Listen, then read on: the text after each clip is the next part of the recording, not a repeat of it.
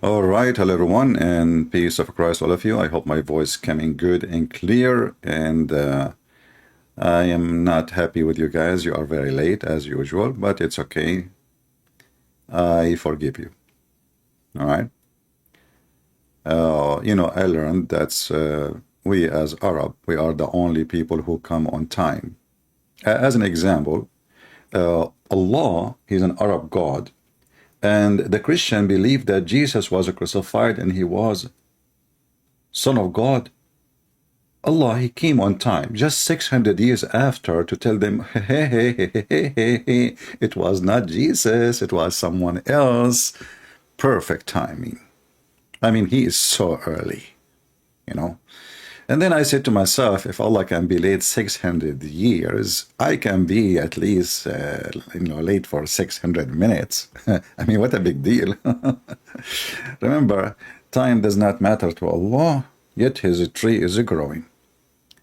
Anyway, today we have a topic which is very, very nice. Mimi Hijab and Lili Dawha, they open channels just to bash other Muslims. Just those people, anyone don't agree with them, they try to smear him. In one hand, they might make you a child molester if they want, and their prophet is a child molester. Or they may say you don't speak good English, or maybe you don't know Arabic, or you know what, you are an idiot, or what is your qualification, or you know what, I mean, the list is long. As long you don't agree with them, the list is long. If you agree with them, you are perfectly fine. A bunch of scumbags. So I found this video very interesting and matched perfectly with the late Allah. And I will open my Skype, by the way, if there is any Muslim would like to join us. And please, Muslim men, no Muslim girls. I mean, if Muslims consider Muslim women half a brain, why in the world I would discuss with somebody except to be half a brain? Because if you say you are a female and you are a Muslim, then that means you agreed that you are half a brain person. So why in the world I want to talk to you? We do not need, embarrassment for you as a half a brain person. Let us go to what Lili Dawha and Mimi Hijab, they are saying about a guy, his name is Shamsi. Shamsi is a guy who lost his teeth. He's an idiot, I have to agree. He is funny and stupid. He's funny in the way of stupidity, But, I mean, if I made a video about Shamsi, and I show people how stupid he is, you can say, okay, well, this is a Christian prince. What do you expect him to say about the Abduls? I mean, Christian prince cannot find one Abdul is smart. But those are Muslims who they open channels just to bash each other. Backstabbing, dogs biting, dogs fight, gossip, rumors, and false accusation to each other too. They are willing to do anything to put you down, to smear you, to paint you in the color they want. So here, Mimi Hijab and Lili Dawha decide to smear, or let us say, to color Shamsi. And the title of the video is Shamsi Aid LGBTQ over Muslims. What is the title is? Shamsi Aid. Shamsi is a Moroccan boy. He's trying to grow a beard, but it's not growing. I noticed like he have a difficulty to grow it. Shamsi aid LGBTQ over Muslims. And I wonder how that can happen. You see, your prophet himself, he aid LGBTQ, and he himself was a member of it. If you have my book, Sex and Allah, you will find that all the familia of Muhammad, they were LGBTQ, with no exception. And we can find the reference from your books. In fact, we cannot find one verse in the Quran, one verse, punishing any serious punishment for anyone is a member in LGBTQ in the Quran. Not even one verse. There's only one verse in the Quran saying, "Aduhuma," which means hurt them. You open the interpretation, you will see it says, beat them with sandals. And you know, if somebody is a gay and you beat him with sandal, he might get excited. You know, what kind of a punishment this punishment is? So this is the Quran, and this is Mimi Hijab, and this is Lili Dawha bashing their brother Shamsi. And Shamsi, by the way, he don't hesitate to bash them too. Everybody bash everybody, because this is a bash religion. Allah himself, he have verses bashing people. As an example, when the uncle of Muhammad, actually Allah, he made a chapter about the uncle of Muhammad.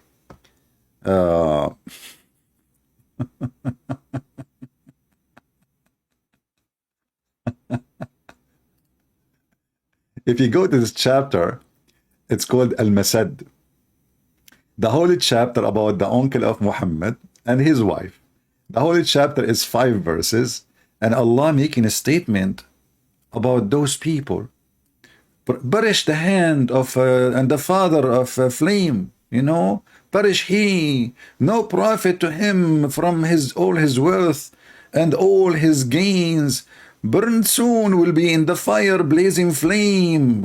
What if this Allah, the one who created the whole world, is making a chapter about the uncle of Muhammad? And this man who his sons were having boom with the daughters of Muhammad too. His wife, she shall carry crackling wood as a fuel. Yeah. This is like a grandma bashing other grandma in the neighbor. May Allah make your wife go and carry wood when she is old. What the heck is that? This is God is talking. And then a twisted robe of palm leaf fiber around their neck. This is Allah talking. So now you will see that the language of the Abdul and the language of Allah is the same. You know, what they call it? I don't know. My English is not good, as you know. According to Mimi Hijab, my English bad, my Arabic is bad. I mean, they are the only one who speak all languages. Now, I have to admit, for sure, his English is way better than mine, but doesn't make him smart. Still, he's a donkey. The Chinese, they said, he left as a donkey, he never come back as a horse. So it doesn't matter what school you go to, you idiot. If I grow up in England, I will speak a very good English. Very simple. I mean, a kid who is 3 years old or 5 years old in America, he speaks better American language than me. It's very simple, because when you are a child, you learn faster, and you know the language will be like hold in your brain forever. So when the Mohammedan, they try to bash somebody, they follow the method of their God. Their God, he smear people. Their God, he spread gossip about people, lies, just to make them look bad. And here Mimi Hijab is following the steps of his prophet and his God. So now he is smearing his brother in Islam, which is a very decent brother, because he liked to have sex with the children, and he approved having sex with Aisha at the age of 6. And all of them, they agree on those basic stuff in Islam, by the way. Mimi Hijab, he agreed that in the Quran, there is no single place that says you cannot marry even a child. She is 1 day old. That's it. And Lili Dawha, just a few days ago, he made a video saying that all scientific miracle of the Quran debunked. You know, I find the word debunked is kind of funny. D and bunk, not bunked. Because the bunks who come with it and spreading those lies for the last 20 years, where you been, all of you? How come now you are saying it? Because it's obvious. Now everybody is laughing. So for the last 20 years, maybe this guy in the age of 20 years ago, he was just in his mother diaper. But they are grown men. And how come it took you all those years to say, and they are the one who used argument about scientific miracle of the Quran, but now they don't want to, you know, they decide that this is not working. People are laughing at us, and we debunk it. You know, I made my first book about the scientific miracle of the Quran 13 years or 14 years ago. So let us listen to Mimi Dawha and Lili Hijab, because they are married. I mean, look how it sit close next to each other. They're very cute, and they're bashing party. All right. Okay. Go. Start your bashing party. What do you want to say about this guy? Expose him, brother. Nifaq. It's action nifaq. Nifaq in Arabic mean hypocrisy. His action nifaq. This is the first of the video. His action is nifaq. What the heck? And isn't it you, Lili Dawha, who said in the other video that the Arab, they converted to Islam but they don't believe?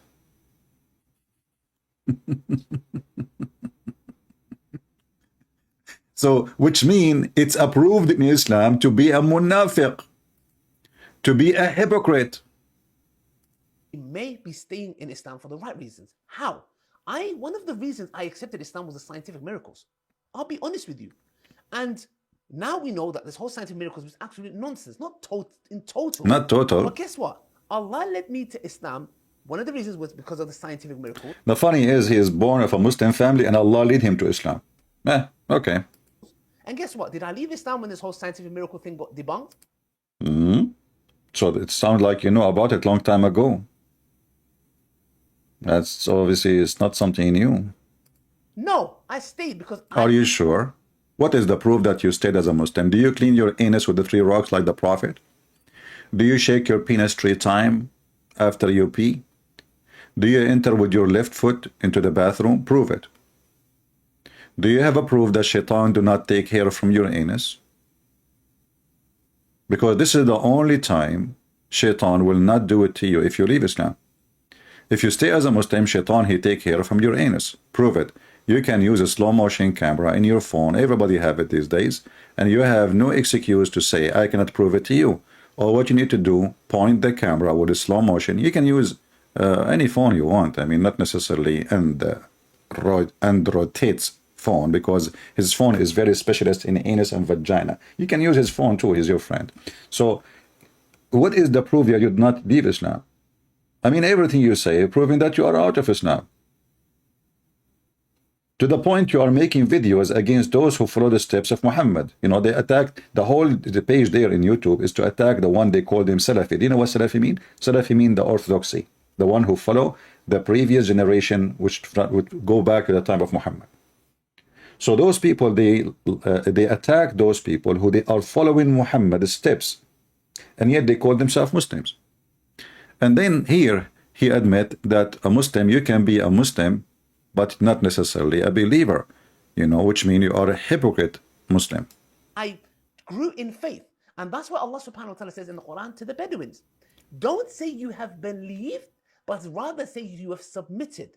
They were Bedouin Arabs, and Allah says, because Iman hasn't entered your heart. What does Allah subhanahu wa ta'ala say in the Quran? It says, the Bedouins say, we have believed. Say, you have not yet believed, but rather say, we have submitted. For faith has not entered your hearts. If you obey Allah and His Messenger, He will not deprive you from your deeds of anything. So, which is very clear, meaning faith hasn't come into your heart yet. So every mu'min is a Muslim, but not every Muslim is a mu'min. Did you hear it?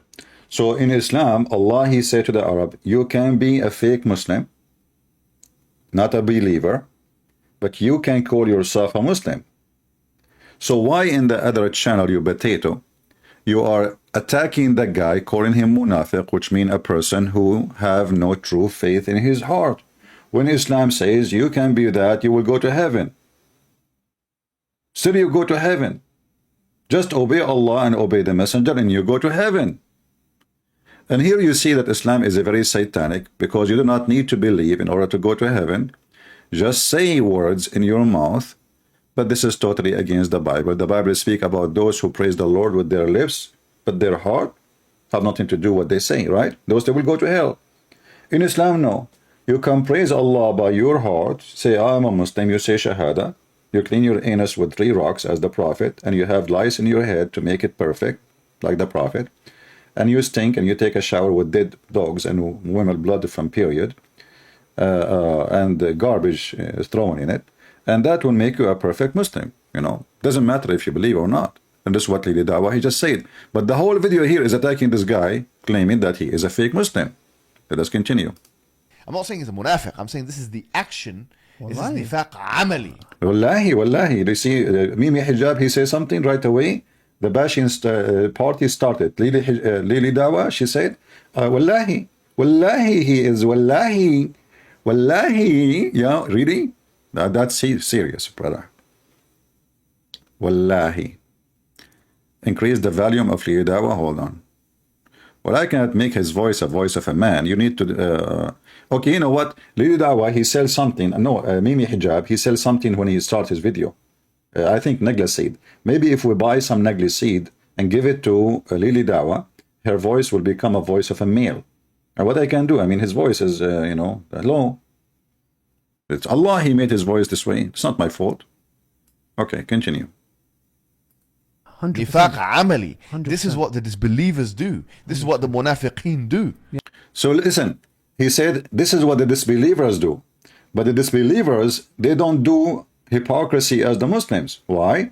As an example, who is a disbeliever? Christian, a Jew, an atheist, Hindu, Buddhist. But you will find that only in Islam you can practice something called taqiyya. What taqiyya is you lying to people, saying to them something oppose what you believe in. And that can be found in chapter 3, verse number 28. In fact, in this video you will see that Mimi Hijab and Lily Dawha saying, we should practice taqiyya. Listen carefully. They will say that. You're trying to get him locked up by sending him back there or getting him locked up here. Exactly. Let me tell you something. Look, Lily Dawha is getting upset. I never saw a woman before being upset like that. Scary. No, but bro. They were mighty with the Yes. disbelievers, and Yes. they were ruhama, Yes. compassionate towards each Yes. other. How are these guys opposite then? Opposite. The Muslim, they should be aggressive against non-believers and merciful to each other. But those people, they go to speaker corner, they say the Prophet was nice to the kuffar. You see how the hypocrisy work? How many videos you made speaking about the Prophet, he forgive, and the Prophet was nice to non-Muslims, and he forgive. But now you are saying, you are quoting the Quran saying that Muslims, they should be aggressive with non-Muslims and merciful with each other. Which, by the way, contradicts the Quran too, because the Quran says Muslims can kill Muslims. Yeah. If there's two group of Muslims, they disagree, try to fix it. If not, the one who do aggression, fight it. So now Muslims, each one accuse the other one. They are the one who started the aggression, and they kill each other until now. Continue. Big question mark on you.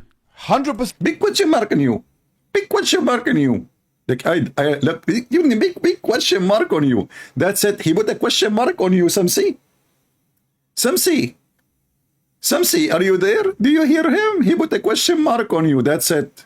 He put the mark of the beast on you. Sounds a Big question mark on big you. question mark on. Yes. Of Yeah. course, it's a big question. Yeah. Yep. Yeah, brother, yeah. People is very important. Yeah. People that will be led astray by a group of individuals who have become sectarian to the point of actually throwing their own brothers under the bus. Look who is talking about sectarian. Look who is talking about being sectarian. They live in England. They receive money from the government of England. Imagine, they receive money from the government of England. I saw the post of Shamsi asking them what they did with the money they receive from England government. Imagine the stupid English government of England. They give those people money. They pay them money. And what? Because they are helping the Muslim youth. Really? Okay. So they are talking about being sectarian, and they carry a passport, have a cross in it. And we have a citizenship, have a cross in it. And they pay allegiance to the king, the Queen of England at that time, and now the pervert king of England. What his name? Charles, the idiot. Who is the one is a sectarian? Do you dress like the Muslim? No. Do you act like the Muslim? No. When Mimi Hijab, he decided to stand for the Muslims, he went in the front of the Chinese embassy and he took off his shirt. Is that an act of a Muslim, or this is an act of LGBTQ community? I mean, what was the point of you taking off your t-shirt in front of a lot of people? Be honest with me. Are you a fan of Sadhguru?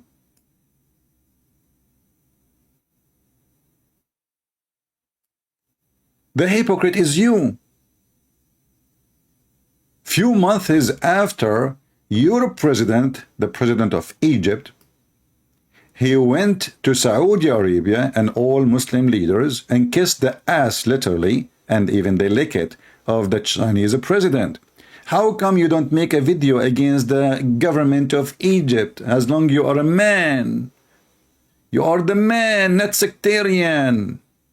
And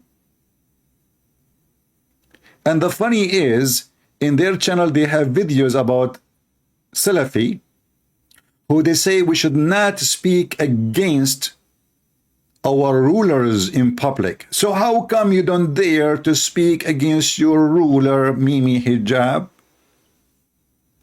Huh? You forgot the Muslim Chinese? They are supposedly in jail, and the Chinese government, they are raping them, making communist baby from them. Which I believe it's a big fat lie. What happened? How come you don't have a stand against your president, your country, where you're coming from? Or, you know, the same as Lili Dawha, you know, Erdogan is the puppy in the, you know, between the testicles of the Chinese president. I did not see you making a video condemning the Muslim leaders from around the world.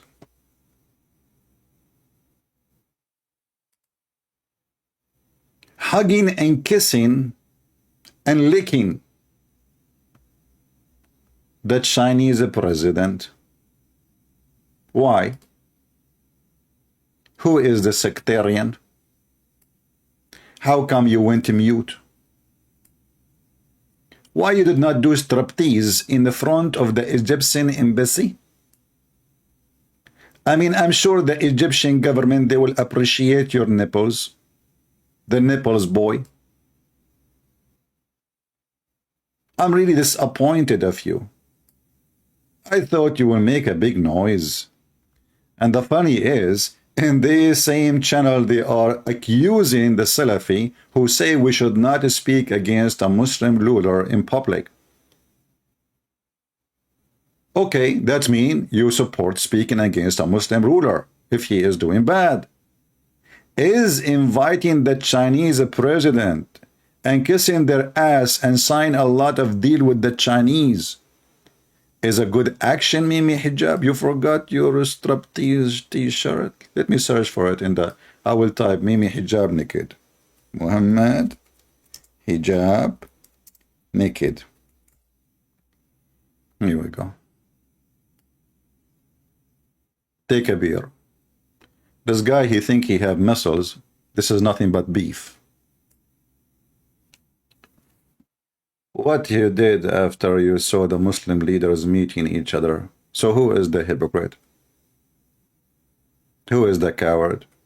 And actually, I want every Muslim to ask him, Christian Prince, he challenged you to make videos against the King of Saudi Arabia, who invited the Chinese and all Muslim leaders to come to Saudi Arabia and they kiss his ass. They did exactly what they did with the Trump. How come Mimi Hijab did not make a video about it? Because he don't dare. He don't. You know, those potatoes, they dare to speak about somebody, will not send them in jail. If you will send them in jail, or maybe you and your family will disappear, like what they do in the Middle East, they are rabbits. They don't dare to talk about it. It's okay. Our Egyptian president is very good now. Yes, he met with the brother with the Chinese president because, you know, it's better for Muslims, better. They will find it secure. But a second ago, he get naked and he show himself, you know.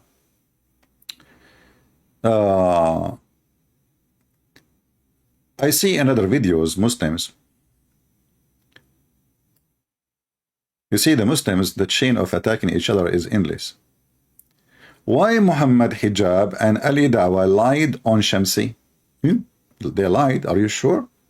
No way. Those are true believers. They don't lie about each other. You must be kidding. Let us continue with the video of bashing, the bashing party of two little kids. And let us expose Islam with their action. Which they are known for.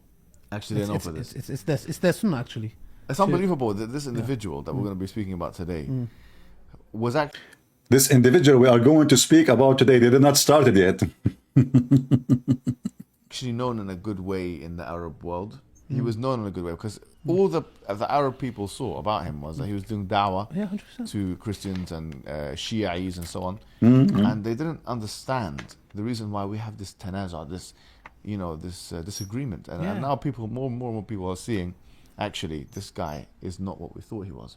Well, of course, I think being honest here as well, you know, of course. is dawah to the You're being honest now? Are you sure? And the Jews. Like, you know, they say good things about him to make the Muslim give them a credit. You know that technique.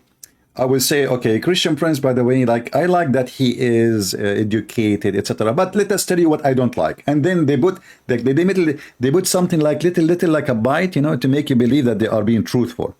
And then they start the bashing party. So in the beginning they're saying, you know, like we have to say like he's good in certain things, like, you know, and then they start the slaughter party. What a bunch of scumbag. And aren't you ashamed, both of you, to make just the whole channel just to bash this guy? Do you even have a shame? And the disbelievers is very good. Is very good. It's very good. I would be lying or to ask him to or yeah, he's very good. He's very good. He said Jesus cannot be God because he's a baby. He's very good. But they you know, you stupid Muslims, you forgot that the baby Jesus, he spoke in the cradle. Can your baby Muhammad speak in the cradle? Can his God make him speak in the cradle? When Jesus do miracles when he is a baby, they say Allah, he made him do it. When they want, it's Allah. When they want, it's not Jesus. So they remember that Jesus was a baby, but they don't remember that Jesus, he spoke in the cradle way better than Muhammad when he had 40 years old. An angel came to him and he squeezed him. Still Muhammad did not know what's happening. He went to his wife. He says, what's wrong with me, Khadija? Obviously, he's mentally ill. Nobody was squeezing him. I mean, why in the world the angel will squeeze a man 3 times? Looked like the angel Jibril was confused about what is ketchup and what is mayonnaise. So he have a bunch of Muhammad in front of him and he starts squeezing. Which one is the mayonnaise? So the Muhammadan, when they want, they remember that Jesus was a baby, but they don't want to remember that Jesus is the Word of God and he spoke even in the cradle, which means the person is just born and he is doing miracles. Muhammad is 40 years old, 0 miracles. Muhammad is 50 years old, 0 miracle. Muhammad now is going to die, 60 years old, and 0 miracle. Muhammad is dead, and he have no miracle. And not only that, he died by poison like a rat. A Jewish woman, she went to Walmart. At that time, by the way, there's a proven evidence from Sahih Bukhari that Walmart store was open. And the Jewish woman, she went to Walmart. She bought from the grocery. Some hadiths say she got it from 7-Eleven. You know, we are not sure really, because the Muslim reference, as you know, it's very historical, proven to be true. They have a lot of evidence about Jesus. This is why they came 600 years after Jesus to tell us about Jesus. But they don't accept the ones who wrote the Bible about Jesus 20 years after Jesus. He was not there 20 years after Jesus, brother. They accept Muhammad, who came 600 years after Jesus. I mean, do you see the stupidity and the hypocrisy of those people, those puppies? Continue, puppy. Argument's sake, if I didn't dislike him, to even make dua against him not to do this would be actually against our deen. Why? Because he's good at what he's doing, alhamdulillah, and should carry on. And the reason why he's good is because he sticks to the basics. How he stick to the basic, and you are bashing him about everything he do. Look, they are saying he stick to the basic. And if you hear what he will say after, you will not believe it. Stick to that. And to your lane. He's actually No, it's true. No, but that's your basically lane. the most important things, like That's your lane. bring people to Tawheed Yes, and this kind of yes. stuff. Like, and it's a good lane. It's an honorable thing, bro. It's an honorable. It's the Stick to most It's an honorable thing. In 2 minutes from now, you will see they bash him that he don't speak good English. They bash him he don't speak Arabic. So how he is doing da'wah? How somebody don't speak Arabic, he don't speak English. So what language he used to do da'wah? Gibberish. Harut and Marut language. honorable lane. Yeah, stick to that lane that you're qualified in. Yeah. Yeah. But the thing is, Now he is a qualified. Remember, in the minute 2.7 in the video, Shamsi is a qualified. Remember that. In the minute 2.7, 2 minutes and 7 seconds, Lili Dawah, he said that Shamsi is a qualified. 2 minutes after, Shamsi is not a qualified. Well, he's not qualified anyway. He's not qualified at all, actually. To talk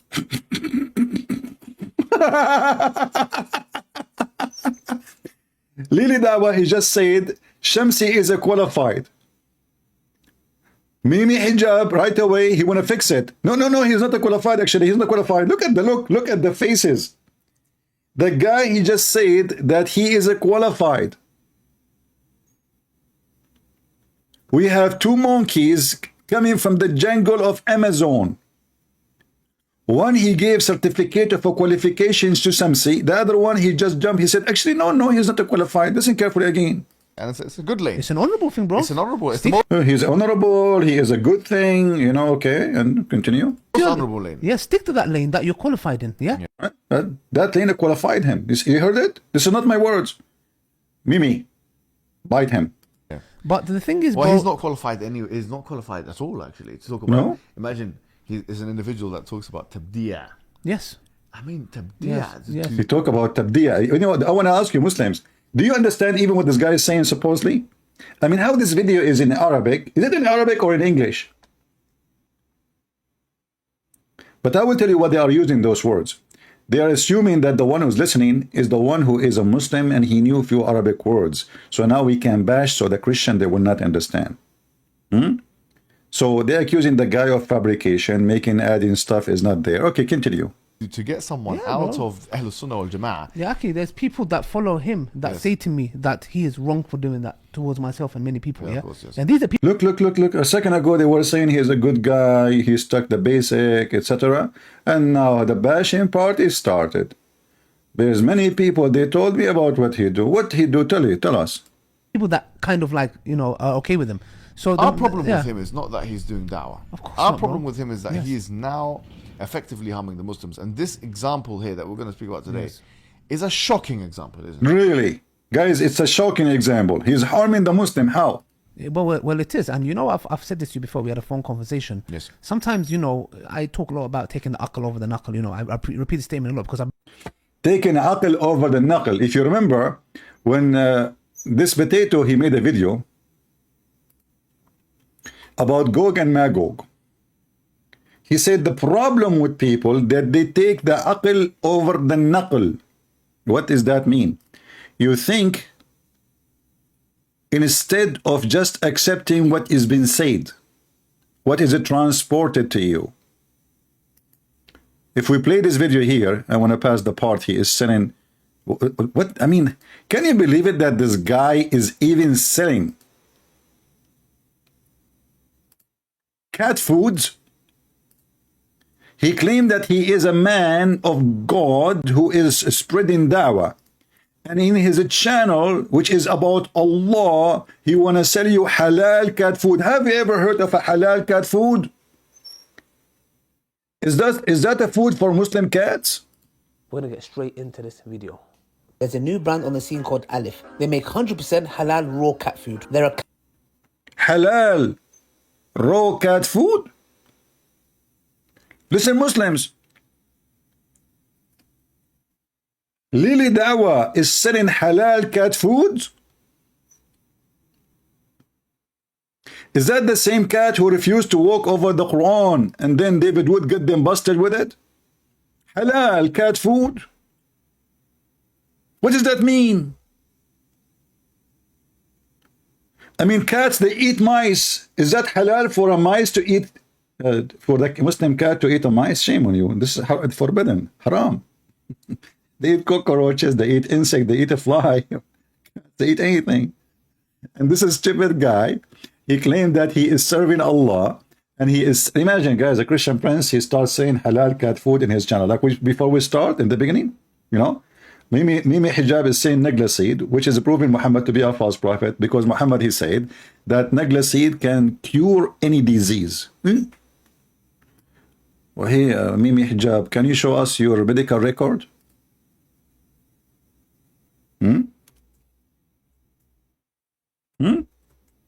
How many times you, how many times you took yourself and your wife and your child to the doctors, huh? Just give them, why you want to go to those kuffar doctors or Hindu Indian doctor, huh? Just give them the negla seed you are selling to everybody, the scam you are doing. This is additional proof that Muhammad is a, is a mentally ill person. He heard somebody saying that, negla seed, the Arab before Islam, and not only, I mean everybody, there is all kind of seed is usually, usually used for many purposes, and they are useful. This is not something new. But when Muhammad, he captures something, this guy, he exaggerates with his lies. So suddenly the negla seed can cure, is like, he's not saying beneficial. No. Listen carefully. Muhammad, when he lie, his lie is so big, the same as the ass of leading Muhammad Dawha. Because leading Hijab and Muhammad Dawha, yeah, merging together. Negla seed is not the remedy. You see, this says here remedy. It says shifa'un min kulli da. Shifa mean cure. Cure. Here they are using remedy. You can say it's close, but it's not the same. Here you see the translation is a healing. There is a healing black in the black common for all disease except death. Muhammad, he thinks death is a disease. Here, look at the translation. Here is the translation is accurate. It's a cure. So the stupid Muhammad, Hijab, he sell a product promoted by the stupid Muhammad, the Prophet of Islam, and nothing but a scam. And actually, let us put that into test. Anyone he have a cancer, we give him the negla seed, because Muhammad, he said, indeed. And by the way, it says, it doesn't say, it just contained, it is the cure. And now, Lady Dawha, peace be upon her, she is selling, this is a different video, hold on. All of them is good to play, they are funny. Which one? Where is the one? Where is the one? What? Not this one. I lost it. Not this one too. I have too many videos. Here we go. Finally. Yeah. Halal cat food.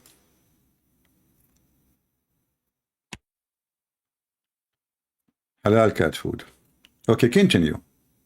Countless health benefits to this new raw diet. Check them out on Instagram. Diet for the cats. Diet.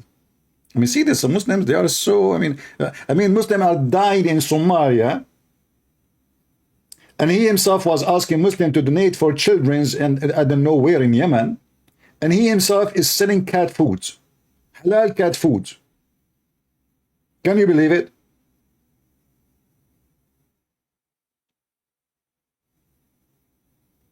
Can't you give your cat a leftover of your food instead of throwing it in the garbage? Let us make money from the food. It's a halal. This is different from the one you find in the store. This is one is halal. When we kill the mice for the cat, we say the name of Allah in the head of the cat, in the head of the mice before we slaughter it. This is what makes it halal. Do you know what halal means? Halal is not about eating vegetable. Halal is about when you slaughter something, you say the name of Allah on it. And for sure it have to be not like included any material have to do with is forbidden. As an example, Muslim, they cannot drink wine, but they can drink camel urine. Muslim, they cannot eat pork, but they can eat camel. But in the same time, they say to us, why you don't follow the Torah of Moses? I say, what Torah of Moses they say?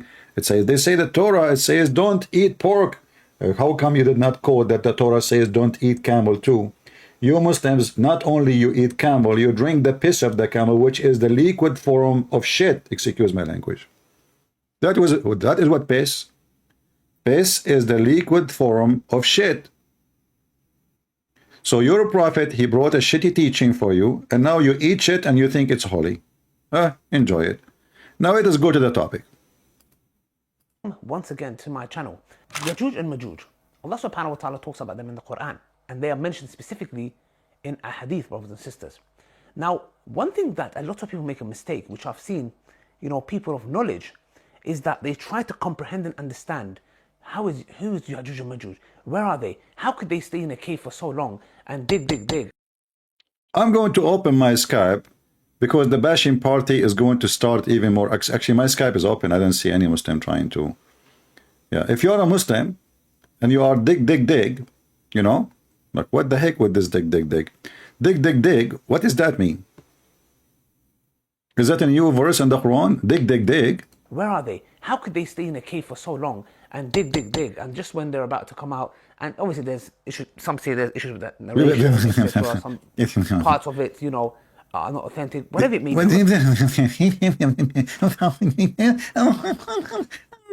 And I think now it's so clear.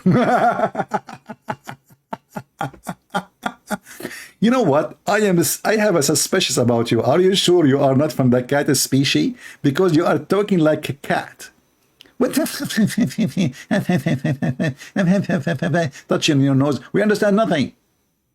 What you just said? Parts of it, are not authentic, whatever it may be. I'm not trying to get into that, okay? And then Dhul Qarnayn, and there's so many speculations, etc. And a lot of people come and they're like, some people even get into doubt with this matter. No some way. Individuals even leave Islam, and I'm like, what's the issue here? What is the issue? What is the problem? Dr. Dawha, the cat doctor. Let me tell you guys the crux of the matter, because there are a lot of people and a lot of individuals who've tried to make people understand this and even push the narrative of these certain Don't even push the narrative, man. Leave the narrative alone. Already we have holes in it. What's wrong with people? We have a lot of holes in the narrative, and you are pushing the narrative. Do you even have a narrative?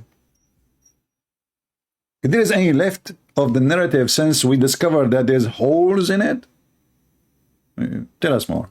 Muslims, that people are leaving Islam because of this, apparently, yeah. Which I just heard one. It's a bad idea. They call it leaving Islam because it's a bad idea. I mean, this guy.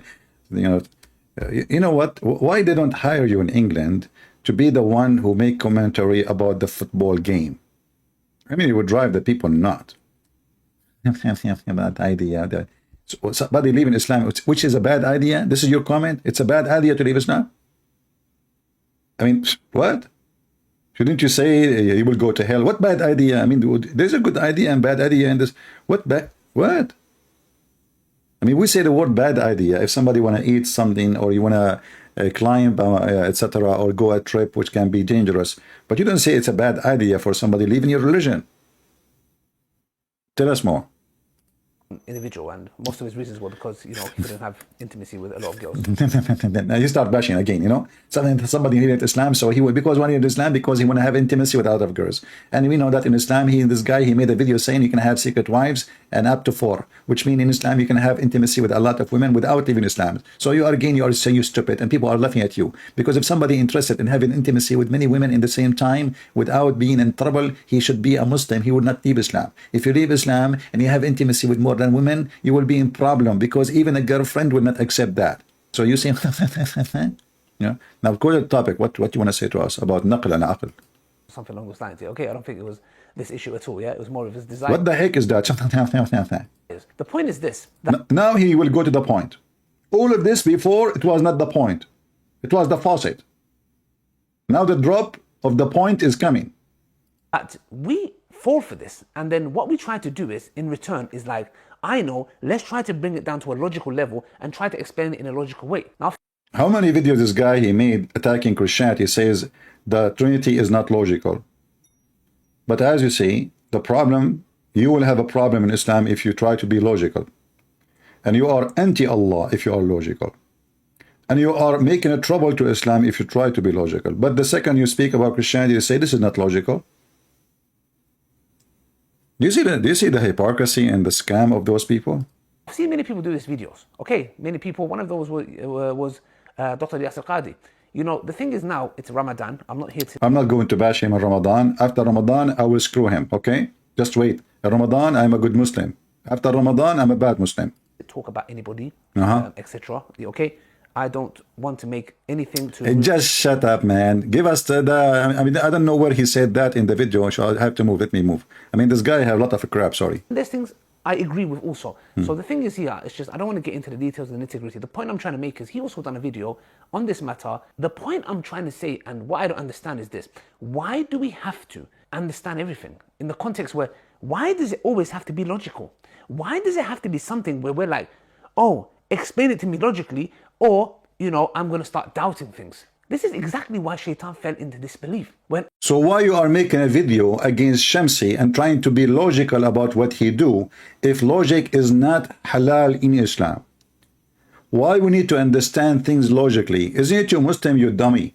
Believe that every action a human being does, it was a predestiny? Which means if Shamsi he says something or he did something, this is a predestiny. So are you against Allah or against Shamsi?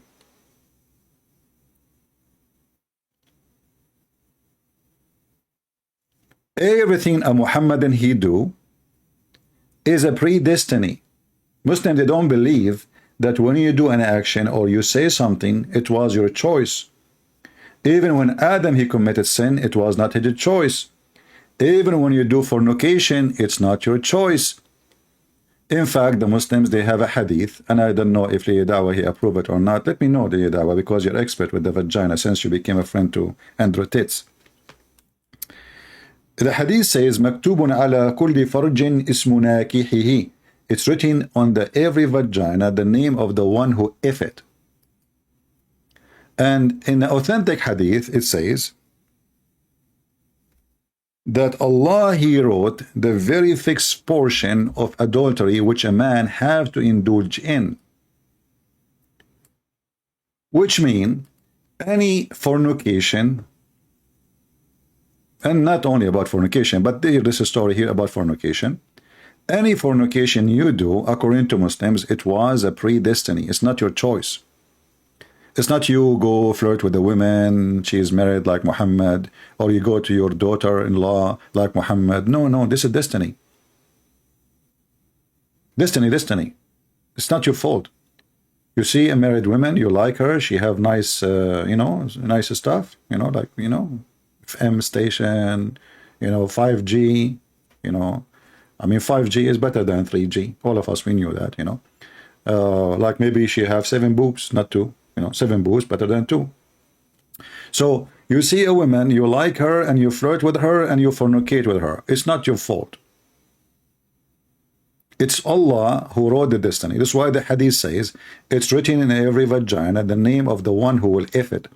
A Muslim woman, she called the sheikh, she asked him, she said, I'm getting older, and I'm afraid I'm not going to get married.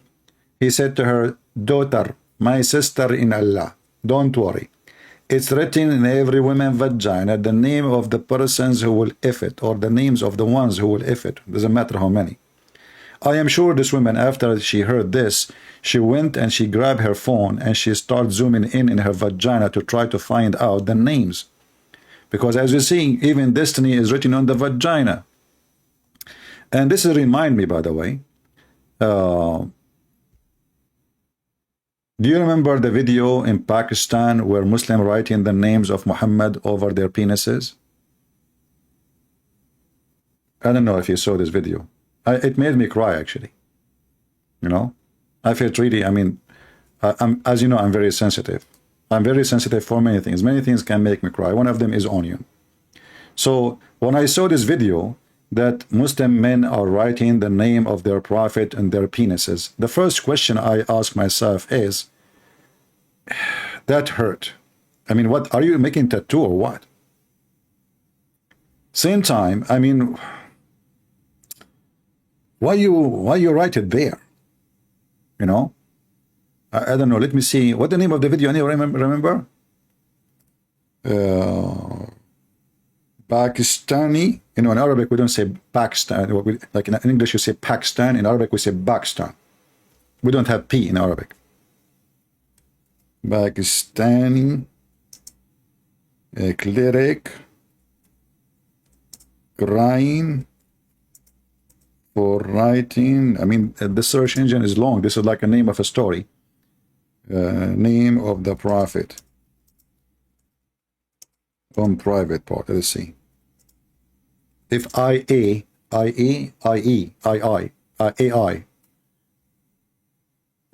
Pakistani. Okay. What the name of the video? Anyone remember?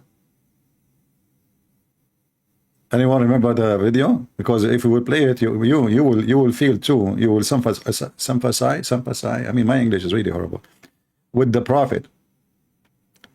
Anyway, if somebody remember the name of the video, let me know. It's exists in the what his name, brother Adam Seeker. Okay, hold on. Let me search for Adam Seeker page. Hold on. Adam Seeker.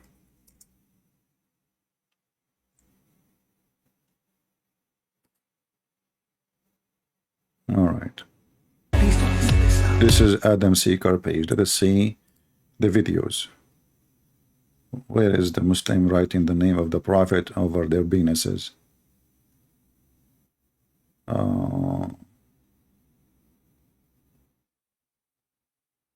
Wait.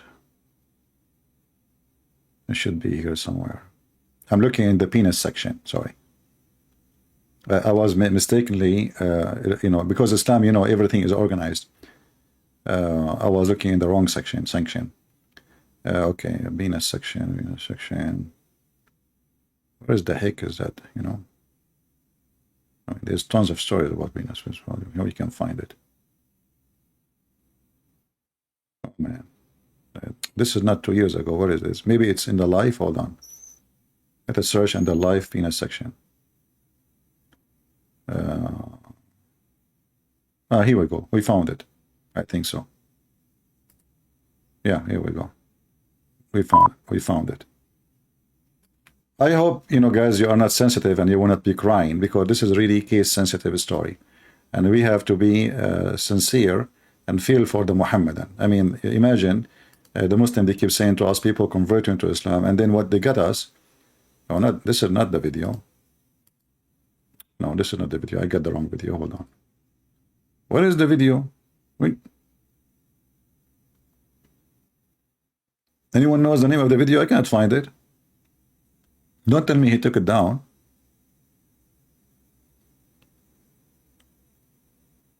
I cannot find it.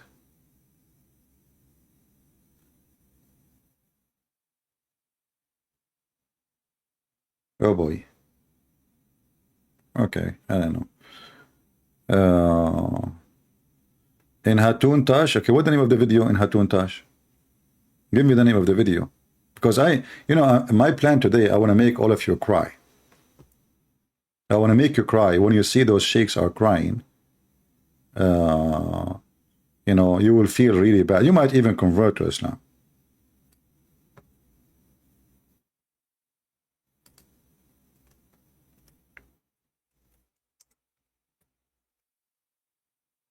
Muslim sheikh tears on TV. Okay, hold on. If I search for that, I will find videos about Christian Prince, not about anyone else. Okay, Muslim sheikh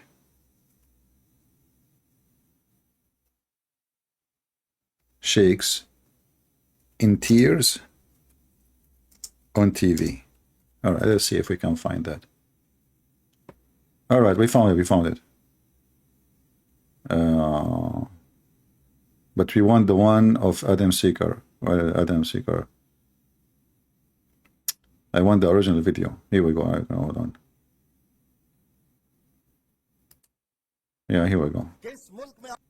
Yeah, you know, this is the actually, but it's not in the channel of Adam Seeker. I don't know why. Maybe he took it off. So here it says, people will burn this country down. They are not just 2 or 3. कोई 1-2 हजार नहीं है।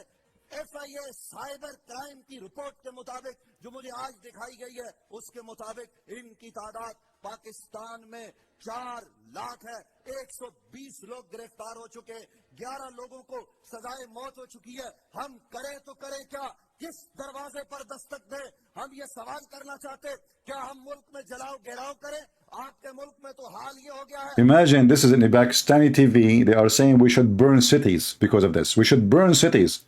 They are teaching violence against their own country. This is how filthy Islam is. Why? Because Muslims write in the name of the Prophet in their penises. I mean, you Muslim, why in the world you do that? Don't write it over your penis. I mean, what about your anus? Maybe the penis is the one making them like, upset. I mean, try a different location. Just try. I mean, aren't you bored from the same place? You write everything. You know, you go to Pakistan, you give him your phone number, he grab it, and he start writing that. What's your phone number, sir? Why you are writing the phone number of the guy over the penis? Is that like a tradition in Pakistan, brother? No. They write only the name of the Prophet because it's a private prophet. He is very private, brother. He is the only prophet sent for all mankind. Okay? आपके यहाँ lectures दे रहे, और ये किसी एक घर की कहानी नहीं है, अब घर घर की कहानी बन चुकी है। एक आलिम दीन तौहीन करते हुए पकड़ा गया, आज उन्होंने a scholar. Let me translate for you because most of you don't understand Pakistani. As you know, I'm black, blonde, African American from Japan. Plus Pakistan, something like that. So they cut even Muslim cleric scholars. They are doing blasphemy against the Prophet. Muslim cleric, scholar, brother, even scholars, they are writing the name of the Prophet on their penises and they are insulting the Prophet. Who's left in this country? This is not the atheist, this is the scholar of Islam. It's in front of you. Okay, what else? जो report दिखाई है, उस report को देखकर मेरे रोंगटे खड़े हो गए। ये सब इस मुल्क में हो रहा है। ऐ वालिदैन, अपना हक अदा करो, बच्चों की निगरानी करो, और बच्चों की निगरानी हमने इस तरह से करनी है उस दिन। If you notice how many times he said Nagarani, Nagarani, Nagarani. I will translate to you what Nagarani means later because most of you are not educated like us in Pakistan. In Pakistan we are very educated. I can't tell you. We have a lot of education there. As an example, how to go in the train without paying for a ticket. You will find videos about it. How to steal new shoes from the mosque. You have 1,000 videos about it. I mean, nobody in Pakistan buying shoes. You go to the mosque, you get new shoes. If you type right now, stealing shoes in the mosque, it's #1 business in Islamic countries. Nobody buying new shoes. You go to the mosque. This is why you see a Muslim, he take his shoes under his arm to pray. You take it with him, but you should not take your shoes with you. But because they cannot leave, if they leave them outside, they will be gone. Anyway, so what they did about the penis?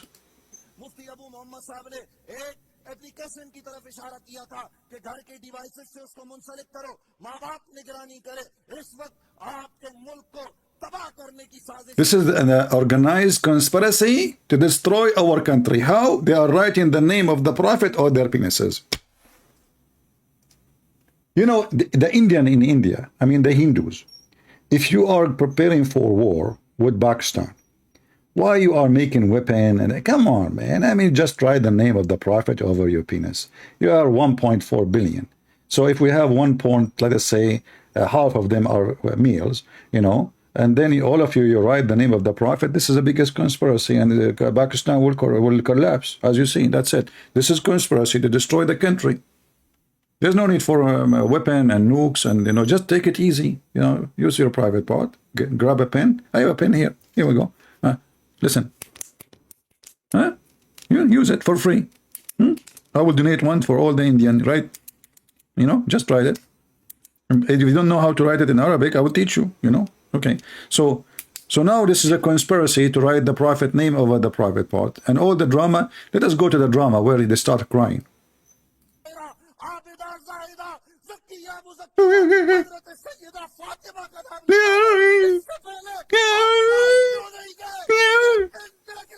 No way. Man, you will lose the baby in your belly. What are you doing? इस वक्त ये कहा जा रहा है कि हम 7 अप्रैल को पाकिस्तान में तहफ्फुज़ नामूस रिसालत का दिन मनाने जा रहे हैं। मोहतरम फैसल कुरैशी साहब, उलमा आगाही फराहम करे। ए वालिदैन, रब्बे काबा का वास्ता, कुरान का वास्ता, उठो और किरदार अदा करो और अपने बच्चों को, अपने मुल्क को और इस्लाम को बचाओ।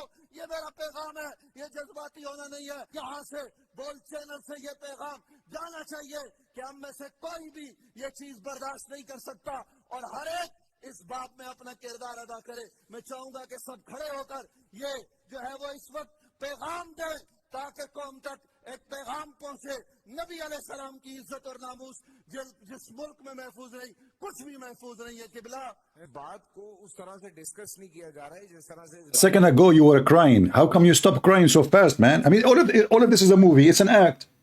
A second ago, he had his hand over his face and he's crying too. And now, look, the crying is stopped suddenly. You know? I mean, how fast, you know? Yeah, what else? What else? दिखाएं और उनको बताएं कि ये क्या These pigs who are doing those things should be shown to the whole world. ये जो लोग हैं जिनको सजाए मौत दी They should be sentenced to death. Imagine, this is how filthy. This is a TV station. जिनके साथ ये सब इन सब की शक्लें दिखानी चाहिए ताकि वो What a bunch of scumbag. They come to the West and then they say, no, in Islam, we are tolerance. Islam, we don't teach violence. In Islam, here we go. Here. Look at those two. You know, those two, they will say to you that being LGBT is not bad as being a Christian. Just wait. I believe it's a very profound thing, and I believe we apply this. But sometimes, you know, this brother has oppressed a lot of people, and I'm not talking about like myself. There's people who's oppressed where he's justified people not entering the masajid, the houses of Allah, bro. His group is known for physically attacking brothers, physically. Man, his group is known for physically attacking brothers. So Mimi Hijab, when he took off his t-shirt and he was challenging people like in the front of the embassy, he was not trying to do something physically, or it was a show? Obviously it was a show. Let's see, we have somebody trying to call me. All right. Let us see. There's nothing wrong with him marrying Aisha. Coward Pakistani. Coward, what? Kafir? Oh, he think I'm this guy, this Muslim, he think I'm from Pakistan. Let's call him.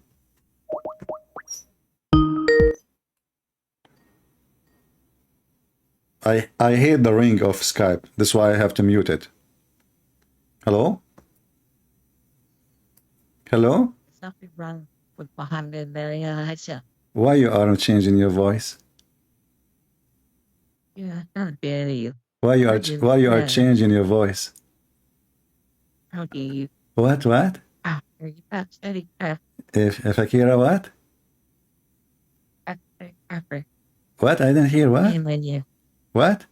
after after I didn't hear you. really? Yeah, what you are saying? Speak louder. Hello, Hello. Yeah, I hear you. Okay, who are you? Who's talking? I'm Rashid. Your name is Rashid? Why your voice is so feminine? Rashid is the name of a male. I'm not. I didn't listen. You are male or female? I stand the danger. I don't understand the word. What? You sound like Jibril when he talk. I'm like, why do we listen hard? What? I'm not body. You just take a hike, potato. You're using voice changer, I think. Do we have any real Muslim here have a voice of a male? Huh?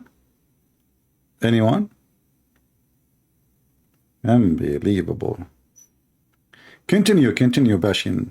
Punching them in the face, bro. Yes, they are known for that. We'll They talk about have that been in more slandering and detail, backbiting, yeah. which they have done a lot. But the point is what? Sometimes, bro, you leave the justice to Allah. Ooh. That's why we've been quiet. If you think about it, bro, sometimes we've done our bits, we've warned the people and said khalas. And guess what? When you leave the justice to Allah, Allah deals with it. It makes it come out your own mouth. It's true. And that's exactly what happened with this video. Yeah, it's true. Because So why you don't leave the justice to Allah? Why you are bashing the guy? Isn't it Allah seeing what's happening? I mean, if you are leaving justice to Allah, leave that guy to Allah. Why you don't make a video, Lili Dawah, about your friend Mimi Hijab, when a Muslim woman, she said to me that Jesus, he played with his mother boobs. I said to her, in fact, it's your prophet who said, suckle me. The Mimi Hijab, he cut my video and he said, did you say to this woman, suckle me? I said, I was quoting your faithful prophet. He hung up on me for saying the truth. But this is Mimi Hijab. He go around and he was asking a Muslim sheikh, making fun of Allah prophet teaching and command from Allah, because this was a verse from the Quran, to give Muslim women, she should give her tits to any stranger before she can sit with him. And Mimi Hijab was going around in Twitter making fun of the Muslim sheikhs who they are teaching that a Muslim woman, yes, she should do that, for this is what the Prophet said. And we have tons of evidence about it. So why you don't make a video about Mimi Hijab making fun of your Prophet teaching? Do you see the hypocrisy? Let us say this guy Shamsi is an idiot, like the rest of them. But how come you sit next to Mimi Hijab who make fun of Islam? Somebody, he said this is a weak hadith. That is one more funny thing about Islam, proving Islam to be false. Because if a Muslim, he says this is weak hadith, that means Islam is a weak religion. That means no Islamic source can be trusted. That means Muslims are a bunch of liars, because those books written by Muslims, printed by Muslims, published by Muslims, sold by Muslims, translated by Muslims. And all of this is for a fake story. That's even more funny. However, we have reference says this is not a weak hadith. This is very authentic.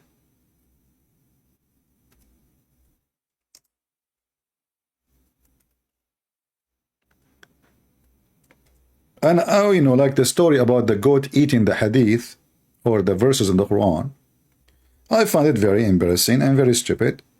I don't think it's really what happened. I think the one who ate those verses, it was the Muslims, not the goat. I mean, the Muslim, they say, hold on, wrong typo. Okay. As you see, all of those are Sahih hadith. Even Aisha, she ordered her sisters to, you see here, read. It says Sahih. Do you want me to sing it for you? Sahih, Sahih, Sahih, Sahih, Sahih, Sahih. Huh? Sahih, Sahih, Sahih. Because the Muslim, they don't see. It says Sahih, they say to you Da'if. It says there, Sahih, it's Da'if. It says in front of me, in your language, I forgot you don't speak Arabic, you're a donkey like your prophet. Okay. It's Sahih. All of this is Sahih. It's Quran. Those are verses in the Quran. And the Muslim, they tell us that the Quran was preserved. So why Mimi Hijab is making fun of the Quran? Anyone can tell me?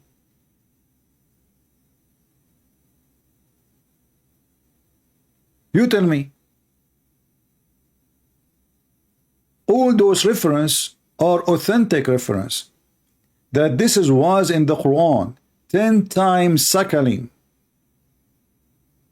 10 times. A Muslim woman, she have to suckle an adult man who have a beard. In fact, if this verse stay in the Quran, I don't mind to convert to Islam when I am hungry or thirsty. And I will be sure to go only, like, I don't want to go on, you know, those women who didn't have nice, you know, milk, you know, I will choose my source of milk, you know. Yeah. Look at this. The Quran used to have 10 times breastfeeding for adult. That's so good. You know, they say that Muhammad is, the Muslim, they say Islam is a conservative religion. I mean, do you see how conservative it is? A lot of vetivity. It's a conservative. Are you sure it's a conservative? So your wife, she wear burqa, but now if you come home and you find a man in the lap of your wife, playing with her boobs, sucking her nipples, you say nothing? You know? That's so good. So Mimi Hijab, he could not take it that this is exist in his book, and because he is a fraud and he is not a decent man, he going around and make fun of the Holy Prophet, peace be upon him. And you know how much I respect Muhammad. I mean, that really hurt when I see Mimi Hijab is insulting the Prophet and the Quran and the teaching of Allah, and he go make fun of decent Muslim women who give only their boobs to certain neighbors, not all the neighbors. I mean, imagine if a Muslim woman, she live in a sky building, like, you know, in Dubai, like 60th floor. According to the Quran, this woman, she have to suckle everyone he go in the elevator. So how many family there will be in this building? 2,000 people, 3,000 people. She have to suckle all the men. Otherwise, it's haram for her, brother, to go in the elevator alone with them. And the same story if she go in the airplane, or in the bus, or in the train. That is the Islamic teaching. It's in front of you. And Aisha, she used to order her sisters to give their boobs to anyone want to attend to meet her. I mean, imagine you want to see the wife of the Prophet, her secretary, she gave you her boobs. If there's any of you Muslim businessmen and have a secretary, she gave her boobs. Because I'm planning to come and visit you for consultation purpose. Don't take me wrong. I hope your secretary is there. You know? Like, Alhamdulillah, Alhamdulillah, Alhamdulillah. This is a Muslim guy. This is a comedy. Somebody make those character about, you know. Or here, look at this one. Oh, this one is even better.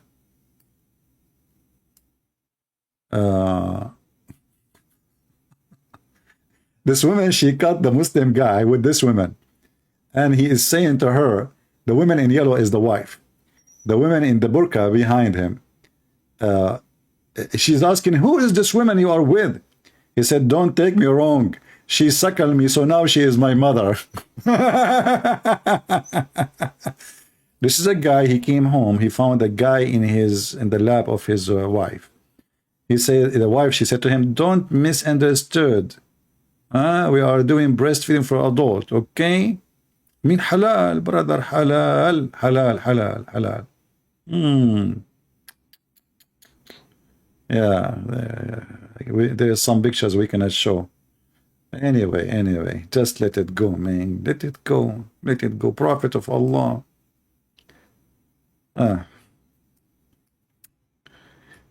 Let us go back to Lily Dawha. Where is the video of Lily Dawha?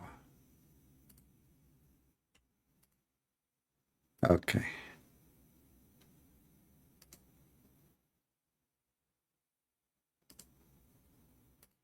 His own tongue You're right. testified That's right. literally about who he really was. And the whole of Arab world saw what we was telling people. We don't have a personal problem with the brother. Yes, he has right. a problem with every single person. Everyone's an Absolutely. innovator. Everyone. You know what's very interesting? Yes. Last week he was warning against Ustad Abu Taymiyyah. Really? Look No how he way. got eliminated. Allah Akbar. Look, Allah last week, Akbar. what did Ustad Abu Taymiyyah do? What did he Nothing. do, man? But is he a backbiter No, and I'll tell you slander what like he's you? done. He's starting to become more and more successful. online. Yes. That's what he's done. Yeah, that's what it is. You know, and he's warning against them, man. If Yeah, there's of anyone course. that should be warned, is I've never seen Ustad Abu Taymiyyah slander someone, talk ill of people like you do and your group does. But anyway, Look, they are saying that he is speaking ill of somebody else.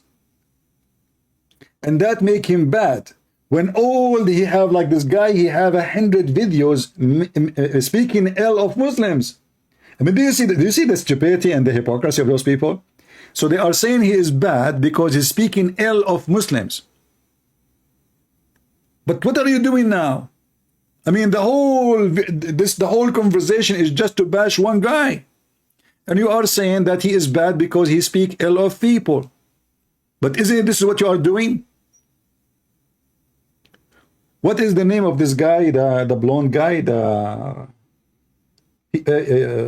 Mimi Hijab? He have a page for him in Facebook. He have like 100 videos just to bash the guy.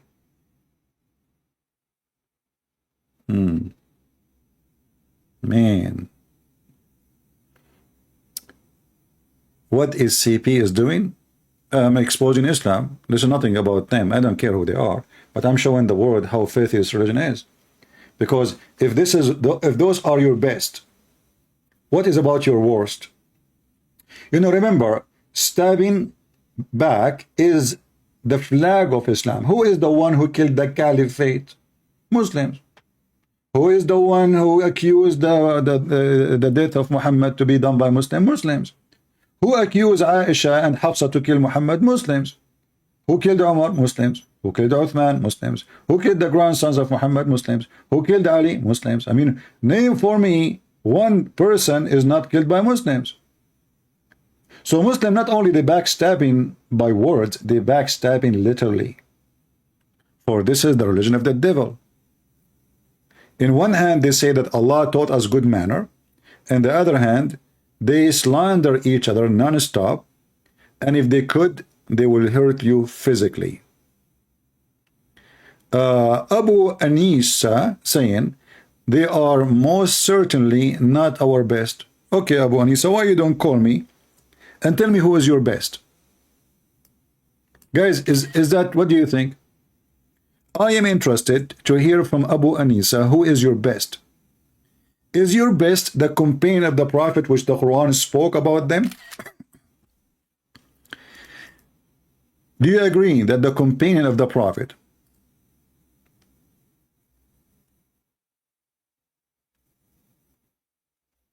are the best? What do you think?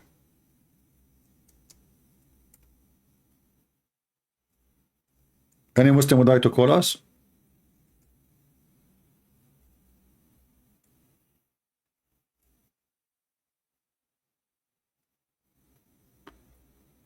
They are certainly not our best.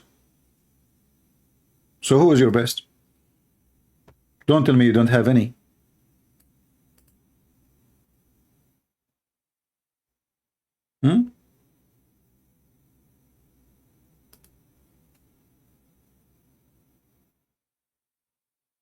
Isn't it Umar who burned the house of Fatima? And he even burned her and caused her to die? Isn't it Umar who broke the door of Fatima?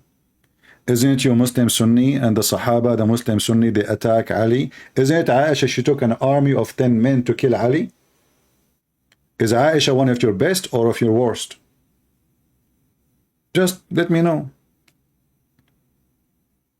Taking 10,000 people to kill the one who is married to the fake daughter of Muhammad. Muhammad, he claimed that Fatima, the Muslim, they claim that Fatima is the daughter of Muhammad. But all of us, we know that Muhammad, he cannot have babies. Who is the best of you? What about Muhammad? Is he the best of you? He went to his own house, his own son's house, when the husband is not there, and he flirted with the wife, and later he took his wife from his son. Is that the best of you? Don't tell me Muhammad is not the best of you.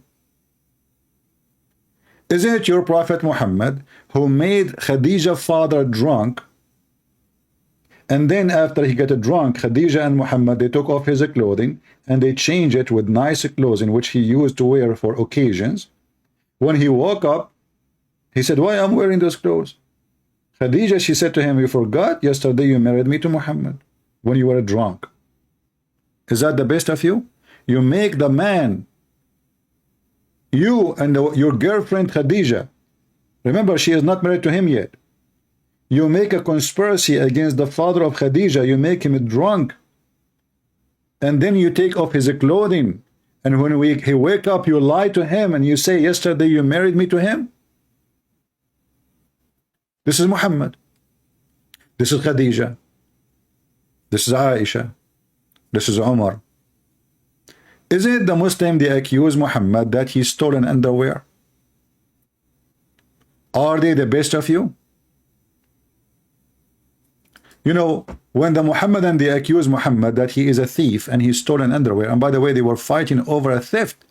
You know, the gang, like in the Middle East, they say they did not see them when they stole. They saw them when they are fighting over the theft.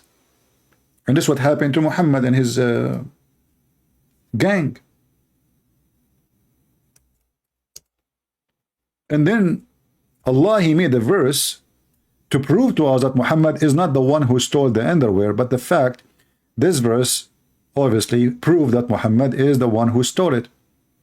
Because if Allah is all-knowing, shouldn't Allah tell us who took it? Until now, this panty is missing, and there's no proof that Muhammad is not the one who took it. In fact, this verse proved that he is the one who took it. Because if it is somebody else, Allah should say who took it. Can't Allah say who took the panty? And what kind of God he made a verse about a missing panty? He make a verse about a missing panty. What he will do if it was a bra? He will make a book.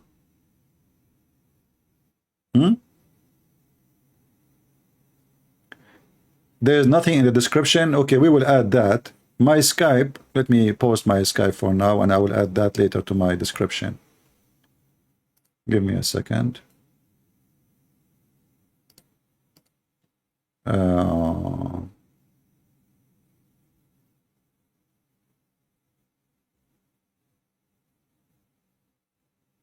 Let us see. All right. This is my Skype. I will post it, and later I will add this in the default of the description.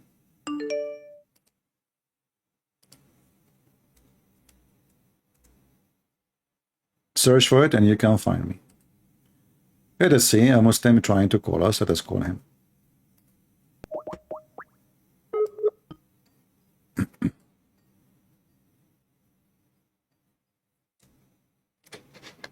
Hello? Hello? Are you there?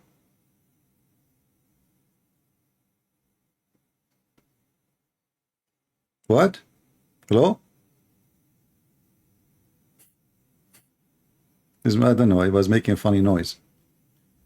Okay. Sound like he's a kid. If we have any real Muslim, please feel free, join us, and we will be happy to hear you. So as you see, this is a religion, everybody bashing everybody, and there's no decency in this religion. Muhammad himself, he was bashed by his followers, his companions. His companions kill each other. They slaughter each other literally. They accuse of each other of theft and lying and killing. There's a guy, his name Khalid ibn al-Walid. He killed a man. He cooked his head. He cooked his head. In the same night, he raped his wife. And this man is a Muslim.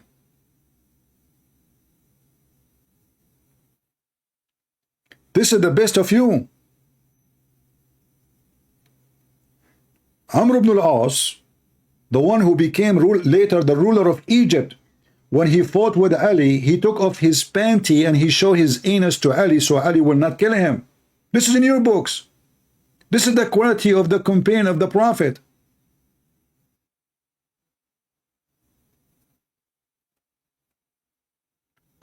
A sheikh will call you and you will run and hide. Okay, I'm waiting for that to happen. This guy is calling again. Let us call him one more time. If he is a kid, we will block him.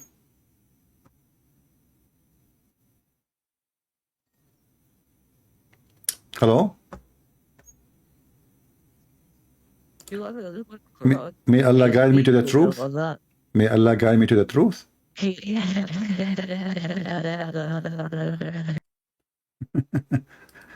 Not a kid. All right. Let me block him.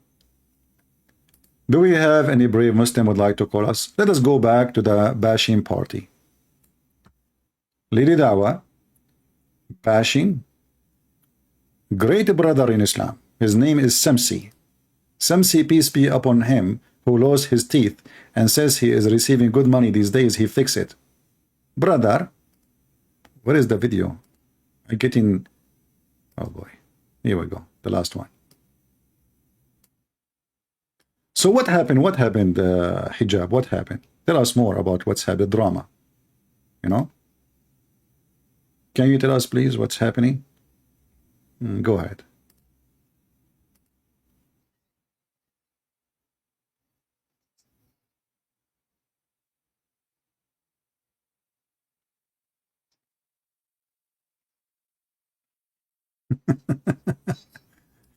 And what is your qualification, Lady Dawha? I mean, you are saying about the qualification of the guy. What is your degrees in Islam, both of you? Can somebody tell me who is those guys? They are talking about the qualification of other Muslim, but I would like to see your degrees of a qualification. Mimi Hijab, you graduated from England, English Kuffar University. They taught you about Islam? What you learn? What is your qualification, you and your girlfriend?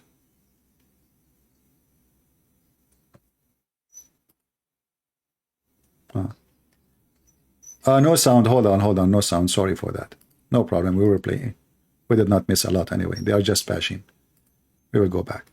What did he do? What Nothing. did he do, man? But is he a backbiter? No, I'll tell you what he's like done. He's starting to become more and more successful. Yes. Online. That's what he's done. Yeah, that's what it is. You know, and he's one. And this is why you are bashing him, because he become more successful between the Muslims. Yes, this is the whole secret.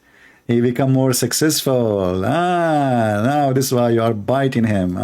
Against them, man. If there's anyone that should be warned, I've never seen Abu Taymiyyah slander someone, talk ill of people like you do and your group does. But anyways, let's and frankly, he's way more qualified. Yes, 100%. He went to Medina University. Yes, he's bro. memorized the Quran. 100%. Right, 100%. I mean, the guy's a student of knowledge. Yes, you should go study with him. You should go study with him. Yeah, I'm being honest. You should go study with him. Well, I mean, the point is that he's got some tamakkun. I mean, the guy's got some security knowledge, and he doesn't go around making tabdi'ah of individuals like this. Unless most of the heads of the S-pubs were absolutely kicked out of these places. They have no qualifications. Anyways, let's move forward. That was in sync, mashallah. The first things. Let's show the people the video in Arabic, and then I'll kind of translate what's going on. Yes. All right, so let's see the first clip. I think this is extremely disturbing, bro. It's so distasteful. Let's take Guys, it's extremely disturbing. Look what happened. That's it, and then come back and respond in kind.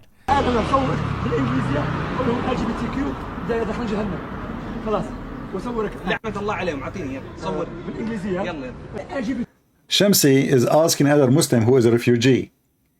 I want to record you saying that LGBTQ, they will go to Jahannam, which means they will go to hell. So the whole video now is about this. And let us see what Mimi Hijab will say about that. You will not believe it, what they are going to say. You will not believe it, what this drama is about. Shamsi is asking this Muslim to say that LGBTQ, they will go to hell. And he said, let me record you saying that. Listen carefully.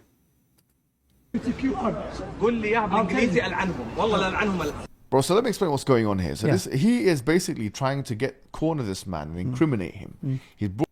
He's trying to corner him and incriminate. Look at the phrases. So Mimi Hijab is saying, this is a very bad behavior because a Muslim, he said his belief, and now we should not say that in public. So now the crime of Shamsi, that he asked a Muslim who have an argument with him, are you willing to say that those who they are LGBT, they will go to hell? The guy, he said, okay, record me.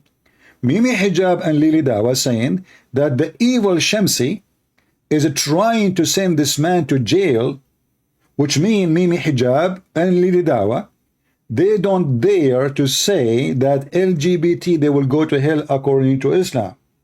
This is the whole drama about it. He just said he's trying to incriminate the guy.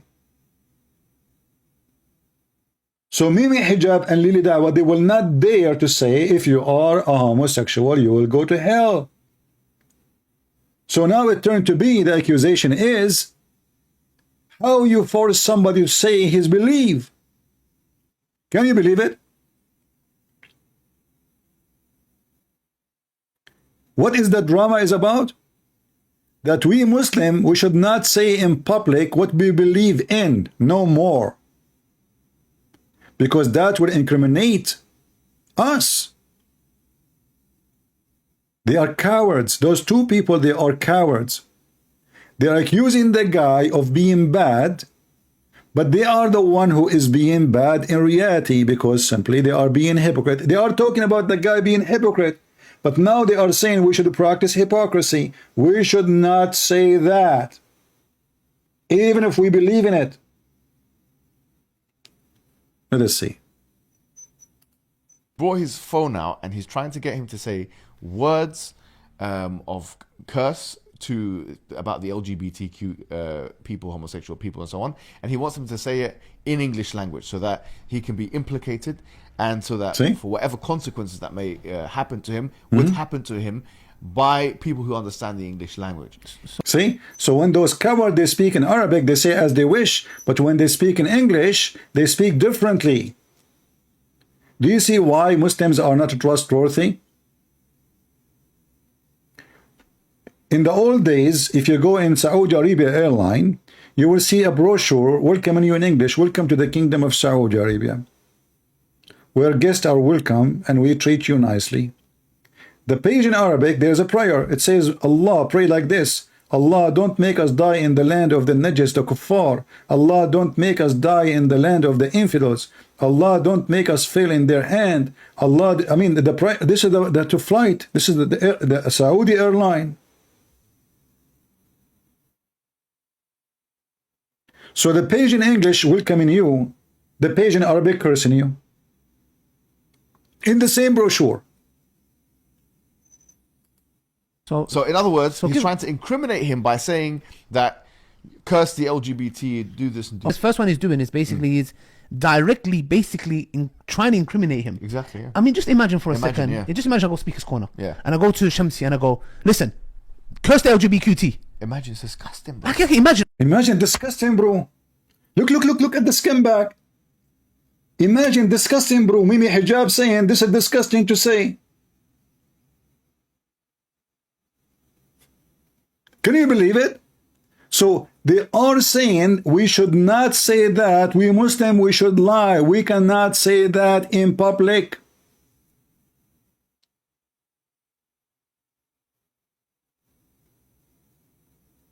And they are bashing the guy for he said what he believed. And they are accusing him that he is trying to incriminate other Muslim for saying that. Which means neither Shamsi, neither Mimi, neither Lady Dawha dare to say those words. Because they are potatoes. Because they are cowards. Because Islam is fake. So you will not say what you believe just because you're afraid somebody will take you to court? What kind of a believer you are? Oh, I forgot to tell you, we Muslims are allowed to lie. It's called taqiyya.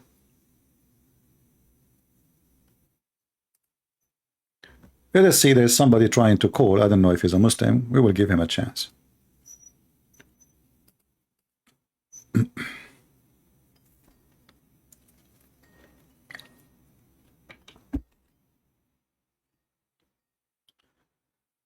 I hope he will answer.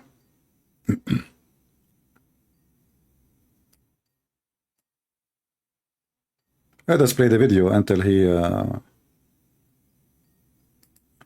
not answering. Let us see the other guy. Let me join. Join what?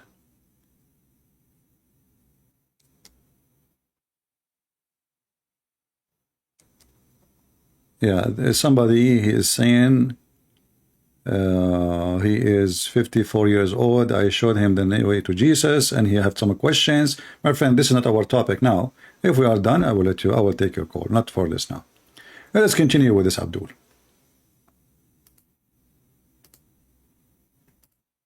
I leave everything and I go, and he's looking in my eyes and thinking, bro, We're on the same side here. We're on the same side. What are you doing? And he's trying to maybe give me some signs with his eyebrows that don't do that. Yeah. Do you see the Muslim saying to him, don't do that, don't do that. We are on the same side. We are on the same side. Do you see the devil? Do you see the devil? The Muslim saying to the other Muslim, he was moving his eyebrows. Don't do that. Don't do that. Don't do that. We are on the same side. Do you see? You see the filth? Do you see the garbage? Say, move your eyebrows again. trying to incriminate him. Exactly. Yeah. I mean, just imagine for a Imagine, second. yeah. Just imagine I go speaker's corner. Yeah. And I go to Shamsi and I go, listen, curse the LGBTQT. Imagine, it's disgusting, bro. I can imagine. Disgusting. I leave everything Disgusting, bro. and I go, and he's looking in my eyes and thinking, bro, We're on the same side here. or we're on what? the same side. What are you doing? And he's trying to maybe give me some signs with his eyebrows like, don't do that, yeah? Imagine him telling me, bro, we're on the same side. Maybe he's God. coming to my ear and saying, bro, what's going on? And I'm like, no, say it, incriminate, God. say that you curse them, say that they're filth. They say that, bro, only a person with evil intent. 100%. Bro, you cannot have any good, Malicious. bro. Remember, in the beginning, he is a good guy. He is doing dawah. He is sticking to the basic. And now we reach the point he is an evil intent. Can you believe it? In the beginning, we start saying the guy is a good guy. He do good dawah. And now he is an evil intent.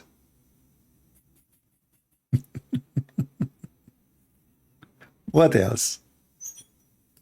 No chance. You cannot No have chance. goodness in you. He's trying to throw a Muslim under the bus Impossible. on an issue which he agreed. Aren't you throwing... Okay, hold on, listen. He says he is trying to throw a Muslim under the bus in an issue which he agree about.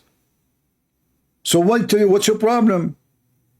Do you agree about it? Why you don't say it if you agree about it? So now both of you agree about cursing the LGBT, but you don't dare to say it because you are the man who get naked in the front of the Chinese embassy, but you are afraid to say a word in front of the LGBT because maybe they will F you. Excuse me. Is that the reason? Is that the reason you are saying why you will not say the curse word to the LGBT community because you're afraid you will be effed by them? Maybe legally, not physically, and maybe physically, we do not know. Is that the reason you're afraid to say it?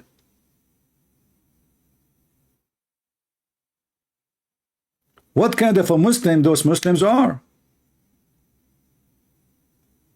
So you go in Egypt, you are a hero. In England, you are an LGBT supporter. So if we ask you now, is the LGBT community in Islam are cursed? You will not say yes, they are? Is that what you are saying? That's what he is saying. He will not say such a thing.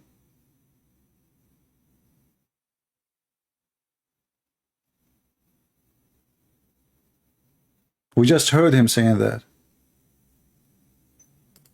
Agrees with him on.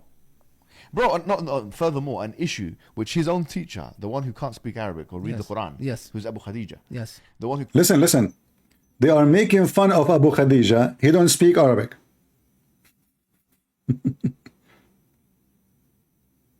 Listen. They are making fun of the guy who claimed to be a sheikh. All of them, they are self-acclaimed sheikhs. So this guy, he don't speak Arabic. But all the Muslims in your TV, Zakir Naik don't speak Arabic.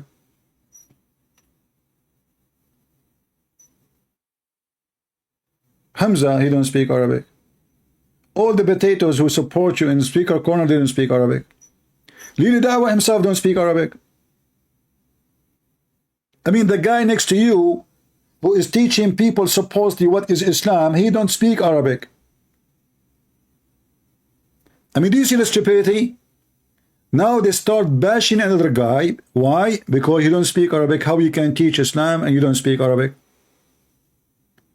But he forgot that the guy between him 5 centimeters next to him, the one who is wearing a blue shirt, he don't speak a single Arabic word.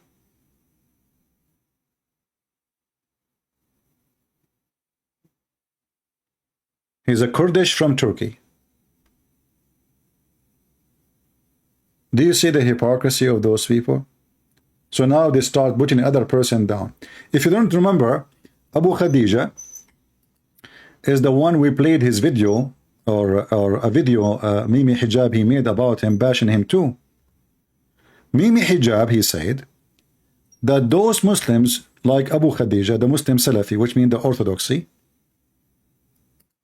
Let me find the video.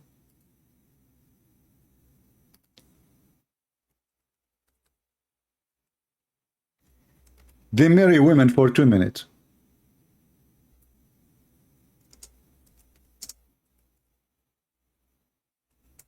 In England, Having sex with Muslim women is the best and the easiest business.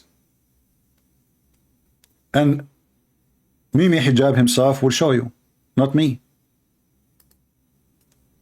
It takes a few minutes to have a Muslim woman in your bed, according to Mimi Hijab. And not only that, they marry them in the elevator. Because he said it's 2-3 minutes. You marry a Muslim woman for 2-3 minutes. 2-3 minutes, not 2 hours. All you're happy to do, you and your friends, yeah, is acquiesce to the fact that you guys are going around, yeah, marrying people for 2 minutes and 3 minutes and 5 minutes and 1 hour, 2 hours, whatever it may be. 2 minutes, 3 minutes. Did you hear it? The Muslims in London, they marry Muslim decent women who they are wearing their burqa and they have a brand new private part, never been touched before. That's what they claim, that they are wearing burqa, they are pure. It turned to be that Muslim women in England are used for 2 minutes and then after that they throw them. 2 minutes. All you're happy to do, you and your friends, yeah, is acquiesce to the fact that you guys are going around, yeah, marrying people for 2 minutes and 3 minutes and 5 minutes and 1 hour, 2 hours. 2 minutes. I mean, you see, you Mimi Hijab, you are really a big fat liar. Have you ever heard of a man he can finish in 2 minutes? I mean, even a rabbit will take him longer. 2 minutes. Are we talking about a bird? Muslim men, they marry women for 2 minutes? Do you see how when he tried to smear somebody, how they exaggerate with their gossip and their lies? Who in the world want to believe that there is, regardless if they are Muslim or not Muslims, who in the world want to believe that there is somebody marrying somebody for 2 minute muta, sexual enjoyment for 2 minutes? 2 minutes.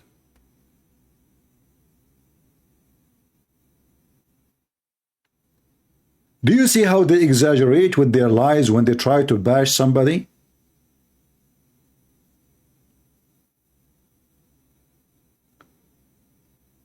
They never stop bashing each other. I will not be surprised if in the future those people, they killed each other physically, literally. Hatred, this religion is full of hatred and anger. And all are fighting over what? Who is going to be famous in the community? Who is going to be in charge of money? Who is going to be in the front so he can be making the profit? They are following the prophet. What's wrong with nikah al-muta? Okay. I don't think you're a Muslim. I think you're a troll. Do we have any real Muslim here?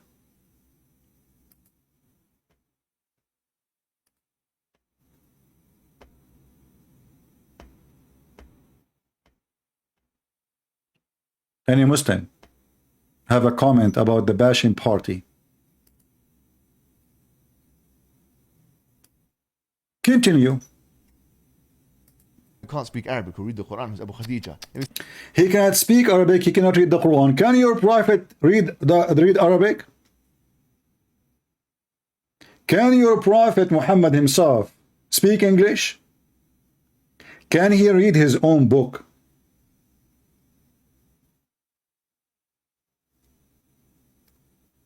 To try to put a person down in any way. I have to agree that if you don't know the language, I mean, how in the world, because Islam is based on Arabic. Islam is an Arab religion made for the Arab, for the benefit of the Arab, and the rest are potatoes, the best are puppies to control. The Arab are the gods of Islam. That's what it is. That's why, in order to be a Muslim, you have to speak to Allah in Arabic. You cannot speak to Allah in your Pakistani language. You cannot pray to Allah in the language of Urdu. You have to pray in Arabic, for this is an Arab man-made religion for the benefit of the Arab to take control of everything.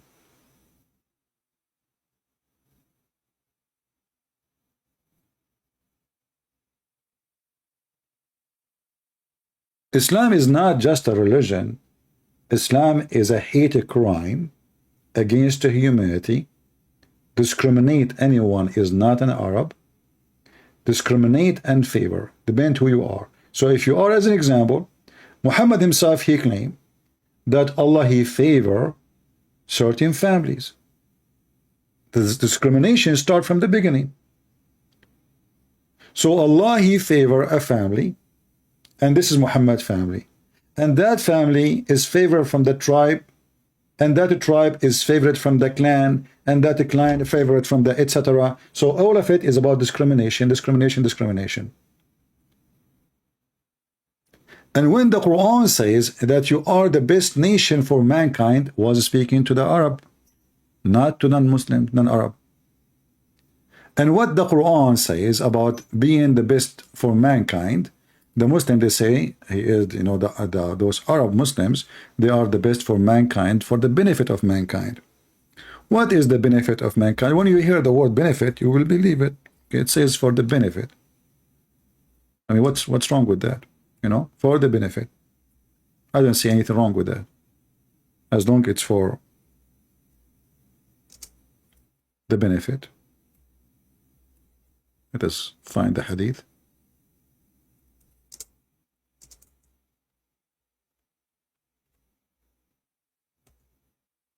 Read it.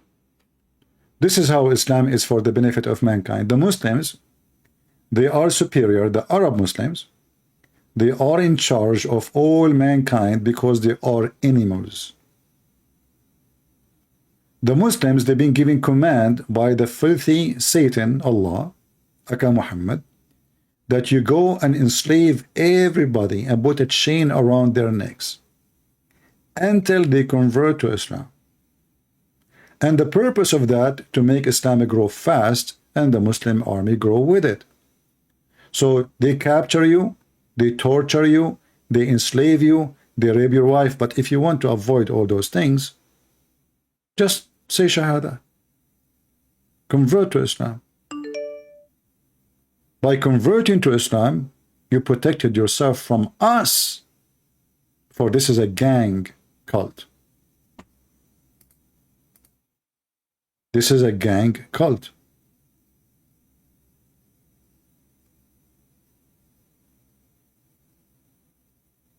I see many people trying to call me. I do not know why. You have to be a Muslim to call me. Don't text me and call me if you are not a Muslim. If you have a question, post it in the chat, not in Skype. Otherwise, you force me to block you.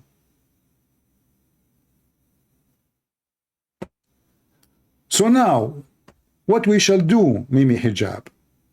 The guy who committed a crime because he made a Muslim say what he believed, and this is against Islam. Muslims should practice taqiyya and lie, especially they do not live in a land controlled by Muslims. We say it for but he can't read Arabic because we read the Quran. Abu Yes. Khadija. Yes. We say it 3 times just so that the people in Birmingham know. Yeah, it's Sunnah 3 times as well. Yeah. Huh?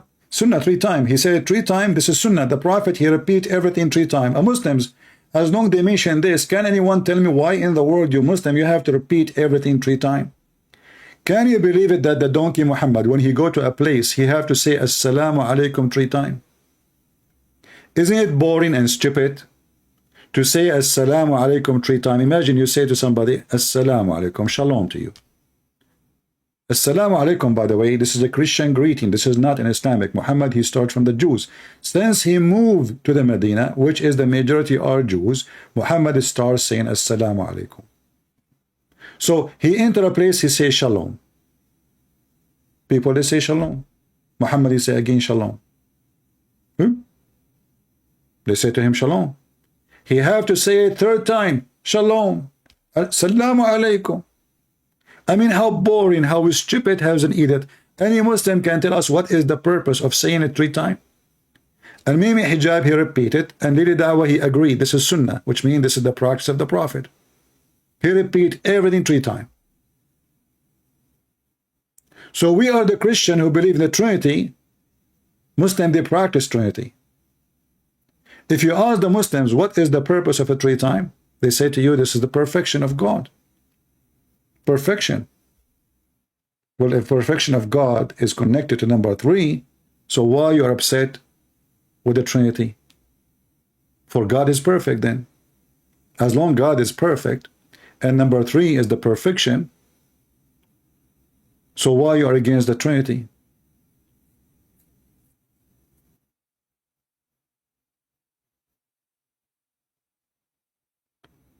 Every single act Muhammad he do or he say, he have to repeat it 3 times.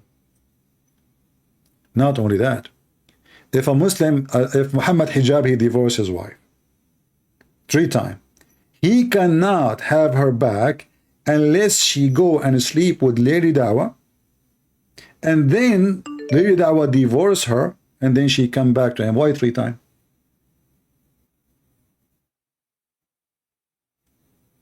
Can every woman do mut'a, or it is a business decision? A woman who is not a virgin, she can do mut'a by her command, which means by her decision. But if she is a virgin, her father have to agree. All right? Depend if he is virgin or not.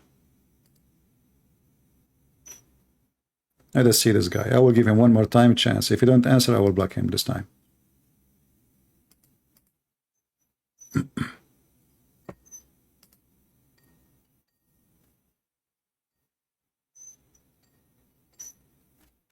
Let us see if he will answer.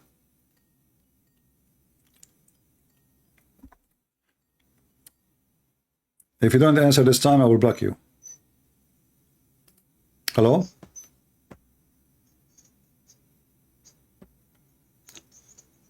Hello? Who is talking? Abu Hubba. Who? Abu Hubba. Oh, I don't know. I feel like you are changing your voice. Can you speak normal? From Nigeria.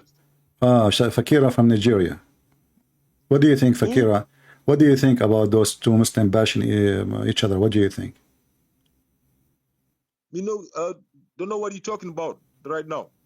Yeah, they are talking about Muslims. They are bad. You know, they are liars. Oh, everybody lies. Yeah. Where does he want to run? I'm gonna whoop you again. And so CP. you lie. Run again, So you lie. CP. So you lie. You change your voice. You know, last time you called me. Yeah. Listen. So you can Listen. Let us show everybody who run. Last time you called me and you said to me that the shayateen is the one who is teaching magic, but the verse saying that the one who is teaching magic is the angels. So who is lying loud and public? Who is the one who said the F? Who is the one who said the F4 to his prophet? Me or you? Who is the one? Who is the one who described Allah as a big brother and Muhammad is a smaller brother? Okay, listen. No, I don't talk to someone like you. You are a low class person. You are a scumbag. You are a scumbag. You are a scumbag. You are a scumbag. You have no time here. At least bring us a man. You are a person who say the F word to your prophet live on air, in my presence. And not to mention you said the F word to my mother and etc. You are a scumbag. I am so disappointed that people of Nigeria are like you if this is the case. I hope not. You are the lowest ever I spoke to. And just to show the people how those people, they lie, they have no dignity. This person, he said he believed only in the Quran. When I asked him, what is the name of your prophet father? He gave me the name. What is the name of the prophet wife? He gave me the name. But this is not in the Quran. He said he don't accept hadith. I said, from where you get this? He said, from the books of history. But this is hadith. Scumbags. And the verse about Harut and Marut is so clear. Allah, he sent Harut and Marut to teach men. To teach men. The verse is so clear. That's why I'm not going to give you a chance to waste my time. But just to show people, thank you for reminding me how stupid and why the Quran is so stupid. And why the author of the Quran cannot be God. What kind of God he want to send 2 angels to teach magic? And the purpose is to make man and wife divorce. This potato he called and he says it is not the angels who they are doing that. Read with me. Harut and Marut, but neither of those 2 angels taught anyone such a thing.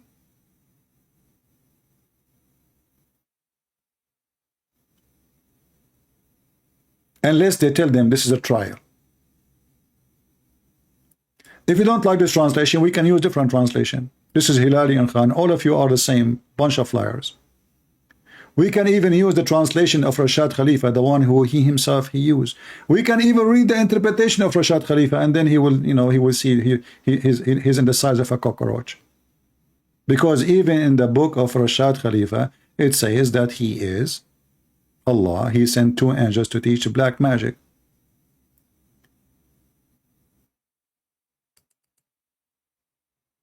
Oh, this is in French. This is Shakira.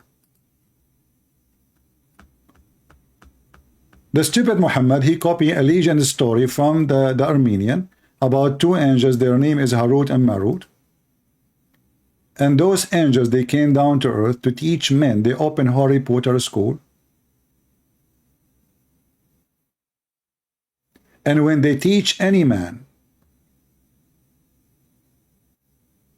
they don't teach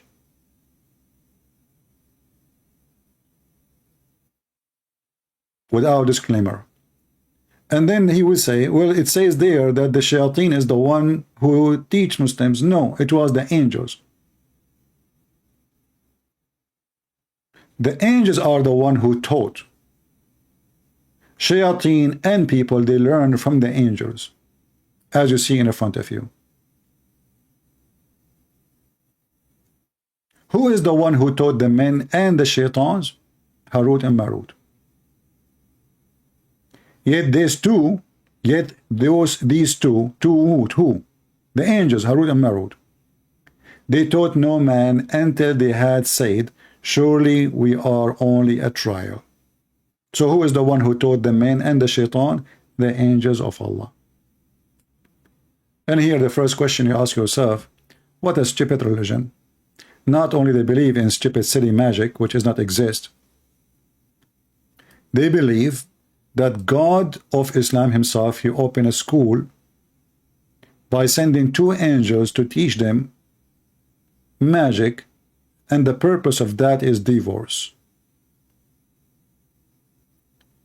And you can imagine here the evil of the God of Islam. Why you want to do that? How that is a trial? Trial to whom? What about the one who will get divorced if magic is true? And when Muhammad, he received magic according to the Muslim Sunni and the Hadith, did Allah do that intend to make Muhammad receive satanic verses and he can become under the influence of black magic? In the case of Muhammad, Satan, he threw words in the mouth of Muhammad. In the case of Muhammad, a man, his name is Lubayd ibn al-Asam, he took some hair from the anus of the Prophet and he controlled him by black magic. So the Prophet, his penis cannot stand up no more.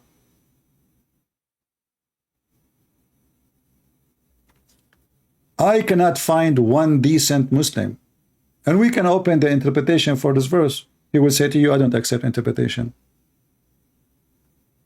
Right away you will notice that they are liars. Because if Islam is a religion, then the interpretation should be the same for everybody. Especially all of them, they are Muslim Sunni. We're not talking about Shia. You see, those bashing videos we are showing you, those are Muslim Sunni. All of them, they are Sunni. This is not Shia, Sunni, Ahmadiyya. No, no. Those are Sunni. All of them, they are Muslim Sunni. And as you see, the Muslim Sunni, they hate each other to death. And inside the Islamic Sunni cult, there's millions of religions. Each one of them, he give you different understanding, different interpretation, different answer. If you have the same God, you should have the same answer. If you have the same prophet, you should have the same prophecy. But they don't have the same books. In the case of those people, they have the same books, but each one of them, he give you different explanation for what is written in the clear Arabic words. Listen carefully to what is left in this video. Yes. That individual who's an imposter of a sheikh, an imposter of a student of knowledge, So you are an imposter of what? the fraud, Yes. Abu Khadija, he was done recently. I'm not sure if it came on the news even, right? Or some sites and stuff were showing that he was done because he's got some school that he's associated with. I think there's a primary school in Birmingham. Yes. And the authorities there said that his stuff was not in line with that kind of thing. More traditional values. Traditional values and so on. Etc. And they were attacking him because of his views towards LGBTQ and so on. Bro, imagine your own teacher got attacked by that, and now you're taking the same line of criticism and applying it on another Muslim because he's not from your sect. Bro, it cannot. The action. This is cannot the be falsified. action of a nifaq. This is Wallahi. action nifaq. I'm not saying it's a munafiq. I'm saying this is the action. This is Wallahi. nifaq amali. Nifaq amali. This is what the disbelievers do. This is what the munafiqeen do. Yes. This is disgusting Yes. behavior, bro. This means to say that what?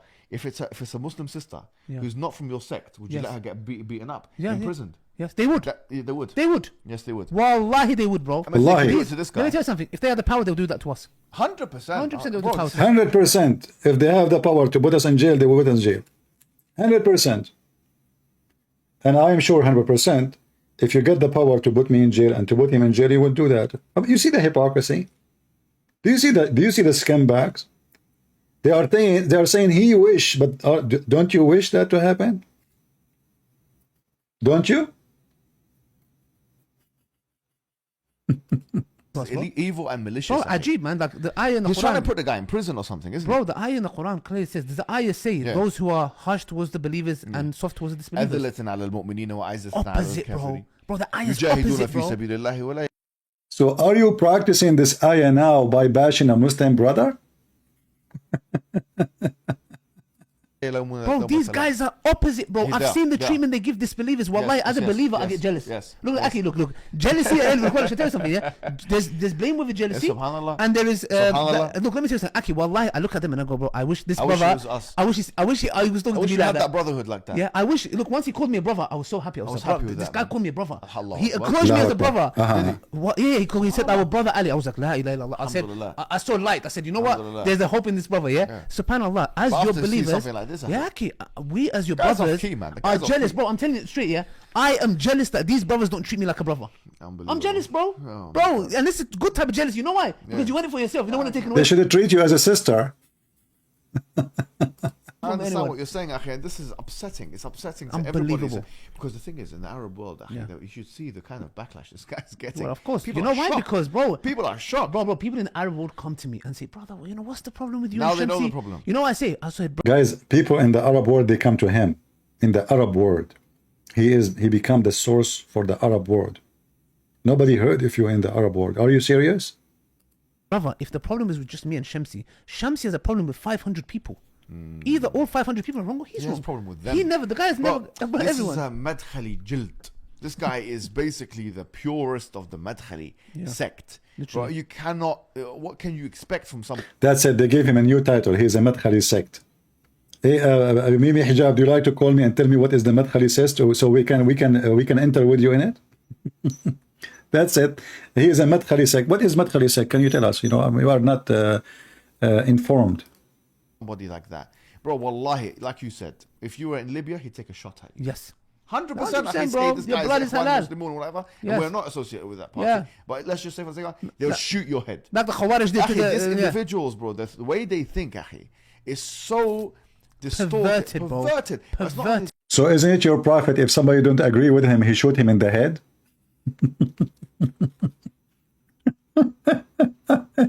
Isn't it your prophet, he ordered a Muslim should shoot a Muslim if he disagree with him and if the other Muslim is wrong? Isn't it this is a practice of Islam?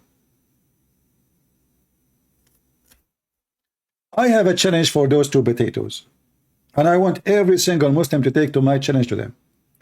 Do they dare to condemn the behavior of Aisha when she took 10,000 men to kill Ali and all those who support Ali and his family? Do you dare to go and say in video that the one who want to kill someone like Ali, obviously he is the filth of the filth? Do you dare? You don't. You don't. So here we go. Aisha, she wanna shoot Ali in the head. And she killed thousands of Muslims. Why you don't condemn her then? You are going after this poor guy? We'll see in the next clip here.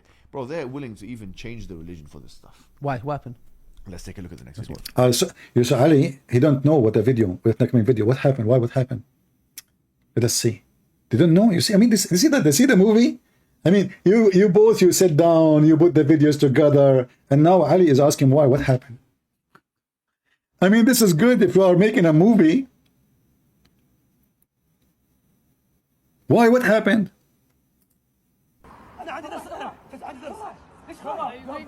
في صحيح مسلم الحديث ما هو محتاج فيه انا اجيك الدرس ليش يجيك بعدين نتكلم انا اجي درس اسمع اجي درسك وتقول لي لو زنى وشرب على التلفاز الحاكم ما نسوي له شيء المثلي ولا الله له ولد المثلي يدخلوا حلال يدخلوا حلال يدخلوا حلال من عند الله هم يحللوا ان الله له ولد يقول لي لا المثلي يا Now they are talking about the Christians.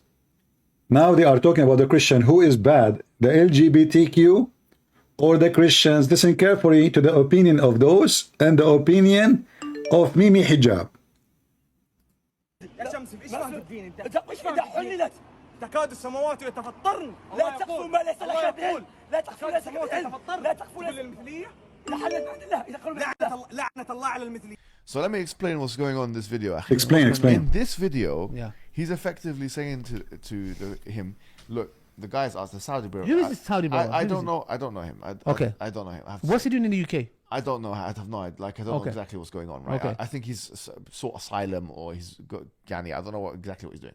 Okay. But this individual here, they're having this discussion, and he was talking about Abyssinia or Ethiopia or whatever, and the Najashi and whatever. And yeah, we know the Sahabas ran to... And I think he was trying to make the point that, you know, sometimes you can go to a non-believing person for safe haven, right? Of course.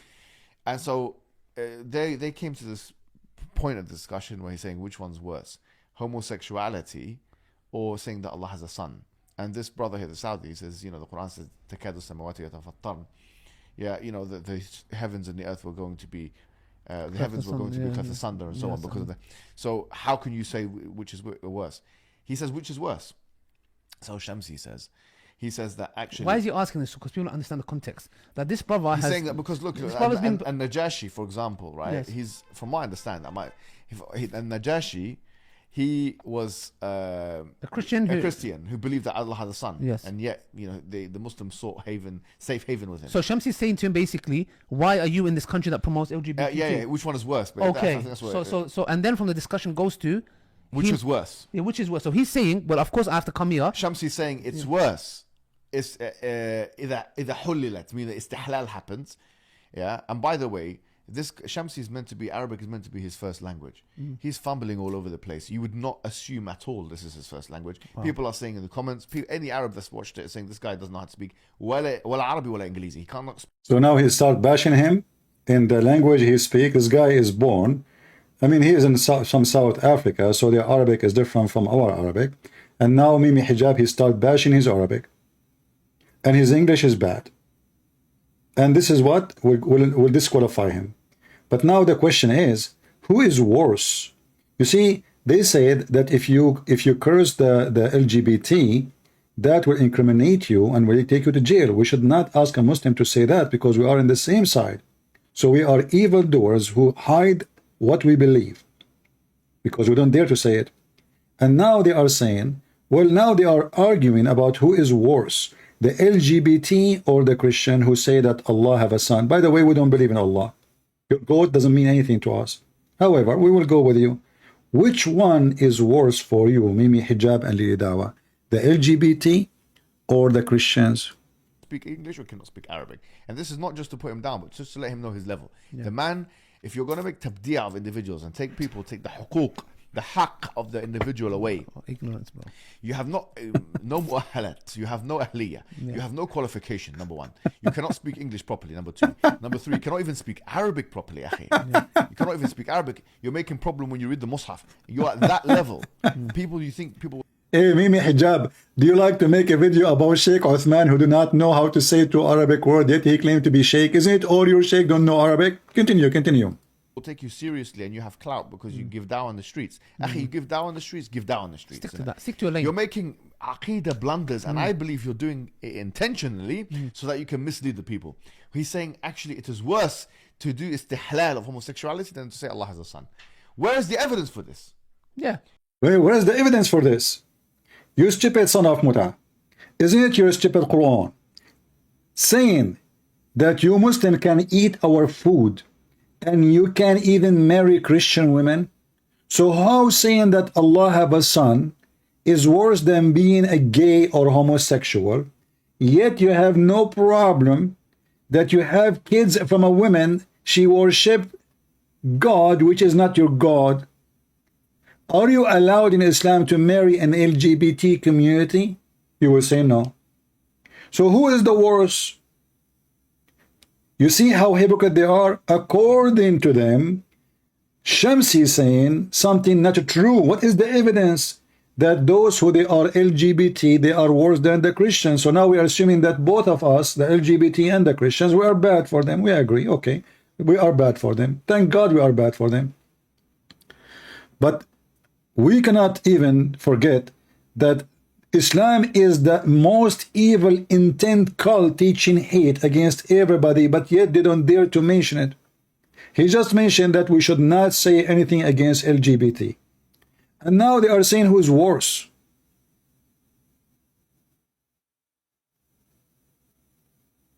Can you believe it? And what is the evidence that LGBT are better than Christians according to Mimi Hijab? Can you give us the evidence? They quote a verse, the guy in the video, he quote a verse from the chapter of 19, verse number 90. But the Quran itself, you stupid, says that you can marry Christian women. The Quran says that a Christian will go to heaven. Isn't it the Quran says that those who they are Jews and those who they are Christians and those who they are Sabian, they will go to heaven and have no fear? So how the LGBT, is the LGBT community, they will go to heaven in Islam? Yes.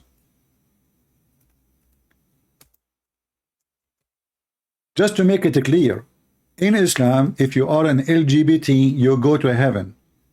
And I challenge live on air any Muslim to say I am lying.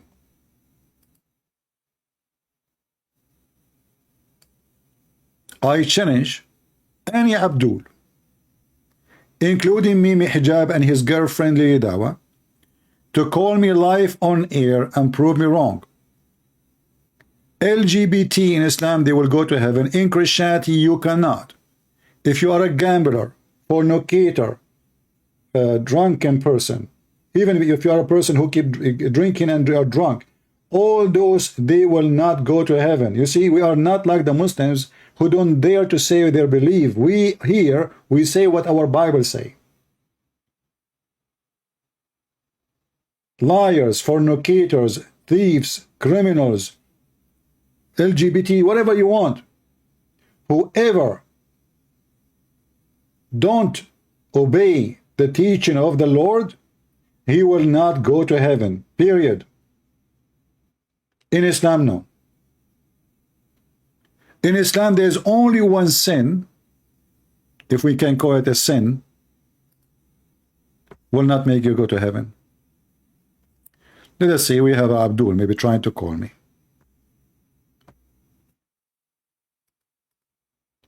Somebody saying, come to Iraq, I will beat you.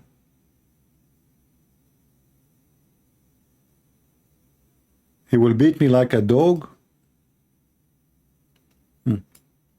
My friend, I joined the USA Army when our army was in Iraq. Trust me, if I was there, you would be hiding like a cockroach. The same as Saddam Hussein, we found him inside a hole. Do you remember your president, the Muslim Sunni president? We found him inside a hole. So don't tell me if I come to Iraq. We have 80,000 Americans in Iraq. They are laughing at your prophet.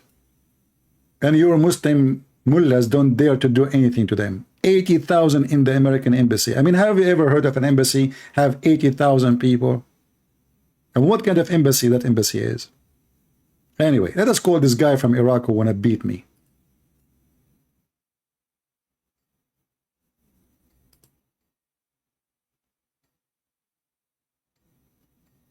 We are calling him.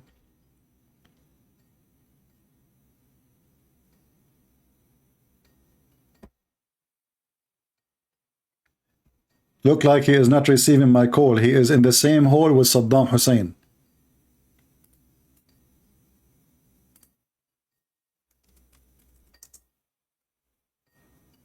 Answer, answer.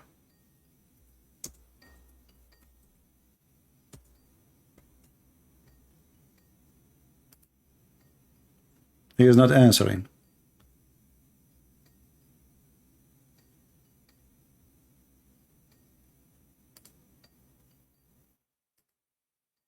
All right, coward.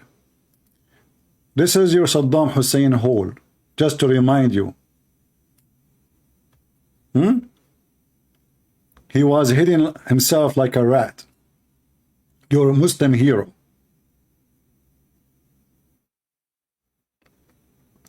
Literally like a rat. Look at the hole he is sitting inside. The hero of Islam. And when they got him out of the rat hole, he did not take a shower maybe for 2 months, 3 months. All of you are heroes. 2,000 Marines, American Marines, was controlling the country. It's called Afghanistan. And when they decide to withdraw, you claim victory. They are running away. But they told you they will leave 4 years ago. In fact, they have an agreement even with them to take over. 20 years controlling Afghanistan, and the Taliban is 180,000 fighter. 2,000 Marines. Only. 2,000, not 3,000. Let's see, we have another one trying to call.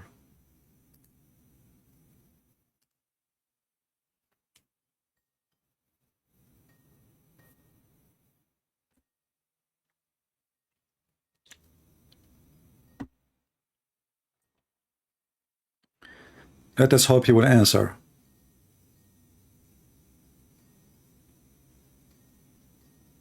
He is not answering. Hello? Must be Fakira again. Hello? Hey, Fakira, how are you doing? Do you have your boyfriend with you, Fakira? Why you keep calling me? I mean, don't you have enough? Honestly, how many times I spanked you and you keep calling? ما هو نبي نكلم البيدان. Why you are changing your voice? I mean, don't you have a dignity? I mean, if you are a man, speak like a man, but you are not. You don't speak Arabic, you do not know Arabic, and you are a Nigerian, and you change your voice sometime to be a female, sometime to be a transgender, sometime, I don't know. Listen. Why you keep calling me? Don't you have enough videos of you being busted? Be honest. Are you became addicted to spanking? Are you become addicted to spanking?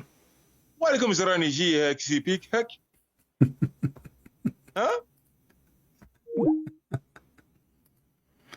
Oh boy.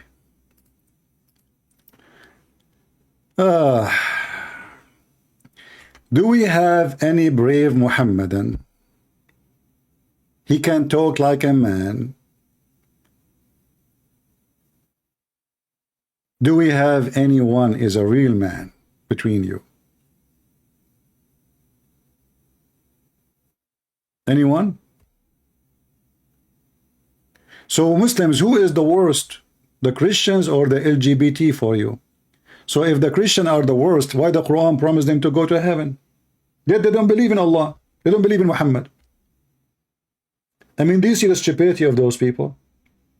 Oh, they will say to you, Muhammad at that time in the beginning, he was trying to make them Christian believe in him. So he promised them heaven, you know, yeah. And later he says, no, they will not, you know.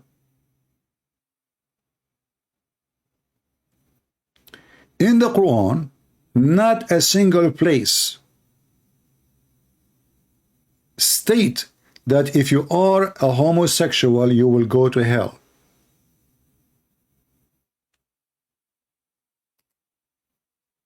Who is a Muslim when I challenge me?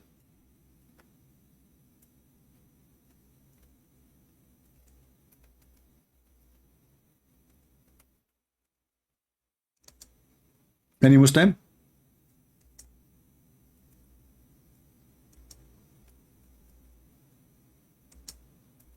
Any Muhammadan?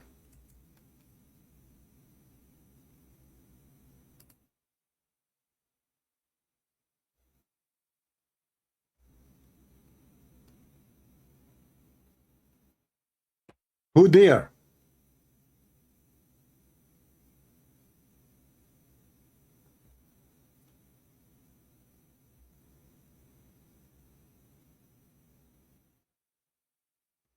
Any Muslim?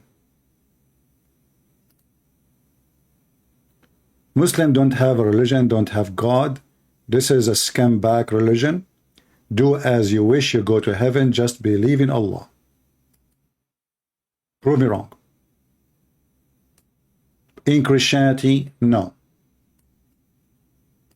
Because you cannot be a believer in Jesus and you do an opposite act of the teaching of Jesus. In Islam, no.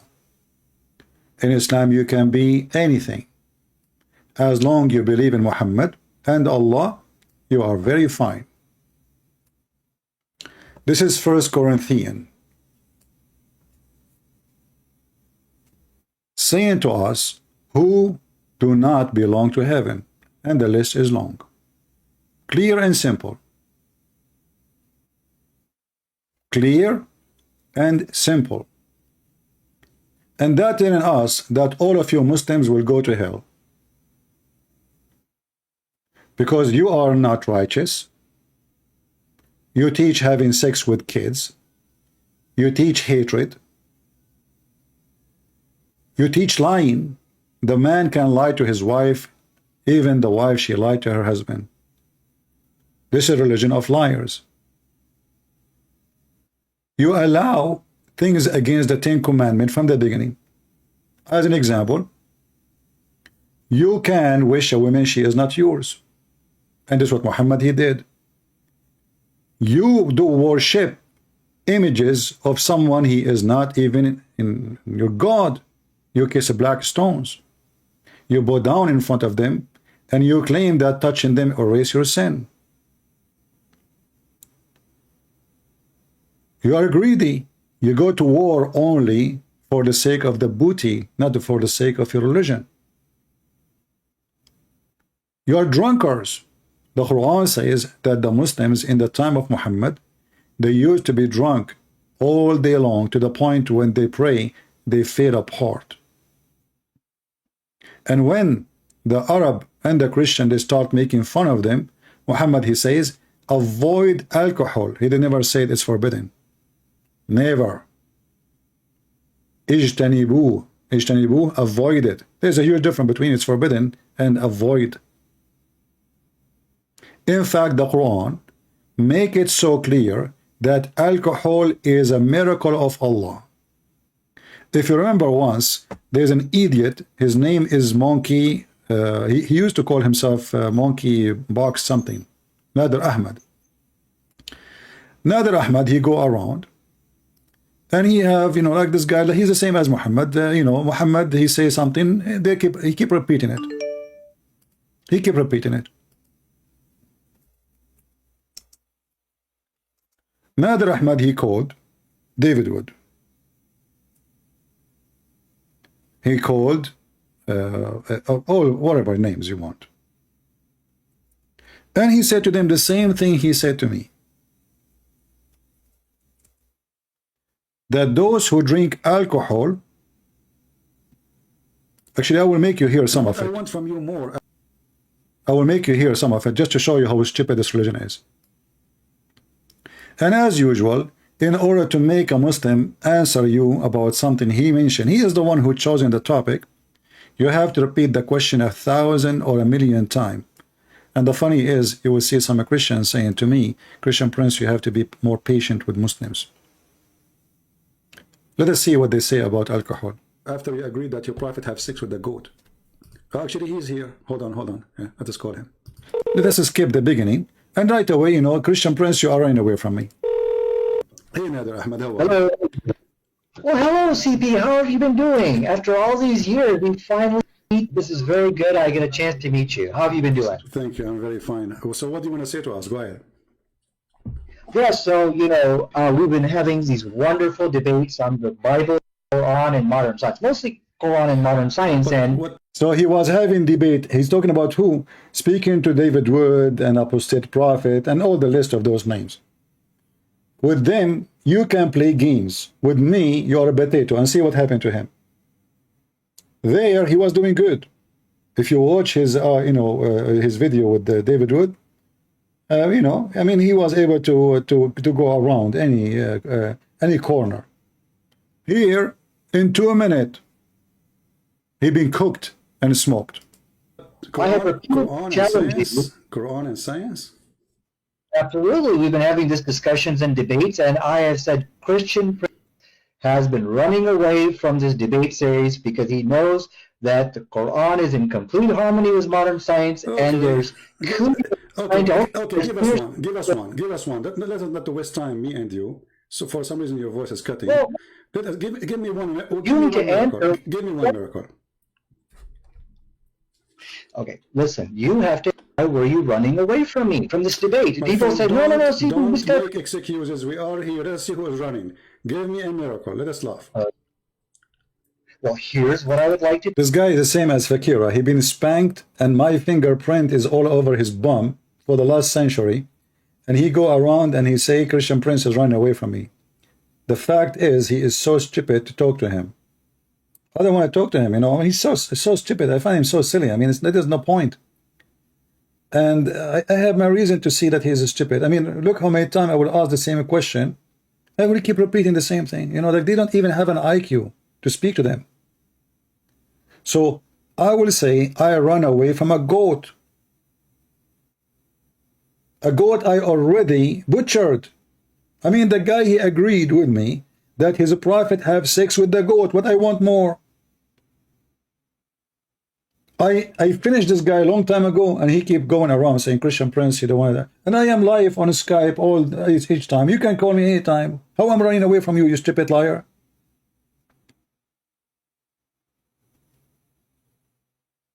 And I say to myself, let me give him one more chance. The same as I do to Fakira. Maybe now he got smarter after 10 years. I left him for 10 years. I did not talk to him. 10 years. Since the last time he slaughtered his prophet. After 10 years, he come to me with this. I will skip the beginning, and I will go where he start the topic, because he will waste like 15 minutes just to talk about nothing, as usual. Okay. Debate on this topic. So that's the agreement here. Okay, so let me go ahead and go to the verse in chapter 5, verse 90. Okay. It says, forbidden teachings of the Quran, the Muslim women are 50 times less likely to give to give birth to a baby who has fetal alcohol syndrome. The study said you got to go to the Christians because of the influence of the Bible. So the question tonight, which Christian Prince needs to answer here. So remember, this is the topic now. This is the question, and this is the challenge. In the minute 5:22 in this video. Christian Prince run away from debating Nader Ahmed. I like the title. So the book of Quran and the Bible, they gave an answer to this question of alcohol. And when we look at the Quranic answer, it is a far superior answer. What is the Quran answer? Until now, you did not give me the verse from the Quran, remember? We are talking about chapter. Well, I'm sorry. Chapter what? What did you say? What chapter? Chapter 5, verse 9. What chapter? Chapter 5, verse 9. Chapter 5, verse 90. Chapter 5, verse 90. Okay, tell me about it. Go ahead. Now we know what you're talking about. Go ahead. Okay, and then I'll tell you about it, but I'm following the rules because I know you will not run away from me, and we'll debate on this topic. So that's the agreement here. Okay, so let me go ahead and go to the verse in chapter 5, verse 90. Okay. It says, forbidden is alcohol, any kind of intoxicant, gambling. Okay. So from the study here, they pointed out that Muslim women are 50 times less likely to give birth to a fetal alcohol because of the teachings of the Quran. Now, the question is here, which you need to answer, is how is it that the Quran gave a better response? Where is speaking about the alcohol is bad? Where it says that? No, it says for you forbidden is any kind of intoxicants But where it says and it's bad because for of that, where it says it's bad for your health in the verse you quote for me. that is bad for your health. No, it is completely forbidden for Muslims. This is clear. Okay, and from the study again, another. I'm asking you a very simple question. You say that this is about health. I'm asking you, why in the verse never say anything about health? It says this is from shaitan, that's all. Because it's from shaitan, don't do it, correct? yes, this is from Shaitan and so because as the study concluded, it is the teachings of the Quran which caused Muslim women to abstain from alcohol. And so the question from again is that how could Allah of the Quran provide a better response than Jesus of the Bible on the question of alcohol? Somebody, just to stop here, somebody is telling me about what the Muslims are doing in France. My friend, I'm so happy to see what's happening to France happening. Those French people, they deserve more. You are stupid. You open your doors for them. And now let them burn not only your churches, your country.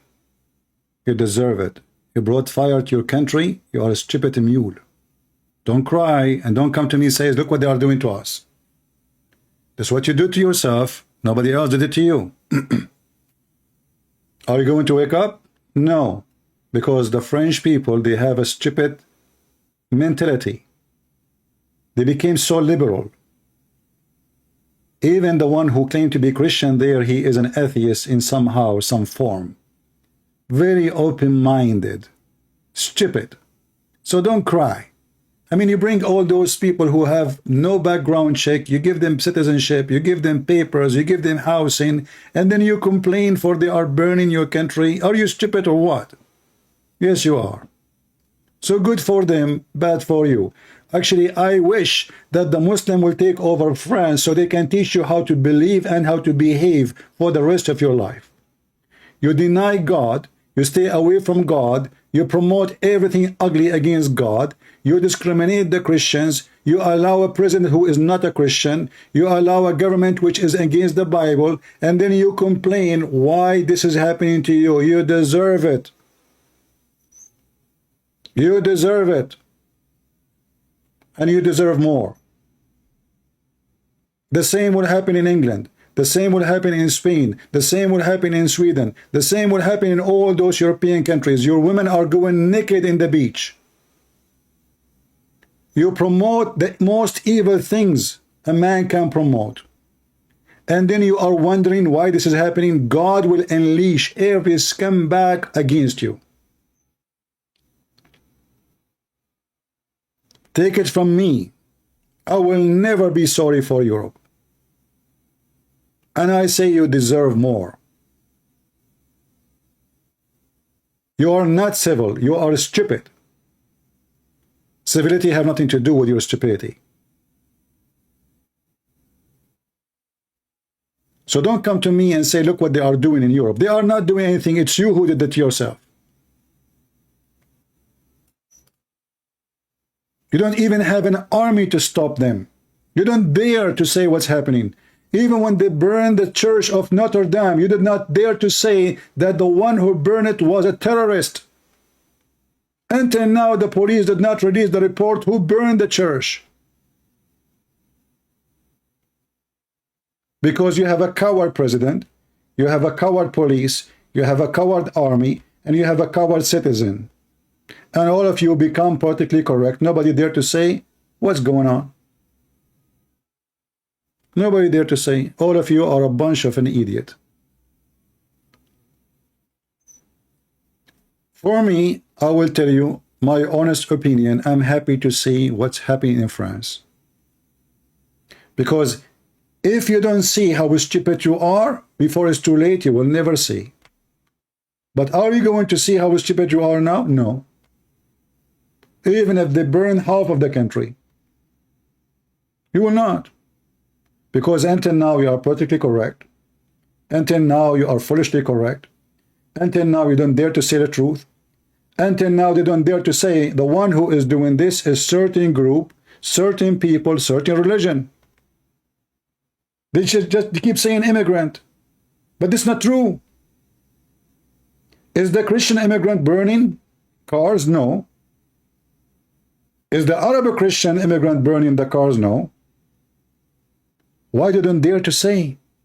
Because they are cowards. Me, myself, actually, I watch France official government TV station in Arabic.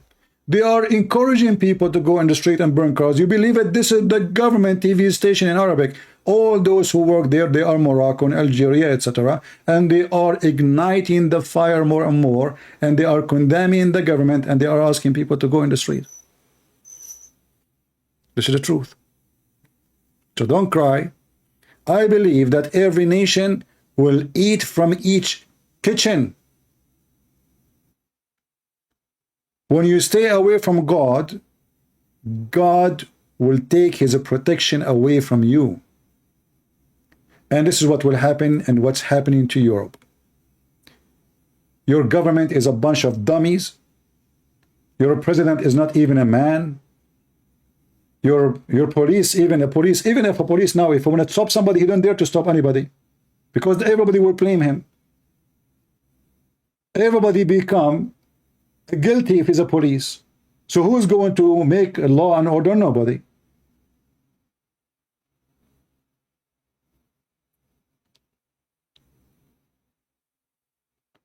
Even in America, when a person, he commit a crime, and then the police, they use excessive, let us say, force. He died.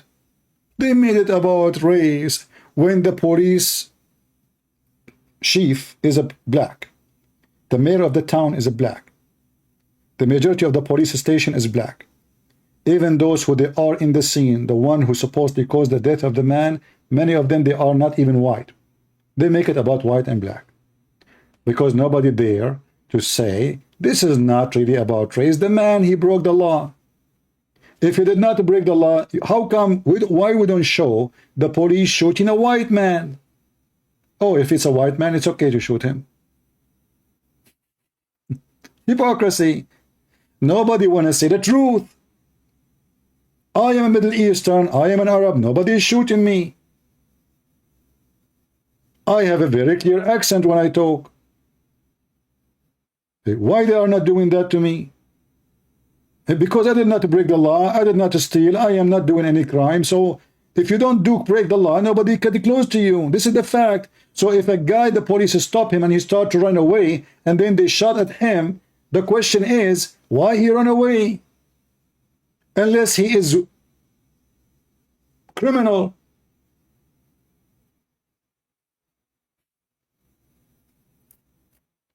Always the hypocrite, they try to make it either about hatred, religious, etc. But the truth is, if this guy was an Arab or a Christian Arab or a French, how many times the police in France, they shot at somebody ran away? How come if it is one of those, we cannot shoot at them? So you can shoot at somebody, he is a French citizen, but we cannot shoot at you if you are an immigrant from Morocco? How come more than, there's a huge number, if we go right now and check, what is the percentage of Muslims in jail in France, we will see that the percentage is 5-6 times more than their percentage in the population. Gang, drugs, prostitution.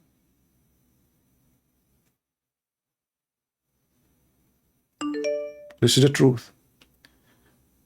أنت كذاب. لماذا لم توافق قط على أن النبي محمد في جزيرة قبرص كان في جزيرة قبرص. A guy is saying to me, you're a liar. Why you don't agree that Prophet Muhammad was in Cyprus? Yeah, my friend, your prophet was in Cyprus and he speaks Greek too. I remember the chapter of Calamera. Do you remember it? Do you remember the chapter of Calamera?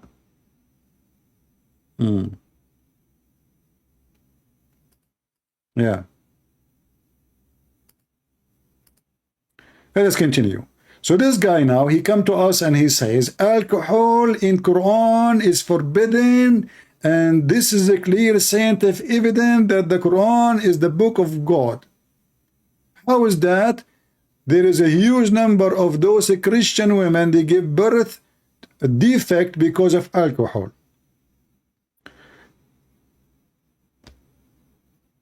I say the only birth defect I see is somebody believe in Islam, because you have to be a person who have mental issue. In fact, Muslim countries have the major birth defect for very simple reason. They marry their cousins. This is literally real. Muslims, they marry their cousins. And all of us, we knew, marrying your cousins will cause a birth defect, for it's the same blood. So the cousin married the cousin, and then they have a child, and then the child, he married the cousin. Again, is like marrying your sister. Non-stop. That's a question you need to answer now.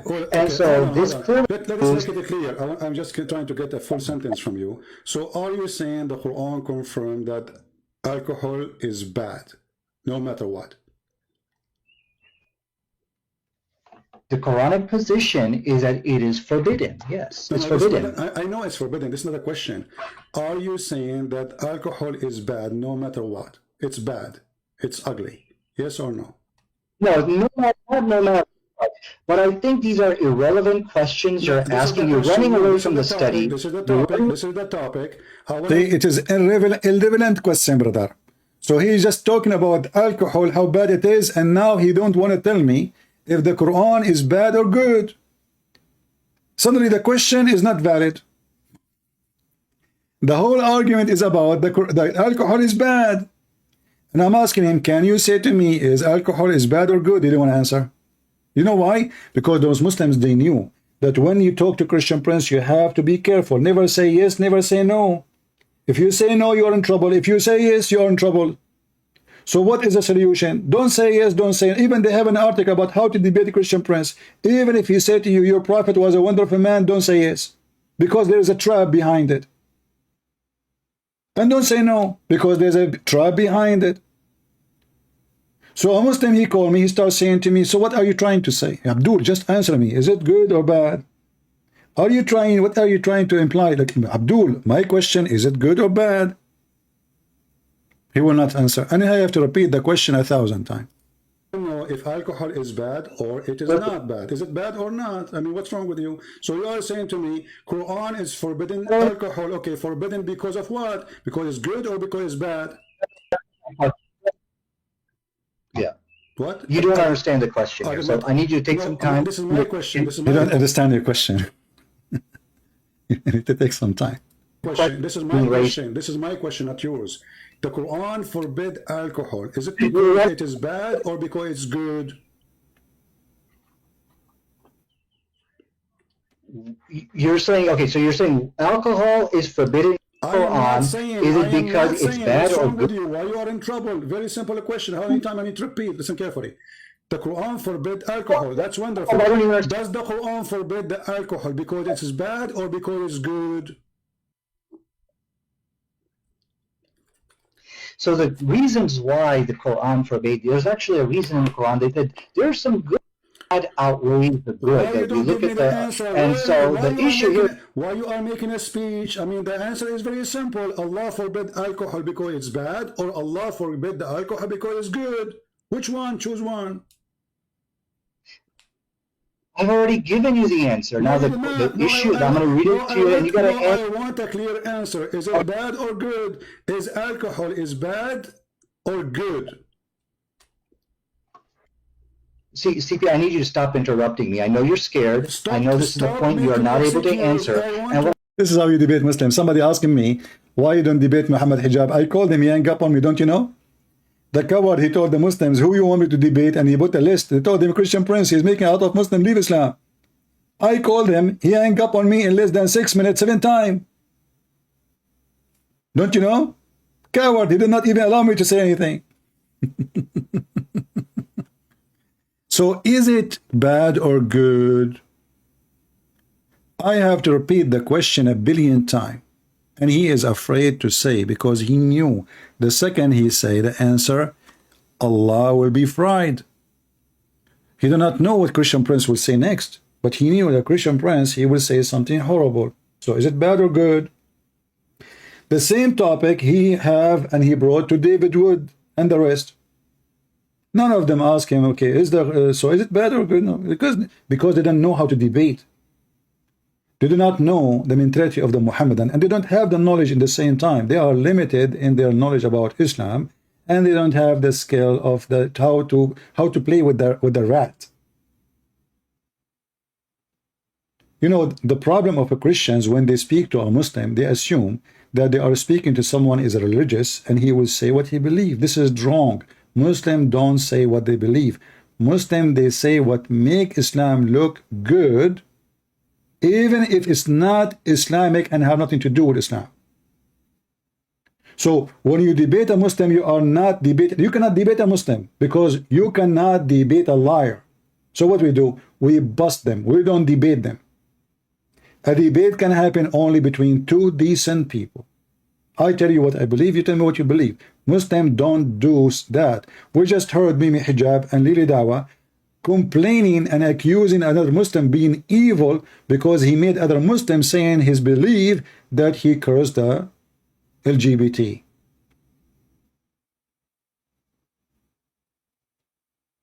They will not say that. They will not say what they believe. So now the question, is alcohol bad or good? And here we go. I will keep saying the same question for the coming 20 minutes.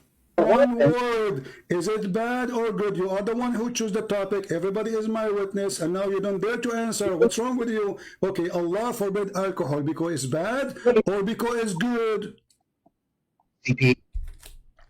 CP, you gotta let me, don't interrupt me. You have to let me answer. Okay, we're gonna have an intelligent. You're making a speech. I mean, the answer is very simple. You call me, you say, according to science, proving that women, they give birth and they have a defect in their birth. That's wonderful. That means alcohol is bad. So why you don't say it's bad? Is it bad or not?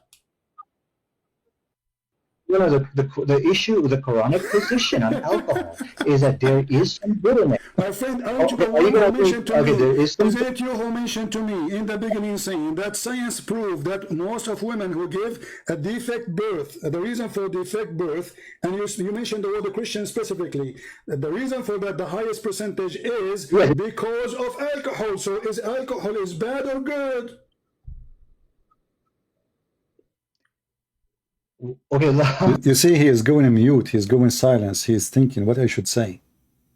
He tried to avoid it first time, second time, third time, first time, seventh time, but Christian Prince, he keep insisting. This is something they don't face with others. With others, you can avoid the question by just ignoring it. With the Christian Prince, no, he hold you from your tail until you say the answer. He did his best to ignore the question, but Christian Prince, he will not let go. Never let go with Abdul. For this is the strategy. They jump like monkeys from a topic to topic. And he will not answer the question you ask him because he knew, especially if he knew you. Let's see. Okay, your question, if I understand your question, you're saying that overall alcohol a good or bad? Now he's trying to understand the question. After 1,000 times repeating the question, I am trying to understand your question. Is that your question? I mean, this is even your topic, and you don't even dare to answer. You call me saying that because of drinking alcohol, women give birth to children who have defect in their birth. Okay, that's your claim, and you claim this is from science. That's wonderful. Now, I'm asking you, based on what you told me, is that mean? And based in the Quran forbidding the alcohol, does that mean according to Allah, alcohol is bad or good? Oh, I think I understand your question. Your question is, okay, did Allah forbid alcohol for a specific reason of preventing fetal alcohol babies? Is that your question? No, what's wrong with you? You are in trouble. You are like a cartoon, Mickey Mouse. You're in the corner. You not know what to say. I'm asking you, is it bad or good? Very simple. Don't tell me any reason. I want to know. Is alcohol according to the Quran bad or good? Bad. Okay, to answer your question, it's bad. But there's a little bit of good in it. Okay, finally you said it is bad. So how come the Quran says it is good? Here we go. This is the chapter 16, verse number 67. You made me lose my voice, repeating the same question. The Quran says that the alcohol is amazing drink, is the best. It's a miracle of Allah. Read for me the verses.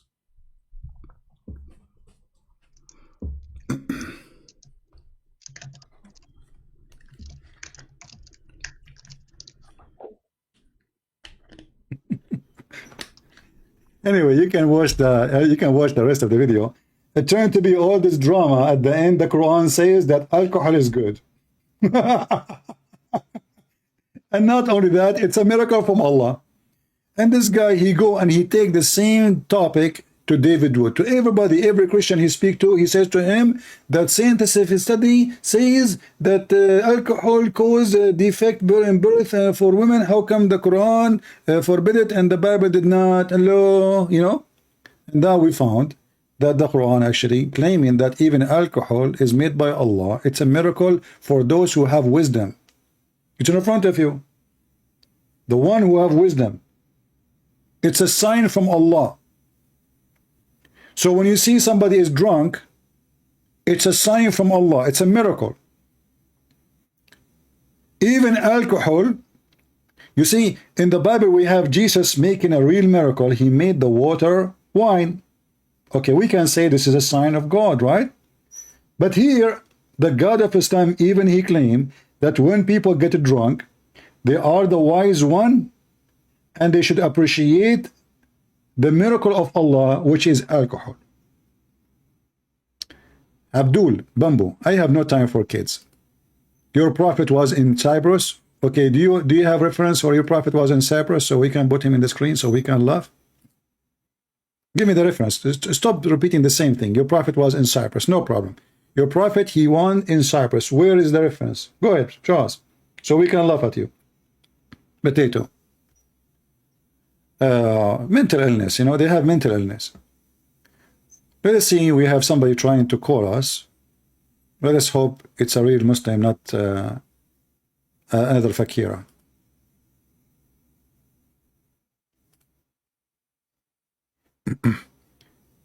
If you are a Muslim and you are interested to join us, feel free. Just call me in Skype.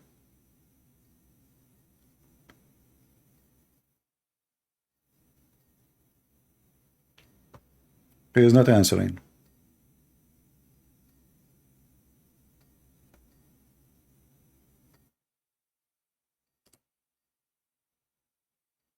All right, let's hang up on him. He is not answering.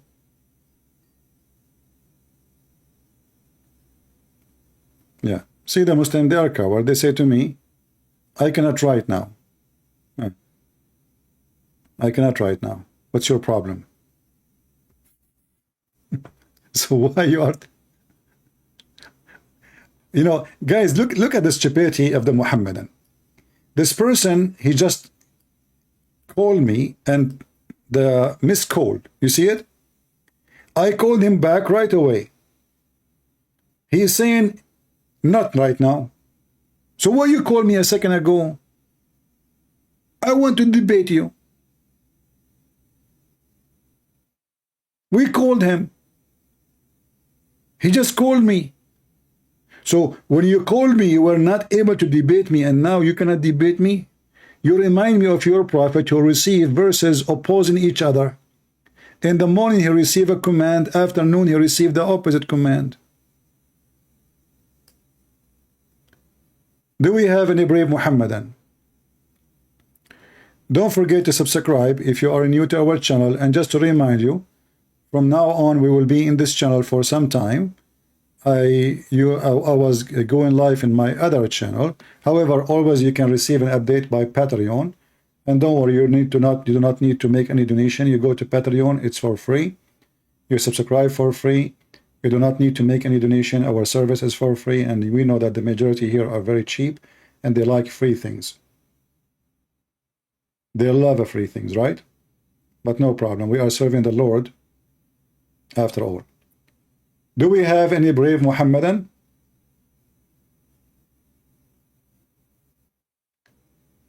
So it turned to be that all the drama of the Muslims about forbidding alcohol, Allah himself was praising alcohol and saying there's a good provision from it. And it is being a miracle. In fact, you see, in Arabic, it says rizqan hasanan, and it used the word sakaran, which mean being drunk. He did not say just alcohol. He said the good thing about it, it make you drunk and you make good money from it. Good provision.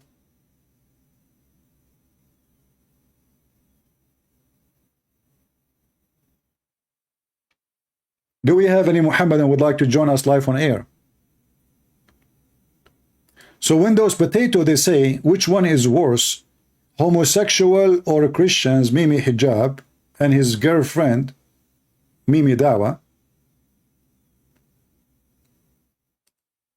We find it very funny that they are talking about who is the worst when the major number of people in jail, criminals, are Muslims in England and in France and in Holland and in Sweden.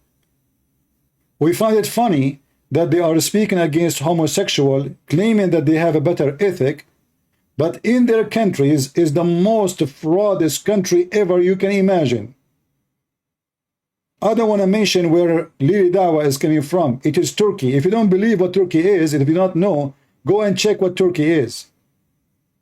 Drugs, thieves, scams, prostitution.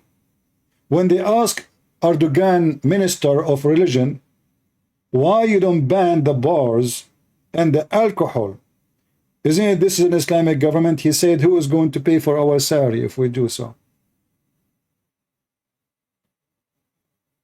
What about Egypt, where almost every citizen take hashish?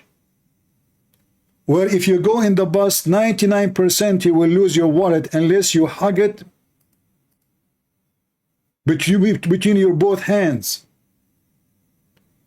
Can a woman, she go in the bus in Egypt without sexually being molested by 1,000 men? Remember, those are the countries where they have ethic.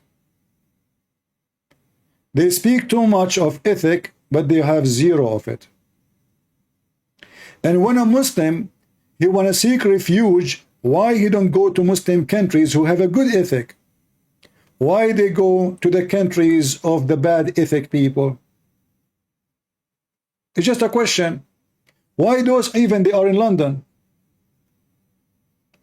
Why Mimi Hijab is not in Egypt?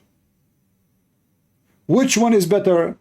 A country who have a mosque in every corner, or a country where homosexuals are allowed? And even they have a festival. And they don't even dare to say anything about it.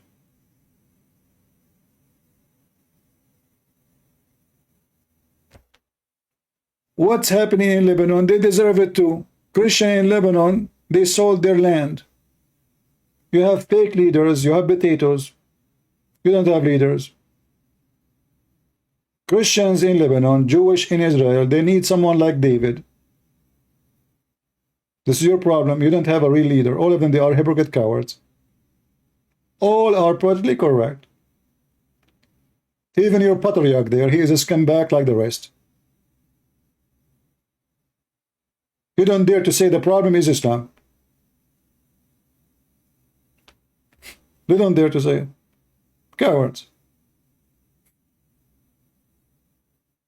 The problem is not politics. The problem is not money. The problem is not anything. It is Islam. Islam is a problem.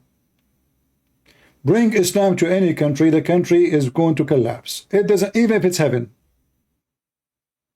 Name for me one country Islam came to it and become a better country.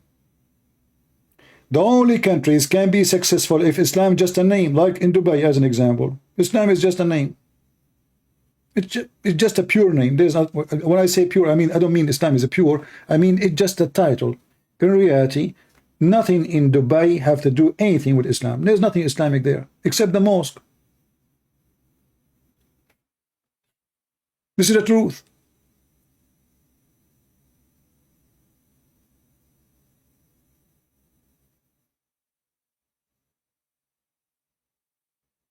Name for me one Muslim country is successful.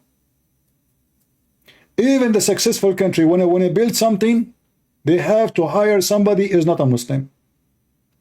In fact, in case you do not know, me as an Arab Christian, I can get visa to work in Dubai or in Bahrain or in Saudi Arabia way more easier than a Muslim. Anyone knows why?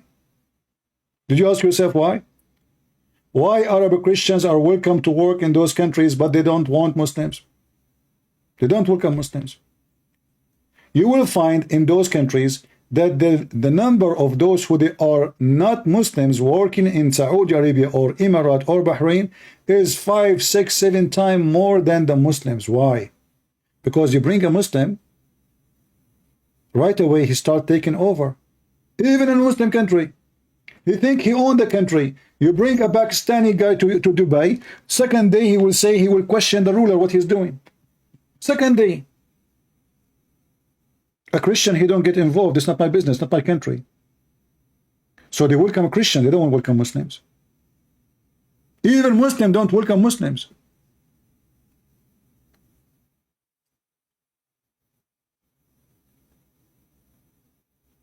Go and see what Erdogan is doing to the Syrian. They want to kick them out, they want to ship them to Europe, they want to kick them anywhere, but they don't want to have them no more. What about the Palestinian? What about those, what they call them, the one kicked out from Indonesia and Malaysia, what is it called them? They were supposedly discriminated in many more. Muslim, they kicked them out. They kicked them out from Indonesia. They kicked them out from all Islamic. Nobody want to take them. Who want to take them? The stupid Australian. The stupid French, the stupid Swedish. They don't know what they are asking for.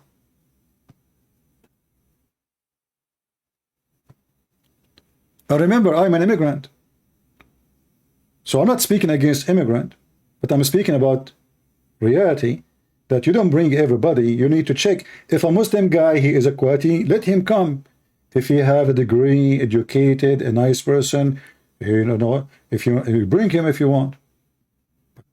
You don't open your door for everybody. Criminals, wanted, child molester, criminal, drug dealers. Just let everybody jump in the ship, and then if you kick them out, they make you look so demonic. Yeah, the Rohingya, yeah. Go and see the Indonesian, they kick them out. They throw them in the ocean. Malaysia is a country ruled by Muslims. They kick them out too. But if the French kick them out, you will see the drama. 500 immigrants, they died close to the border of in the Sea of Greece. They blame who? Greece. Not their countries. They are coming from Pakistan. Why somebody from Pakistan coming to Greece? I mean, do you have a war in Pakistan? No. Why you are coming to Greece?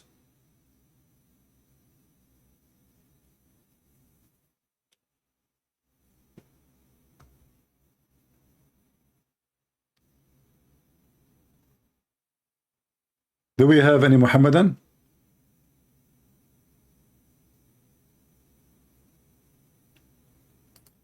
Who is a brave Muslim would like to call us?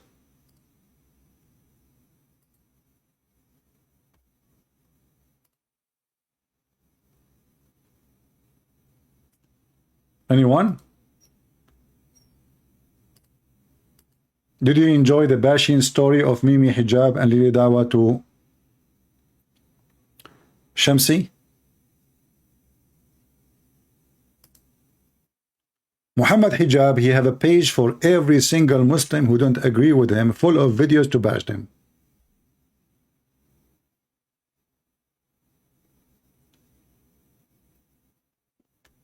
I forgot the name of this guy, the one who is the blonde guy who is, he became a Muslim long time ago and he went to Saudi Arabia supposedly, and Mimi Hijab, he have tons of videos to insult him. Actually, if I go on his page here, this page, I will find a long list of videos is nothing but to bash those people. Look, this is their page. All those videos is to attack Muslims.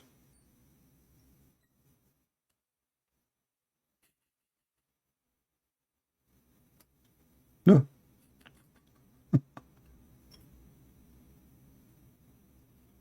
All of them. Not a single video is not about attacking the Muslims. Sajid, look, here they are bashing a guy, his name is Sajid. You want to watch this video too?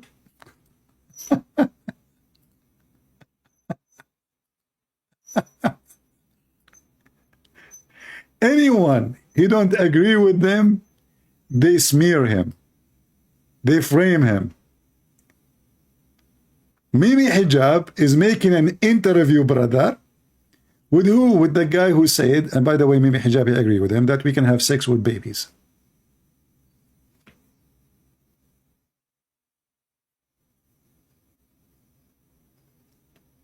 In the beginning, they say you are good. After 2 minutes, they give you a finger.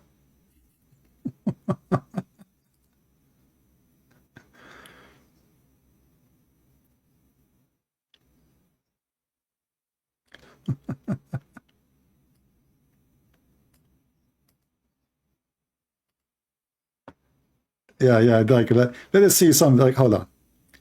Let us see some videos. I'm just having fun today.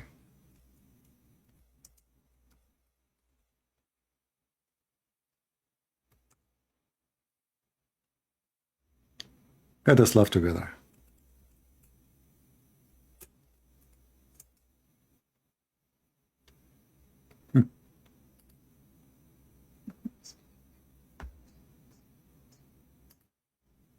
Walaikum assalam, brother. Walaikum assalam.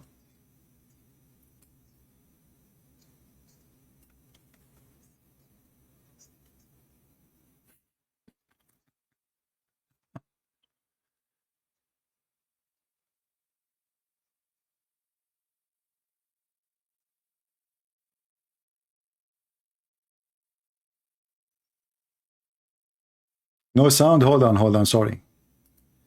I think the genie, he did that. The genie, okay, no problem. Hijab responds.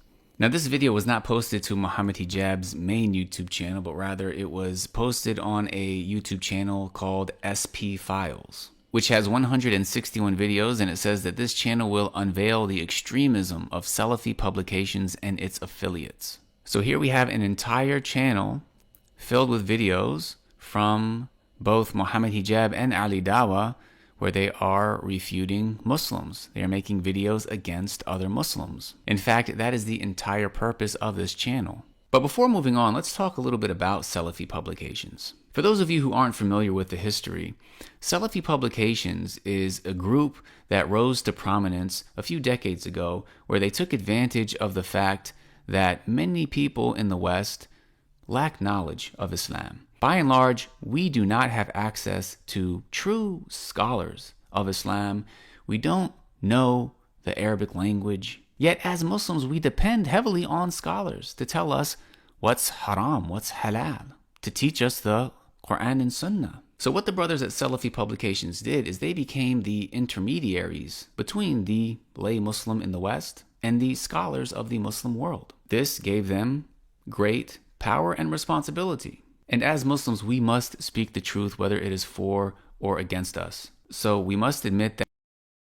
See, this is true. The Muslim, they should say the truth always. It's not, Islam does not teach that you can lie to your wife and to your husband. No. Islam does not teach that you can lie even to your brother so you can fix problem. We have to say the truth always. Islam does not teach you that you can play taqiyya, to speak nice to the Christians, but in your heart you hate them. We must have been taught to say the truth even against ourselves. True. That Salafi publications, they did many good things. However, unfortunately, some of those people who were given positions of power within the Salafi publications community were not as knowledgeable as they presented themselves. And they fell into some serious mistakes that caused a lot of issues. And from the biggest mistakes that some of them fell into was falsely labeling other Muslims as innovators. falsely accusing other Muslims of being deviants. And this leads me to the second reason why these people were able to gain so much control and influence. Why? And that is the bullying and peer pressure tactics that they used to get their way and to maintain control. See? So for example, if somebody disagreed with them, if somebody didn't fall in line with their orders, then they would be boycotted. And this is something that I experienced myself when I was in Medina. As soon as I arrived in Medina, there were people who came from communities where such people still had a strong influence, and they would put pressure on us students. Don't sit with those people, sit with these people. Don't do that, you need to do this. And if you don't, we're going to boycott you. Now, unfortunately, there are some students... See, this is stupid idiot. He converted to Islam, and now he went to the city of Medina. They gave him a scholarship. They give you money, you know? It's a bribe. So he went there, and now he noticed that in Medina, which is the city where Muhammad, he died like a rat by poison, it's a very poisoned city. Don't talk to those, don't talk to this. Like in the TV, they show you people wearing white, and they are praying to Allah, and sound like a nice religion. I mean, you know, sound like everybody in harmony. But look what's going on. Everybody hate everybody. All of them, they belong to the same religion. And in the mosque, they pray next to each other. But don't talk to this guy. Don't sit with those guys. Don't even associate with those guys. They are the enemy of Allah. This is in the city of Muhammad. This is Islam, my friend. Don't do that, you need to do this. And if you don't, we're going to boycott you. Now, unfortunately, there are some students who buckled to the peer pressure. They stayed with that group. They would do anything that that group told them to do. And they would boycott anybody who didn't fall in line. However, thankfully, for those of us who did not succumb to the peer pressure, even though it was difficult not to, it's not fun being boycotted by these people. It's not fun not having them give you salams. However, many of us, after actually seeking knowledge and sitting with scholars and learning our religion, we were able to see for ourselves the issues within the Salafi publications community. Again, that's not to say that they didn't have any good with them. However, after seeking knowledge, we were no longer dependent upon them. In fact, many students studied more, became more knowledgeable than those who are still to this day in charge of the SPubs group. And therefore, they're not nearly as powerful or influential as they once were. But that brings me to Muhammad Hijab and Ali Dawha. Now that we know a bit of the history of SPubs, if we analyze these two individuals, then we'll find that the tactics that they use are ironically similar to the tactics that they criticize SPubs for. We mentioned that SPubs became popular initially due to our lack of scholarship in the West. So they were presented as knowledgeable figures who should be giving da'wah. And once they rose to prominence, they maintained that power, in many cases, through peer pressure and bullying. Now, if we look at Muhammad Hijab, how did he rise to prominence? He did so by presenting himself as an intellectual who should be giving da'wah in the West. And just as we said Salafi publications had some good with them, there's no doubt that Muhammad Hijab and Ali Dawha both have some good with them. Muhammad Hijab is a skilled debater. Listen. Both of them, in the beginning, they start saying good things about each other. And then they start giving each other a screwdriver. Did you notice the technique? Do you see the technique?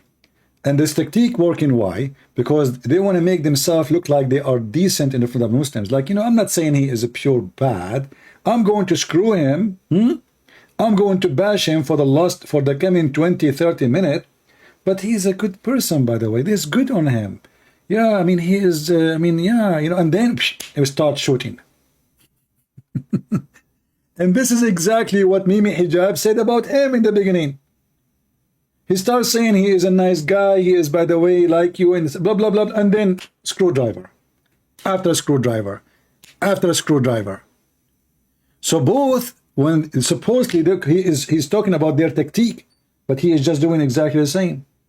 He start bullying the guy. He will start bullying him. Actually, all what he said is just a bully. Even if it is something, or some of it is truth. But it's nothing different from what Mimi Hijab he does. Emanates confidence. He has a stellar vocabulary. His word. Yeah, he have a confidence. And he is so good in debate. We ask him, do Allah have a hand? Who says so? Allah he pray for, not to. He have a good skills in debate. Christian Prince, did you say suckle me to the Muslim women? Did you say that Muslims, they have AIDS? This is the skill of debate, you coward. The Muslim women, she said to Christian Prince, you are single because Christian women, they have AIDS. I said, I will not marry you. In fact, all of us, we knew number one sex tourists in the world are Muslims. Every single one from the, especially from the oil countries, when he go abroad, he go for sex and drink and nightclubs and bars. And we know what they come back with. Yet they accuse you that you are the one who have AIDS. In fact, their prophet himself, maybe he was infected with sexual disease. Not maybe, actually, for sure. Why? How we know? If you know, if you read the hadith, you will see this.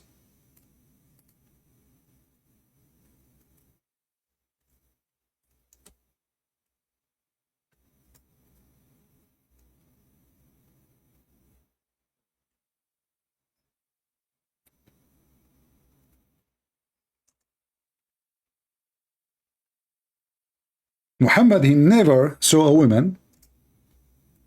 She don't have a yellow liquid in her vagina. Let us see.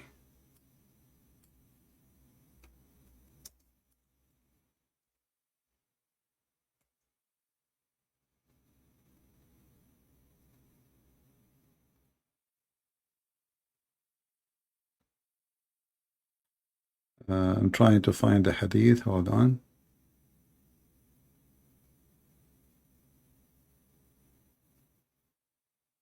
Let's see, where is the hadith? Here we go. Read it. The Messenger of Allah, he said, the water of the man is thick and white, and the woman water is thin and yellow. You can go right now and search why a woman she have a yellow water in her vagina. And you tell me. Just go check it out.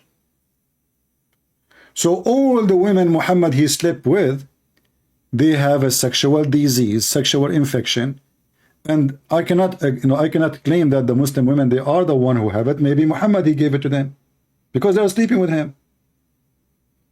But this is saying to you that Muhammad he never slept with the women. She don't have a yellow sexual discharge. And you know what yellow mean? Yellow is yellow. Yellow is yellow.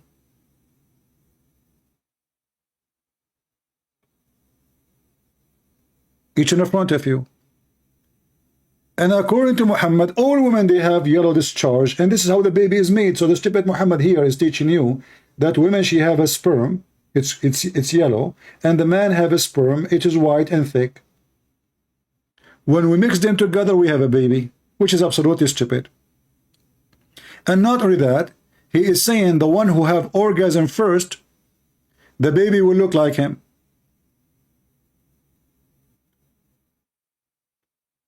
So now all of you, you know, who is the one have orgasm first? Your parents, your mother or your father.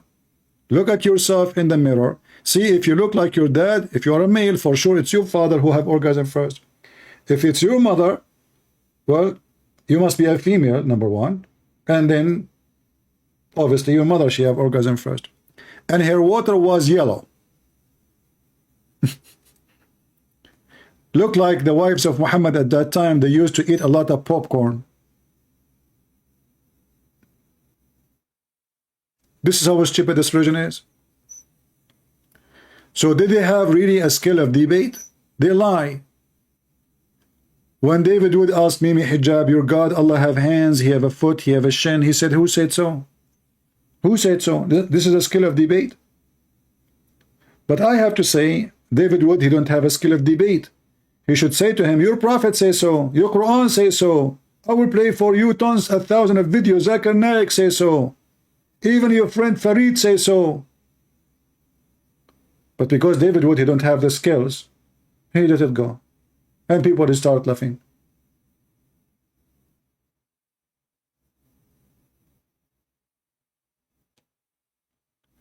So now this guy is trying to frame again, or some of what he says is true, and they keep attacking each other. I mean, if you look, this guy respond to this guy, then that guy respond to that guy, and then this guy respond to the other guy, and this, and really Dawha respond to Ali, Fana respond to Ali Dawha, and Ali Dawha respond to etc. Sajid, and Sajid respond, and Uthman respond to Ali, and Ali he respond to Mimi, and Mimi respond to Uthman, and everybody attacking everybody. And then every one of them, he claimed that he is the one who is serving Allah, not the rest. All of this because they are just seeking influence, seeking position and money. Actually, I believe this guy is way better than the rest of them. I can tell he's just a stupid being. He still believes really from his heart that Islam is a good religion. He is not evil like them. He's a victim more than like a deceiving person. He himself is deceived, and he believes in his deception that still Islam is good and there's good in it. And he's trying to understand why the Muslim, they do those things. Word choice and the way that he uses words, it will leave an audience impressed. Therefore, he had. So, isn't it the Quran says, by the way, he's talking about how you can be good in talking. See the skills of language. But let me show you. When a Muslim, he say to you that the Quran have a very good skills in talking, which is not true. If you speak Arabic, you would die laughing.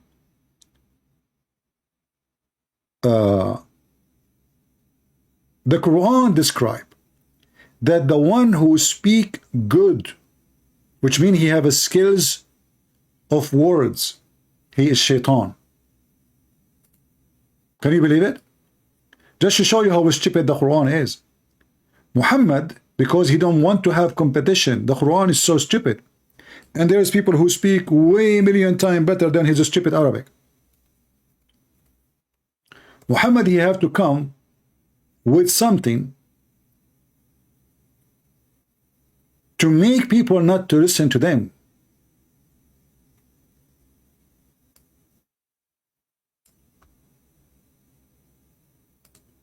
As an example, chapter 6, verse 112.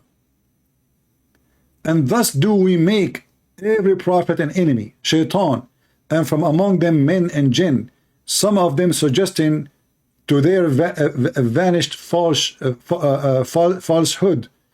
to deceive them. And had your Lord pleased, he would not done it. Okay, but what is the words here in Arabic? It is zukhruf. You see here, the translation is not right. The translation is false. They make a very strong language skills in talking. Let us change the translator.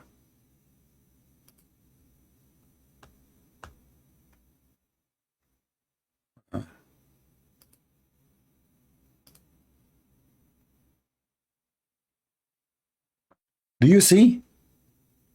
Inspiring one another would adorn the speech. So the Quran confirmed that the one who has skills of language, he is shaitan.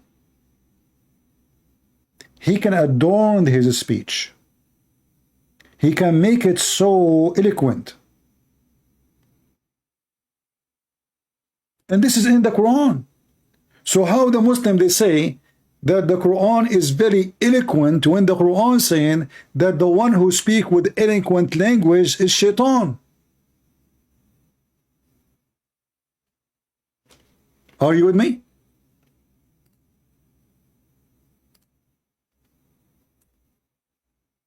Good language skills, it is not God. God do not need to use a high quality words which nobody maybe understand.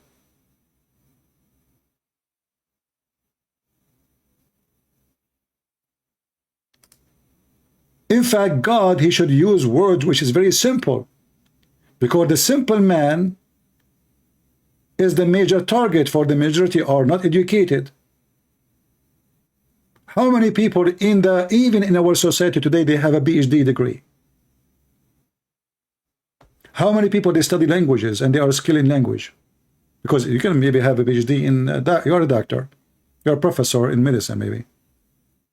But how many of us we have a degrees in language?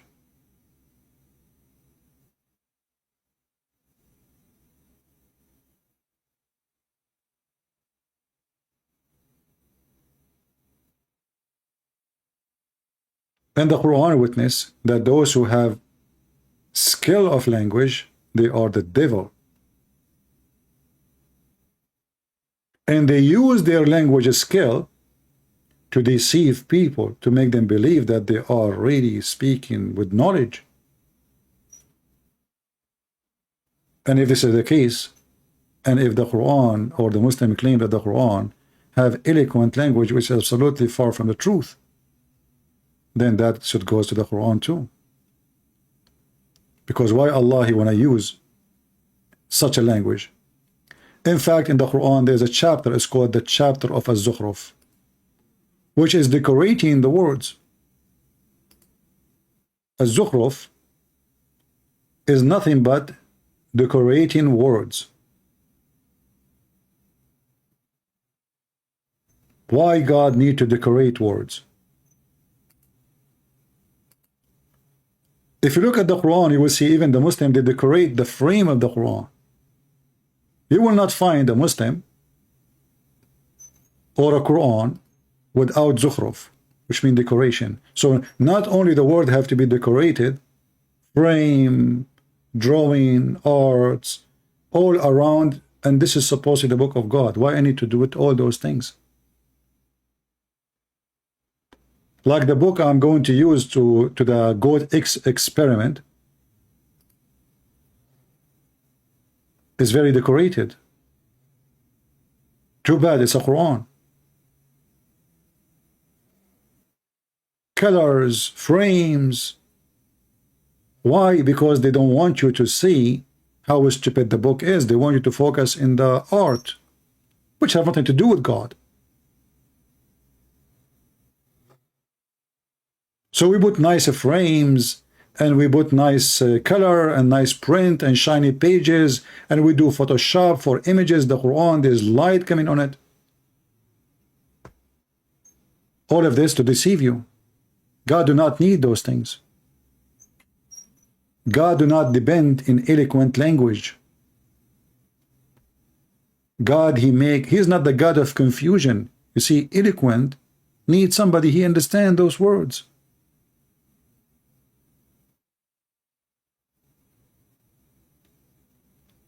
And as you see, Mimi Hijab himself making fun of a guy who is coming from Libya or Morocco, I don't know from where, just because he doesn't speak good Arabic. So how somebody he is from Pakistan will understand the Quran?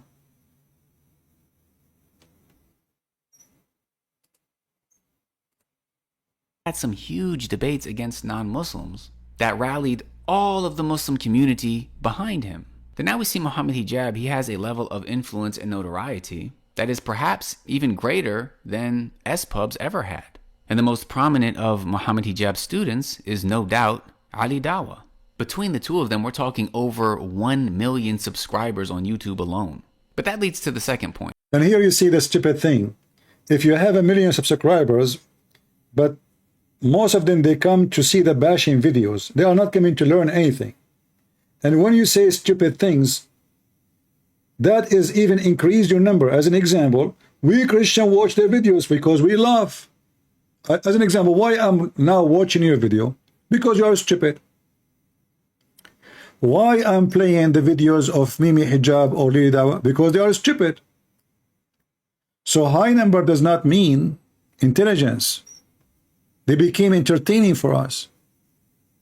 This is your friend saying clearly that all the scientific miracles of the Quran are debunked.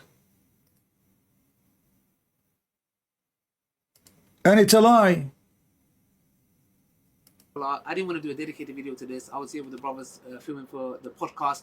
And I thought while I'm sat here, I'll quickly touch up on this quickly because it's not really that important. So in the Andrew Tate video that I did, I mentioned that the scientific miracles in the Quran got debunked. And for some odd reason, funnily enough, like as if they thought that it was a slip of the tongue. I'll repeat it again, very carefully. The scientific miracles argument in the Quran got debunked. See, it's not a slip of a tongue. It was a slip of a penis. So he just gave a penis to his religion. So all the videos the Muslim they made about the scientific miracle of the Quran, it turned to be a slip, a joke, a lie.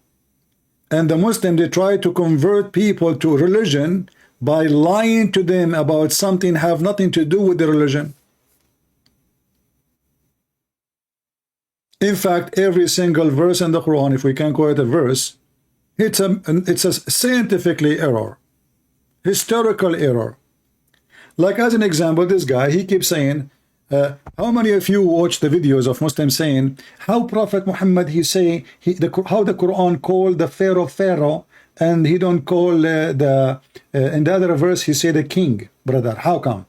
How the Quran, this scientifically, brother, they discover now that in the time of a Prophet Joseph, there was a Pharaoh and there is no king, brother. In the time of the Prophet Moses.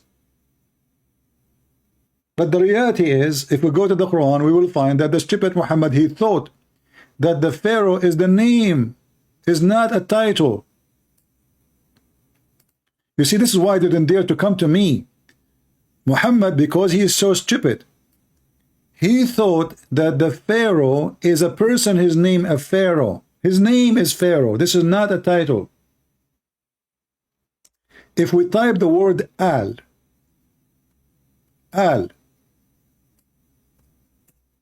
is not an Arabic word. Al is an Aramaic word. Al mean family. The first verse we will see in the Quran is a chapter 2, verse number 49, appearing in the search engine. Ali Fir'aun. You see the word Al in yellow. Fir'aun is the name. So the stupid Muhammad, he think Pharaoh is a name of a person. His name is Pharaoh. A Muslim might say to you, no, it doesn't mean that, CP. Here we go. Chapter 2, verse number 50, saying the same. Ali Fir'aun. Chapter 2, verse number 248, it says Ali Musa's, family of Musa's. You see it? It's in front of you. Al. So Al is a word we add before a name, not a title. Chapter 3, verse number 11. Ali Fir'aun. Family of Fir'aun. So that is stupid Muhammad, you think Pharaoh is a name. Ali Ibrahim. Chapter 4, verse number 54. Al Ibrahim. Ibrahim is the name. Al is the family of Ibrahim.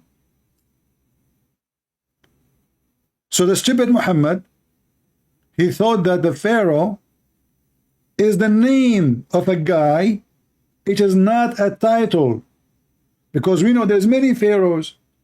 This is why Muhammad says Ali Fir'aun. Which one? Let us say, for the sake of argument, they are saying this is Pharaoh. But it says family of Pharaoh, family of Moses, family of Abraham. So the second we say Moses, we know is Moses. The second we say Abraham, we know is Abraham.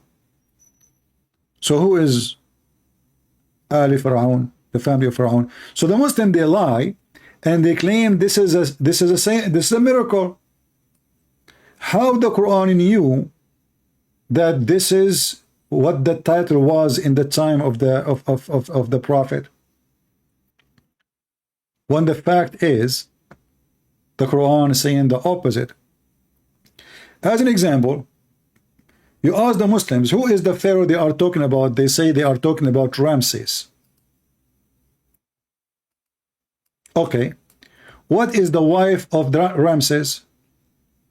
The wife, what's his wife name? Nefertari.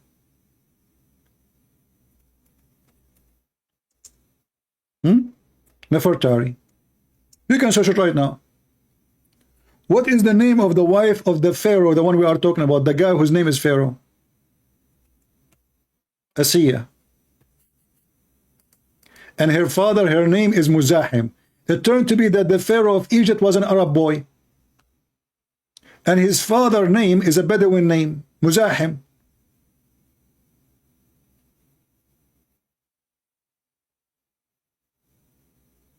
Can you believe it? So if Muhammad, he knew that Pharaoh is a title, how come he do not know that the Pharaoh we are talking about, his wife, her name is not what he claimed, and she is not an Arab? Suddenly the Pharaoh is an Arab guy.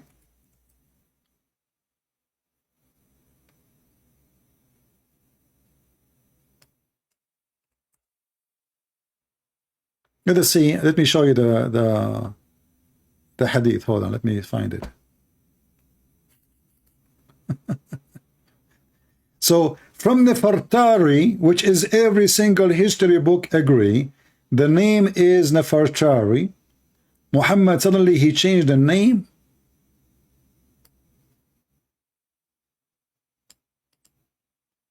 To Asiya. And this is a very authentic hadith. Al-Bukhari. See how the Muslim, they can fool you? They make up a lie and they surrounded you because you're an ignorant. You do not know. By the way, when I say ignorant, I'm not insulting you. I mean, all of us, we are ignorant about something. If you ask me to to read a book in English, I will make maybe in the first page maybe a 20 mistake before I finish one page. That make me ignorant in some, in language. But doesn't mean if you are ignorant, you are bad, you are stupid. No. But if you want to discuss religion of somebody, we are here to help you, so they cannot fool you because they are using your ignorance so they can lie to you. This is why what we do here is very important. We are covering the side, of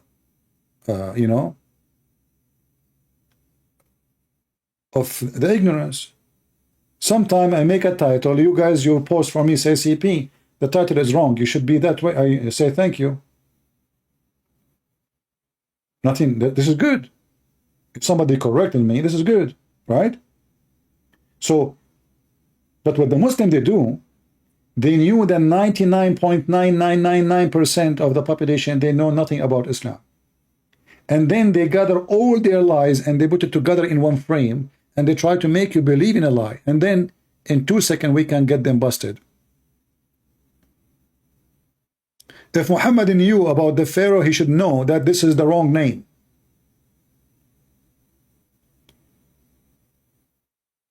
You do not need to believe in what I'm saying. Go right now and search the name of the Pharaoh wife. It is Nefertari. This is not from a Christian books. This is not from a Jewish books. This is history. Even the Egyptian museum agree.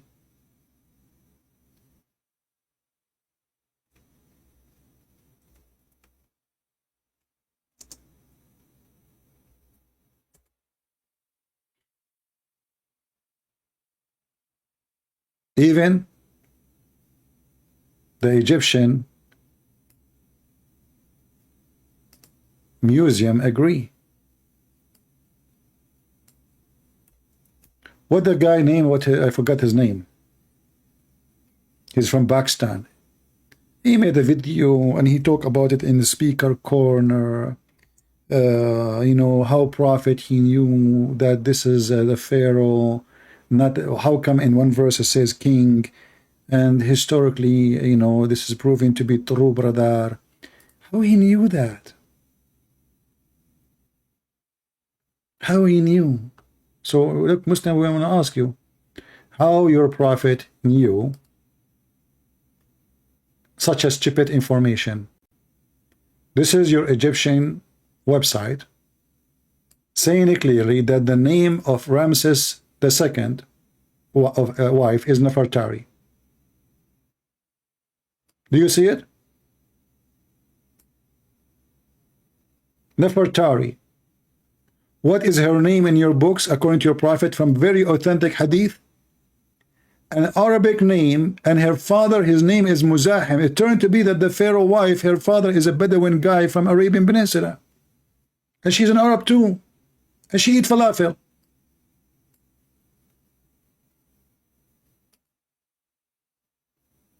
So do you see how easy to debunk their stupidity and their lies?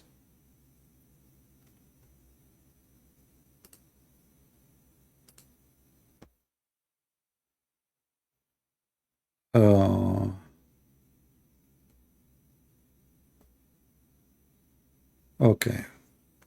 Somebody, he said he have a question in the behalf of a Muslim. He have a Muslim friend. Let us see what the question is.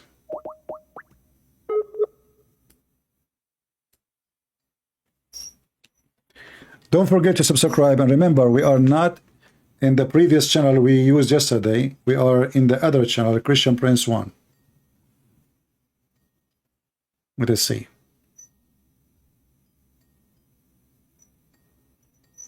They don't even answer. I don't know. People, they ask me for help and etc. And then when I try to call them, nobody answer. Okay, I have to hang up. I don't know what to do. Do we have any Muhammad and he have the courage to call me? Why you Muslims bully each other? You see, they are not saying like this guy, he do not know how to debate. No, no, they are really bashing each other horribly. It is a fraud. This is a religion of hatred. If Muslims, they claim that they are brothers to each other. So who killed Uthman? The brothers. Who killed Ali? The brothers. Who killed the grandsons of Muhammad? The brothers. Who killed Umar? The brother. Who took the hair from the beard of Uthman before they killed him? They torture him. They start taking his hair from his beard one by one. The brothers. Who is the one who took an army of 10,000 men to kill Ali and his family? Aisha. But the Muslims, they love each other, brother. So when they speak to you, they try to present for you false information about their religion. But the second you go and read the history of the garbage of the gang of Muhammad, you will see as soon Muhammad he died, they start biting each other, for they are all gang and criminals.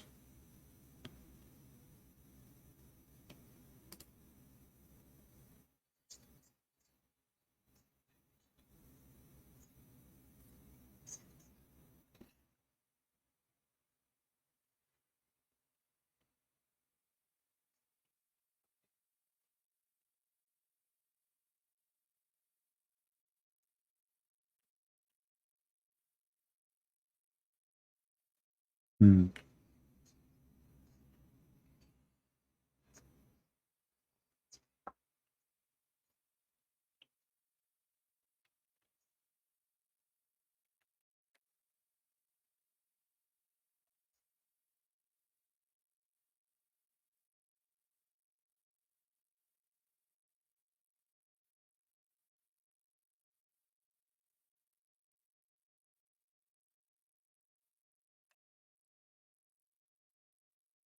Look, look, look. Who's talking about the couch? He is laying down. I mean, he don't even want to sit down to talk, to record the video. Look, look at his, look how he's sitting. He's sitting like a monkey, laying down in his back and bashing the other Muslim and talking about you are a freak of a what? Couch freak.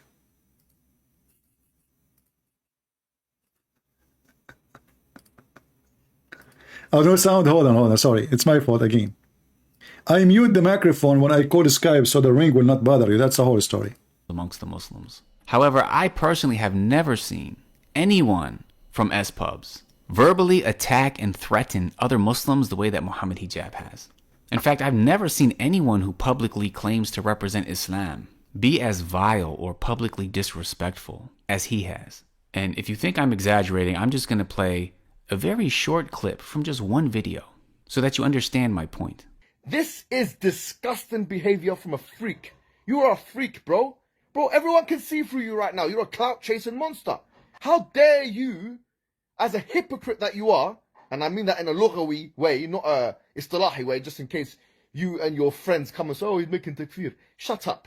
Yeah? Shut up. I'm going to put you in your place. Wallahi, I'm going to cancel you, bro. You are a coward. You are the definition of a walking definition of a coward. I'm telling you that straight. I don't care what people say. So now that you understand the tactics of presenting yourself as an authority and then severely bullying anybody who publicly disagrees with you, let's finally take a look at this video that Muhammad Hijab posted yesterday. And keep in mind, this is why more people don't call out Muhammad Hijab, because they don't want to have to deal with this sort of behavior. Just like people would fall in line. Except me, I call your prophet, I call, oh, I mean, who dare? Here we go. Do he dare to call me? I called him.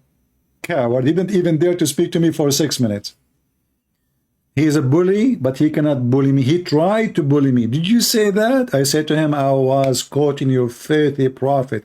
7 Muslims were listening. I was quoting your filthy prophet in his channel. I don't sugarcoat. I don't sugarcoat.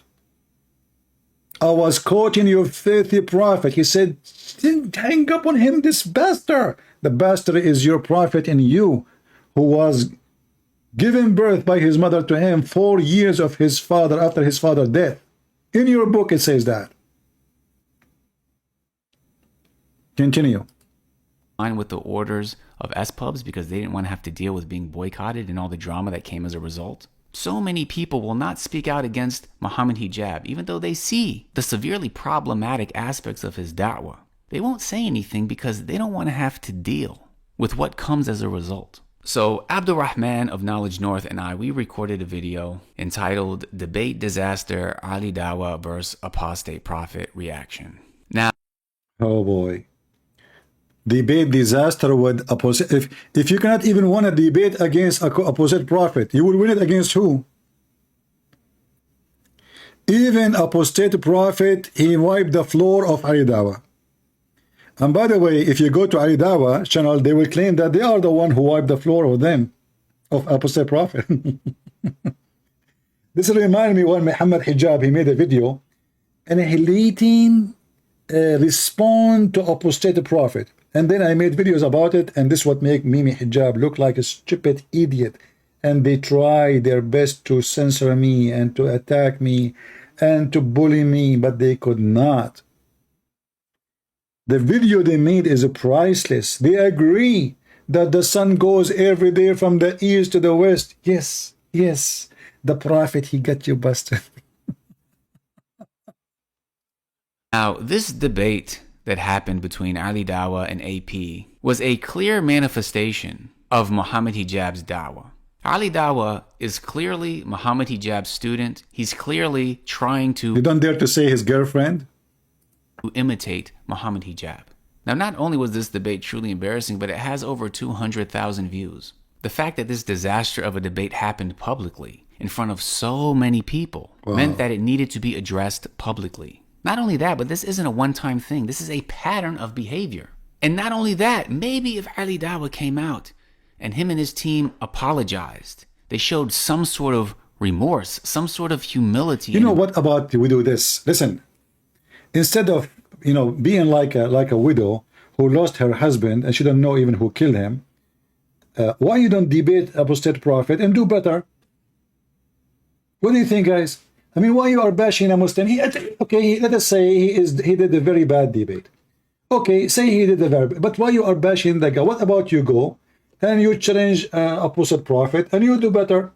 You fix it. We don't fix it. Do you see how they are awkward and false people? Ali Dawha, he made a debate with opposite prophet. Opposite prophet, he wiped the floor with your prophet face. No problem. What about you? Call opposite prophet. Say to him, listen, Ali Dawha is a kid. I'm the man. Look at my beard. This is important from America. And look, I have many books behind me, yet I cannot read them.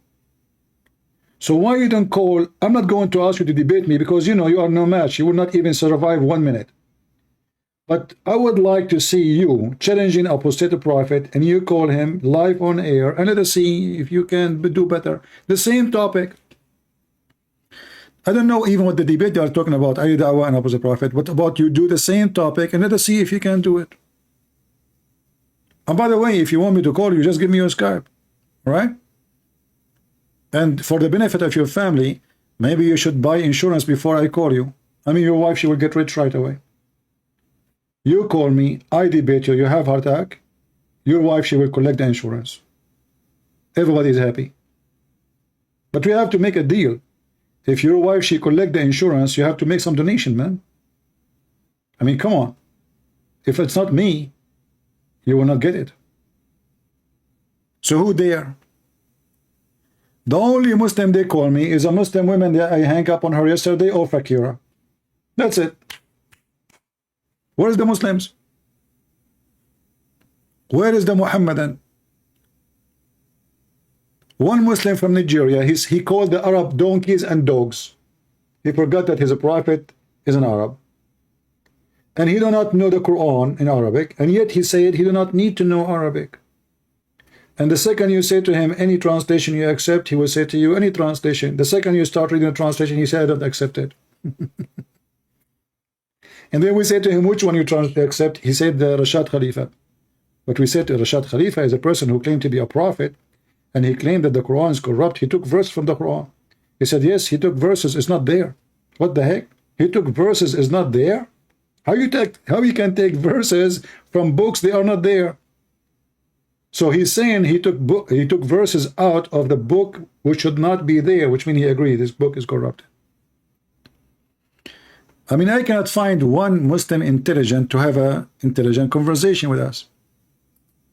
Embarrassment, then Abdul Rahman and I wouldn't have posted that video. But instead, Ali Dawah doubled down, tripled down, quadrupled down, tried to present himself as this victor, as if he did. You are jealous because his wife, she feed him life on air grape. Your wife, she cannot do that. This guy, he came home and he found a rag, prayer rag, brother, in the closet. And he want to show the people, and I'm talking about Sajid, he want to show the people that his wife, she prayed to Allah. So he take a video of the rag.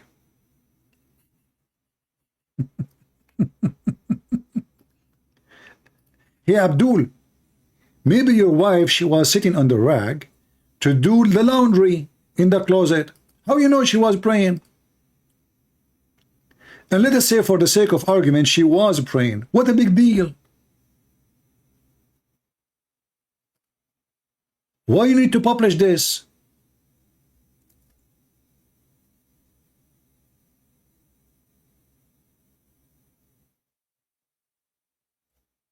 Imagine I come home and I found that where my wife, she prays supposedly, she have a rag to pray in the closet, and then I make a video, look, my alhamdulillah, my wife, she pray in the closet.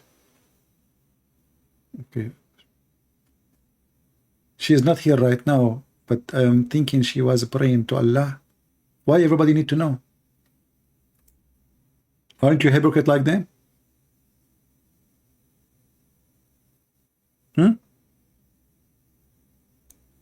You know, when the Messiah, he said, when you pray, go to your closet, which means your private room, and don't pray like the hypocrite, who pray in every corner. Why? Because they want to show. And what do? You make a video about your wife rag. The wife rag is not even the wife praying, it is the rag of the wife. How you know what she was doing over the rag? I'm not going to say something, she's not doing something bad, I don't know. But she might be doing laundry, she might be cleaning, or maybe she is praying. What a big deal. That means you are the same like them. You like to show off, you are a hypocrite. It's something praiseworthy.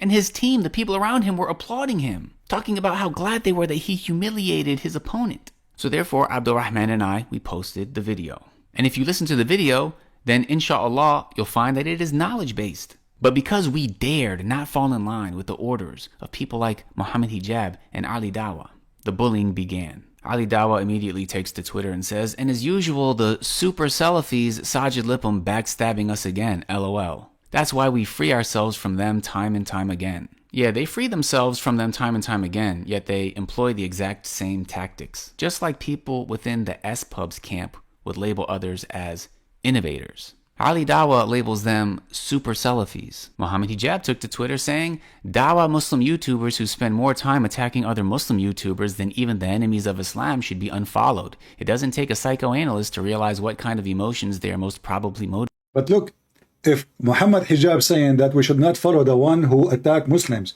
and he have channels just to attack Muslims. He have pages in Ramble, I think, I saw a page, and a page, long page of videos in Facebook, attacking everybody. Sheikh Uthman, this guy, I mean, everybody. He have a video for everybody putting him down. So listen, Muslims. The one who attack other Muslim, we should not listen to him. Shouldn't we start from Mimi Hijab? If we listen to his advice, shouldn't we start with him? Just to make it simple for you, the Muslims are very smart people. Their prophet once, he said to them, anyone write the hadith, he should erase it. What? Anyone write down the hadith, you should erase it. Okay. You believe it or not, the Muslim, they wrote down, the Prophet said, anyone write down the hadith should erase it. This is the level of IQ when you become a Muslim.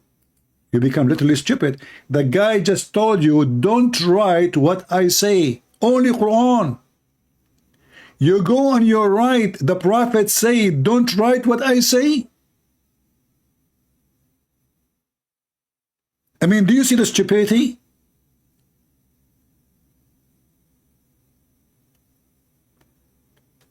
Don't write down anything I say except the Quran. And then the smart Muhammadan, they go, the Prophet, let us write it. The Prophet said, don't write anything I say. He just told you don't do it. I mean, the guy, he just told you, don't the exact thing, don't do it.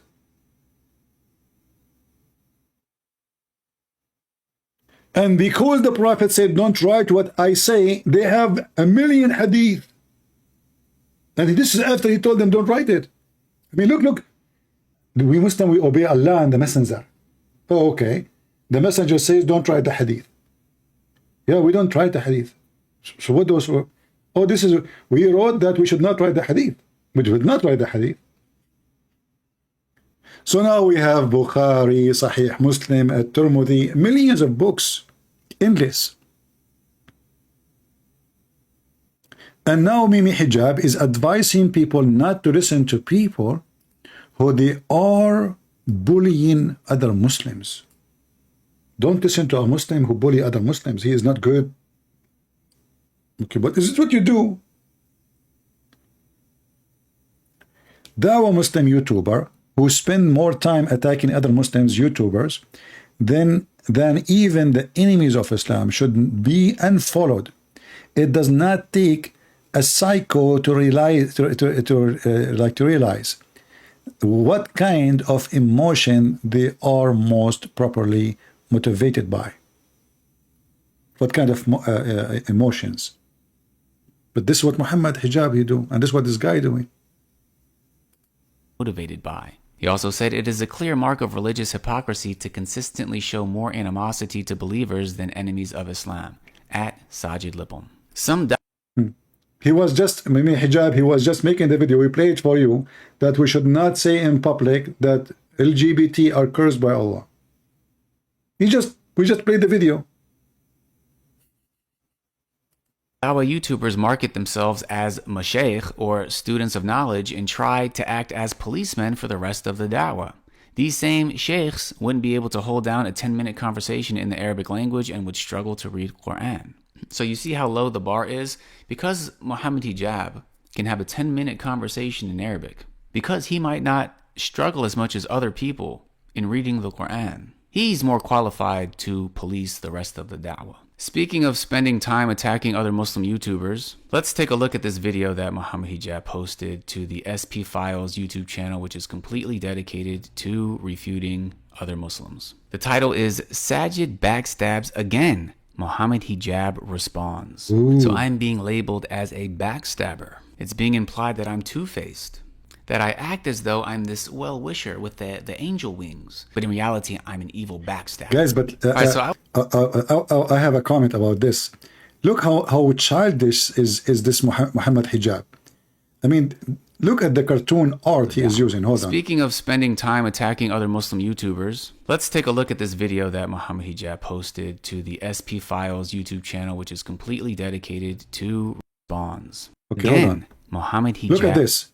I don't know if you notice, he put a hand with the knife and angel wings. I mean, what is this? What is that? Is that a cartoon for kids? This is a video from Mimi Hijab to prove that this guy is a backstabber. Hijab responds. So I'm being labeled as a backstabber. It's being implied that I'm two-faced, that I act as though I'm this well-wisher with the angel wings, but in reality, I'm an evil backstabber. Alright, so I want to really analyze this video because it's important, just like we understand the tactics that certain people from S-pubs, for example, used. We also need to be able to detect when people like Muhammad Hijab and Ali Dawha use the same tactics.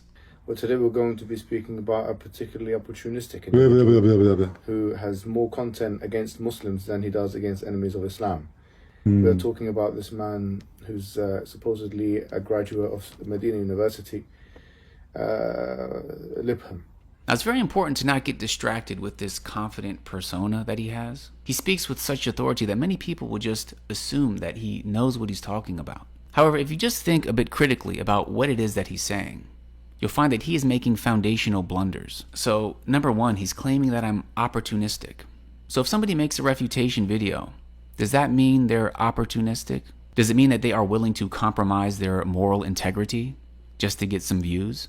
No, it doesn't apply to me, just like it doesn't apply to him. I'm not going to say that just because he jumps on an opportunity to refute somebody or debate somebody, that he's being opportunistic. Allah knows best why he does what he does. I'm not here to judge his intentions. What we can deal with is people's actions. And we can analyze those actions according to the Quran and Sunnah. Now, the second blunder he makes is that he implies that somebody having more videos against Muslims than enemies of Islam is by default problematic. Again, this was posted on SP Files, an entire channel dedicated to making videos against other Muslims. There are scholars of Islam who dedicated their lives to refuting other Muslims. That in and of itself is not necessarily a problem. What you have to do is you have to analyze those refutations with knowledge according to the Quran and Sunnah. Thirdly, he said that I am supposedly a graduate of Medina University. Now, you know what? Alhamdulillah, it's because Allah subhanahu wa ta'ala blessed me to live and study in the city of the Prophet ﷺ for over 8 years that I'm not fooled by some of these personalities in the West who try to present themselves as knowledgeable. I spent over 8 years sitting with scholars, studying Islam. And I was able to see for years how scholars and students of knowledge conduct themselves, how they behave, what they call to. I have an offer for this guy who he claimed that he stayed in Saudi Arabia for 8 years, studying and learning from scholars. I challenge you to accept to talk to me to 30 minutes. I'm not going to say 30 hours, 30 minutes. I want to show everybody the quality of your education. 8 years studying in Saudi Arabia, in the city of the Jews, where Muhammad, he killed the Jews and he make it his city. Let us see how much proud you are of the 8 years you spend there. I spent all my life, my friend, in Islamic schools, not 8 years. I'm born in the Middle East. But they never taught me anything about Islam. All what they taught me, the Prophet was amazing. All the shit about your Prophet, we found it by our own study, not but what they say to you. Have you ever heard of a Muslim sheikh, he say, let us see why Aisha, she killed Ali? Do you dare? We don't. Have you ever heard of any Islamic school, they dare to discuss how evil Aisha is? Can you? They don't dare. In Islamic school, they don't teach you Islam. In Islamic school, they teach you to worship Muhammad. Because in order to say, I've been taught, then I have the right to ask questions. So you cannot have education in a school, you cannot ask the teacher a question. The only question you can ask in Islam, it's a question have nothing to do with the faith. As an example, I can ask, should I shave under my arm, brother? That is a good question. Can I eat ice cream made by a Christian? This is a good question. But can I ask a question, why the Prophet kissed the black stone, and isn't it, this is a paganism? You do that, they will kill you. How we claim that we are worshiping God, yet we kiss stones and we believe stones erase our sin? We have a Muslim trying to call us. Let us call him.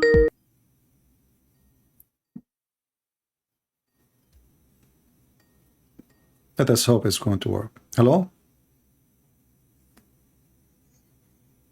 Here we go. This is Fakira. She said the F word. Do you see why I mute the microphone? I mean, you son of muta. You son of muta. The first word you say to me is the F word. Shut up, shut up. Just a trashy piece of shit you are, like your prophet. Garbage. You will never speak here. You will never. I mean, the first thing he said is the F word. Very filthy, trashy. This guy, once he opened the camera for me, I don't know by mistake or not. And guys, the wall behind him is literally covered by shit. Literally. And I challenge him to say I'm lying. I moved the camera to witness screen. He turned the camera off right away. And he told him, open the camera, show us the wall behind you. I mean, even a pig will not have such a wall. But this reminds me of his prophet. His prophet, after he do shit or he do masturbate, he dry his hands on the wall. Can you believe it?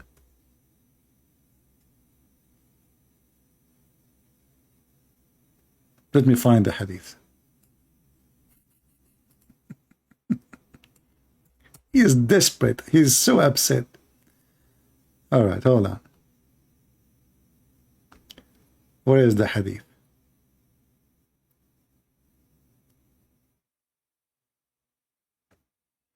Look at this hadith here. Muhammad, he is teaching people where to spit.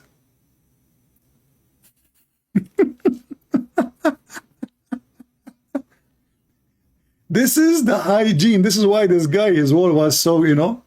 Muhammad, he teach Muslim to spit in their clothing. Brother.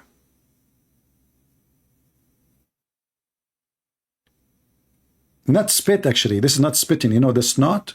The snot. This is about the snot. You know? This is not about spit. You, the translation is false.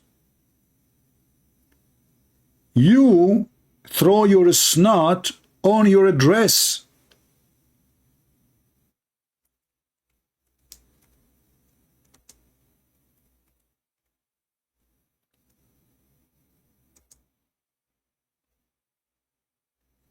So I will not be surprised if Fakira, her wall was full of garbage. It's totally disgusting. I could not believe it, how disgusting the wall behind him.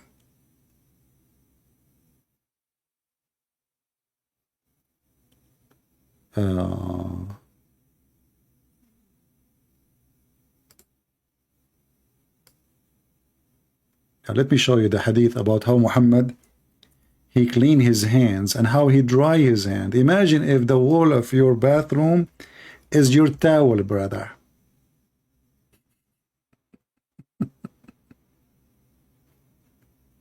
In the wall, the Muslim, they put to bracket earth. It is the wall, you idiot. It's a wall. The man, he clean his private part and he dry his hands on the wall or in the ground. Do you see it?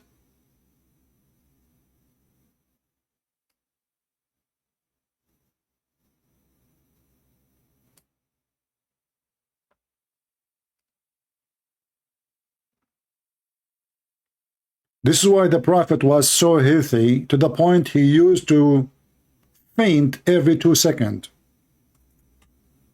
He was like a Christmas tree in the Middle East. Electricity keep going in and off.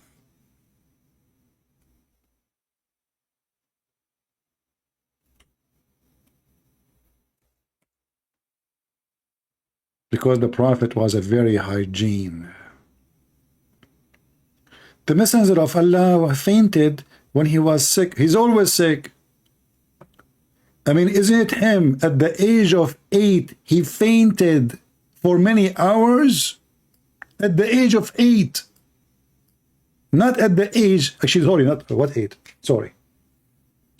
This is my mistake. I think he was like 3, 4 years old. He fainted. Even the woman who is there, she thought he's dead. That's why as soon he woke up, they took him to his supposed family, and they told them, I cannot keep him here. We were afraid he has almost died. Since he was a kid, he have a, you know, obviously he have a mental issue, he have a brain issue. You can say epilepsy, I don't know what it is. But the guy, he faint in a very early age. And he always faint. And his muscles, his neck, his body, he would start shaking and go crazy. And here the story in front of us, the prophet fainted when he was sick. Then he woke up. And, you know, I mean, you see the story here. I mean, it's very funny. I don't want to repeat it 1,000 times. He said exactly the same sentence. Is the time from the prayer is, you know, had come?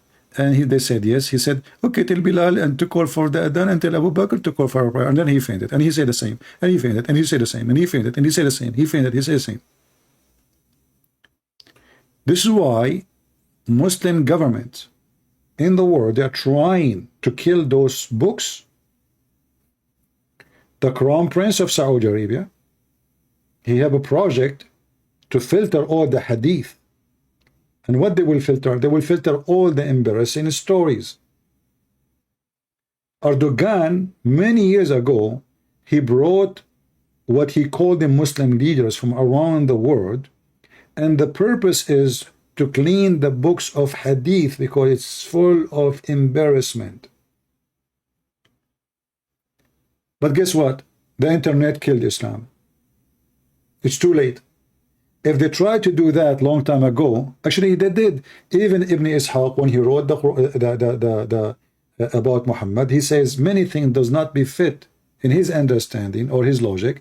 With the Prophet, he did not. He took it off. So there's a lot of missing stories we do not know. He decided to take it off because it's horrible. So this is after the filtration. What we have now is after the filter of the filter of the filter of the filter, and until now the Muslim trying to filter more, because the more people get educated, the more they see how stupid Muhammad is. The Muslim, they say, even the Muslim, they claim that Muhammad, he healed people. This is what they say. Go ask them. Well, if Muhammad, he healed people, how come he could not heal himself?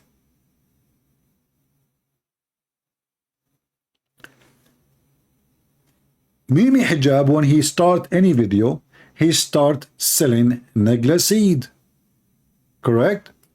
Negla seed. Like Lili Dawha, he sell halal food, halal cat food. I never heard of a cat eating halal food. But everything is possible in Islam. This is because those cats are Muslim cats, brother. They will not eat any food unless it is halal food. She is a good Muslim female cat. And maybe soon Lili Dawha will start selling halal, what they call this thing the women they use for their period? I don't know, whatever. He will start selling halal diaper for Muslim cats.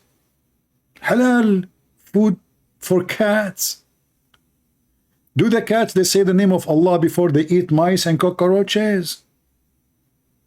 Is it halal to eat a mice and you are a Muslim cat? Huh? Meow. Yeah. Let us go back to this poor drama.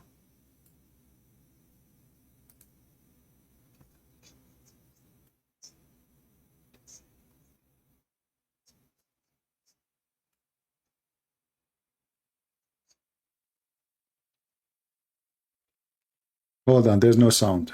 Okay, go. Before you start saying there's no sound, here we go. Let's fix it. Not be misled simply due to the fact that they don't know any better. They're simply trusting people who have, for whatever reason, become popular. These are the issues I have. Number one, the points that were made in that in that particular video were of a low quality. He was making subpar points one after the other. So the reality of the specific points that he's trying to criticize and belittle will be dealt with in another video, inshallah. The Salafi Mutakallimah. It's obviously a bid to try and make himself self-importance, like he's the one who's coining terms that he can now use for other Muslim people in order to stigmatize them. So he claims that Abdurrahman is coining this term for self-importance and in order to stigmatize other Muslims. Meanwhile, this is being posted to a channel called SP Files, where people such as myself are being labeled super Salafis to be stigmatized. I'm not part of SPubs. I've never been part of SPubs. In fact, I have many videos on my channel against SPubs. Yet just because we criticized Ali Dawha. Listen, in the beginning he started praising SPubs. At the end he says he criticized SPub. So look like every Muslim criticizes every Muslim. Every Muslim he claimed that he is the one who have the true Islam and the rest are donkeys. Do you see how stupid this cult is? Each one of them, he claimed he is the one has the certificate from God to explain the correct Islam. The rest are donkeys. So each one of them, he make a video against the other one.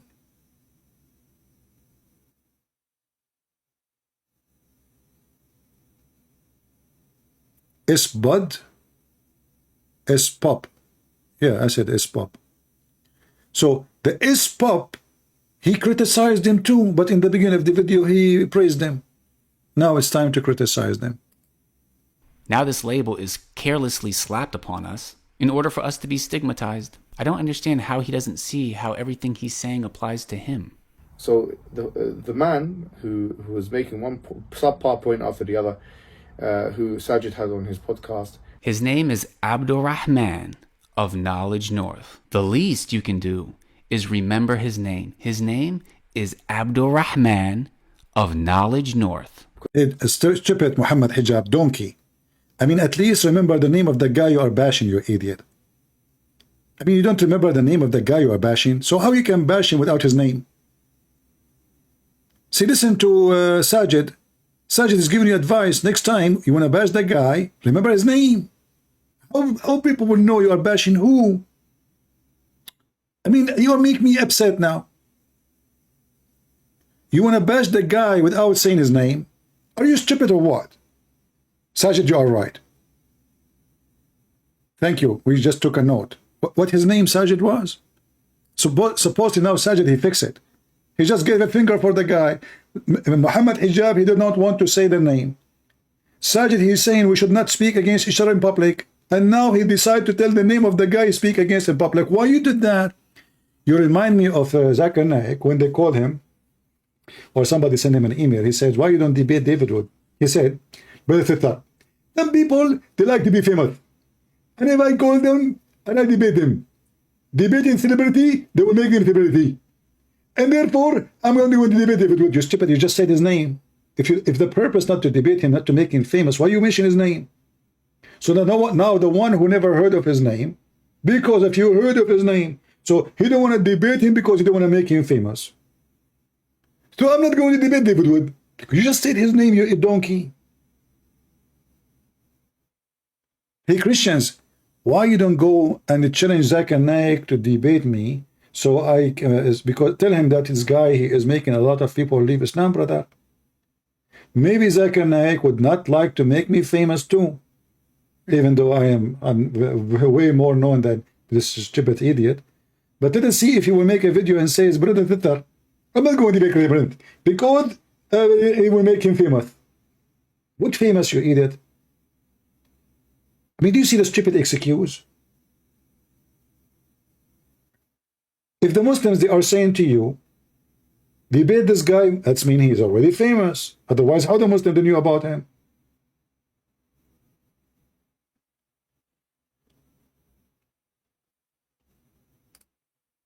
Of Knowledge North. The least you can do is remember his name. His name is Abdurrahman of Knowledge North. Because he doesn't understand the language of the people of Aqeedah of the past, of the people who wrote the philosophers or whoever mutakallimin. Doesn't understand the language, or potentially does understand it but doesn't understand the overarching point. Muhammad Hijab doesn't even know his name. Why does he think he knows Abdurrahman's level of knowledge?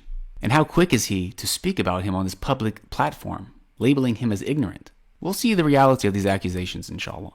I'm sure Ali Dawha, spoken to myself, totally accepts that there were some off-key moments. You know, okay, no problem. Yes, the attitude, the general attitude and the behavior was overcooked. MashaAllah, like I said, Muhammad Hijab, you got to give it to him. He has an extensive vocabulary. Now, what words did he choose to describe Ali Dawah's debate as? Off-key. Overcooked. Off-key. Well, if you agree that there were issues, then why not just take the advice that we gave in the video? Why start personally attacking us? And mind you, again, Ali Dawah did not show any sort of remorse for his behavior. In fact, he was doing the opposite. He was gloating. And the people around him were celebrating and promoting this as some sort of victory. This happened in front of over 200,000 people. Why can't the Listen. I don't like what you are saying, honestly. I think Ali Dawah is more decent than you.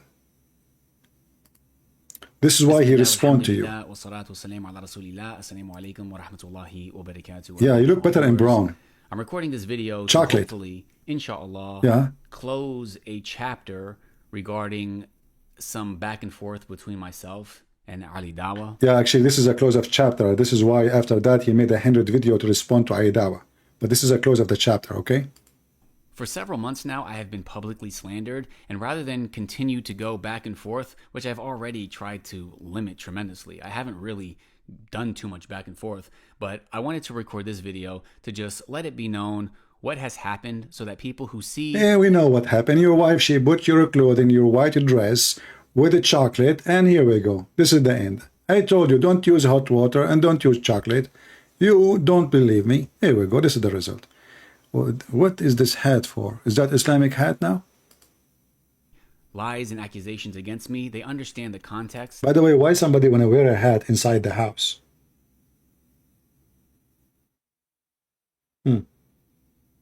Okay. I mean, things happen. And they don't believe everything that they read or hear. I wanted to at least put the truth out there as my final words regarding the situation. What? Now, this does not mean I won't address any misrepresentations regarding the religion of Islam, because correcting such misrepresentations is an important part of our religion. And one of the tactics that people use to keep themselves from being corrected is they will bully and slander people. They try to make their lives as miserable as possible to keep them from speaking up. So I'm not going to give in regarding the religion. However, I'm talking about personal attacks, personal slanders about me. What? After you see what I'm about to present in this video, inshallah, you'll understand. What they said about you? Firstly, I want to go back to December 13th, 2021. History is recorded, brother. December 13th. It's a point, This will remind me of an Arab guy. He, the Arab, they have a tradition. If you farted, that is like a point of history. So the guy, he was sitting between a bunch of Abdul and he farted. And then his name is Hamad, which means Muhammad. So Hamad, he farted. And Hamad became famous, the guy who farted. They don't even say his name no more. So Hamad, because now he became like a point of humility, he decided to migrate and leave the land. And he stayed away for 40 years. He came back after 40 years. He missed his people. He want to see what's happening. So he saw an old woman next to the water well. Very, very old woman. He said to her, he looked at her, he recognized her. He said to her, aren't you the mother of etc. person? She said, yes, I am. He said how old he was. How old is he now?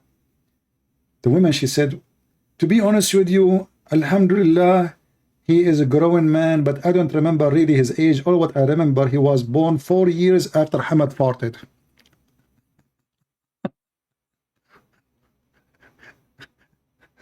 No, seriously, 4 years before Hamad farted. So the guy, he went away for 40 years, and now his fart became a point of history. The woman, she don't remember when her son was born, but she remembered that it was 4 years before Hamad farted. The guy, he went away for 40 years hoping they will forget about it. He came back after 40 years as an old man, and the woman, she is very old now. And she don't remember the date, the year, the month. No, she remembered that it was 4 years before Muhammad fought it. And now, those Muslims, they took a point of history. Apostate prophet, he debated this, you know, blah, blah, blah, blah. In which date, brother?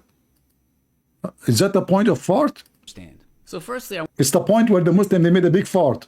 I want to go back to December 13th, 2021. Our sister in Islam, Millihan, went on the so-called Apostate Prophet's channel. The video is called Interviewing a Female Muslim Convert. Now, we should not be watching or promoting Apostate Prophet's channel. Really? I already have a video up explaining what scholars of Islam say about Guys, we should not promote him. You see the intelligence? By the way, we should not promote him, okay?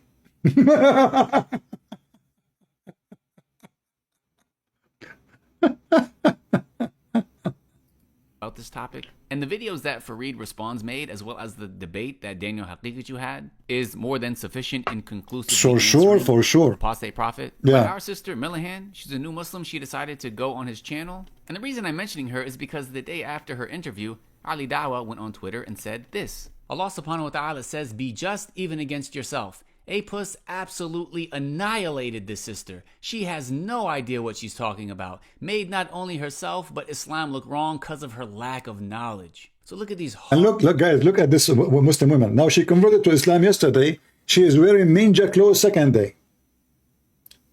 This woman, I saw her, you know, she is obviously, you know, she is seeking attention. She is not able to get married. She don't look good. You know, she have many problems. And, you know, here we go. We convert to Islam. A Muslim will marry me. I don't know if she will find somebody to marry her. But anyway, look what she's wearing. What happened? Is that halal, by the way?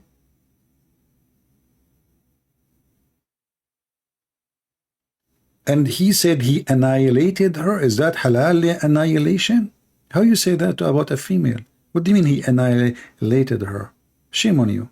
This sister. She has no idea what she's talking about. She decided to go on his channel. And the reason I'm mentioning her is because the day after her interview, Ali Dawha went on Twitter and said this. Allah subhanahu wa ta'ala says, be just even against yourself. Apus absolutely annihilated this sister. She has no idea what she's talking about. Made not only herself, but Islam look wrong because of her lack of knowledge. So look at these harsh words Ali Dawha has for our sister Millihan, whose picture he has up on this tweet. He further says, she got destroyed. I'm sorry. She should never gone on there. Some Muslims just do silly things which make Islam look bad. Most things she said was against Islam. He responds to AP saying, the only people you can humiliate is new Muslims who are women. So as hey, Lily Dawha, what about you give me your Skype, you and your boyfriend Mimi Hijab sit next to you.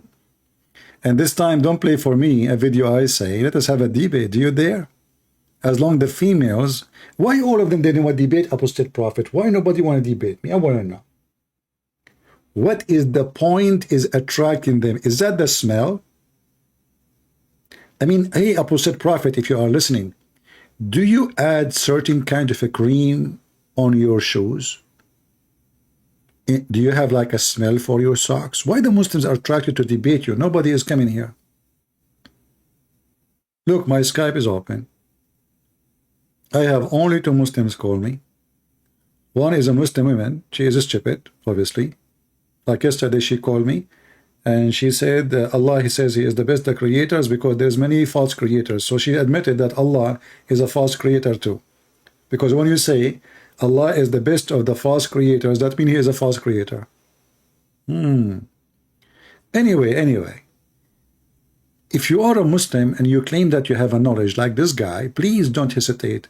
Invite me to your channel. I will call you. You go live in your channel. I don't mind. But you have to have a famous like this guy, you know. If you are a famous Muslim, I will famous you more. I will make you way more famous, especially when you defeat me. Look, this guy, he wears chocolate uniform for a reason. His life is like honey. But is going to stay this way until he debate me. After he debate me, his wife, his life will be the opposite. So tell us what happened now. What is the point of this? Until now we are listening. We heard nothing. What happened exactly? as we can see, these are some really strong words of Ali Dawha publicly condemning Millihan. And it's not that he addressed anything that happened with knowledge, but rather he just said that AP annihilated her. She has a lack of knowledge. Muslims do silly things that make Islam look bad. And he dismissed her as a new... Like who? Like what? Why you don't say to him, aren't you the one who says the Quran miracle debunked? Isn't it him who says that God cannot enter his creation? And later in different video he says Allah enter his creation. Why you don't make a video about it? Come on, man. I didn't teach you. Get him busted. Make a video about what Lili Dawah, he said all the poo-poo he did, so you can drive Mimi Hijab and Lili Dawah more crazy. Who is a Muhammadan would like to call me? Mayday, mayday. You see, I'm tired right now. I'm speaking for many hours. So this is your opportunity to get me busted and win and bring victory to Allah. Not to forget to mention to you, if you call me and you bring victory, or even if you lose, Allah will extend the size of your penis.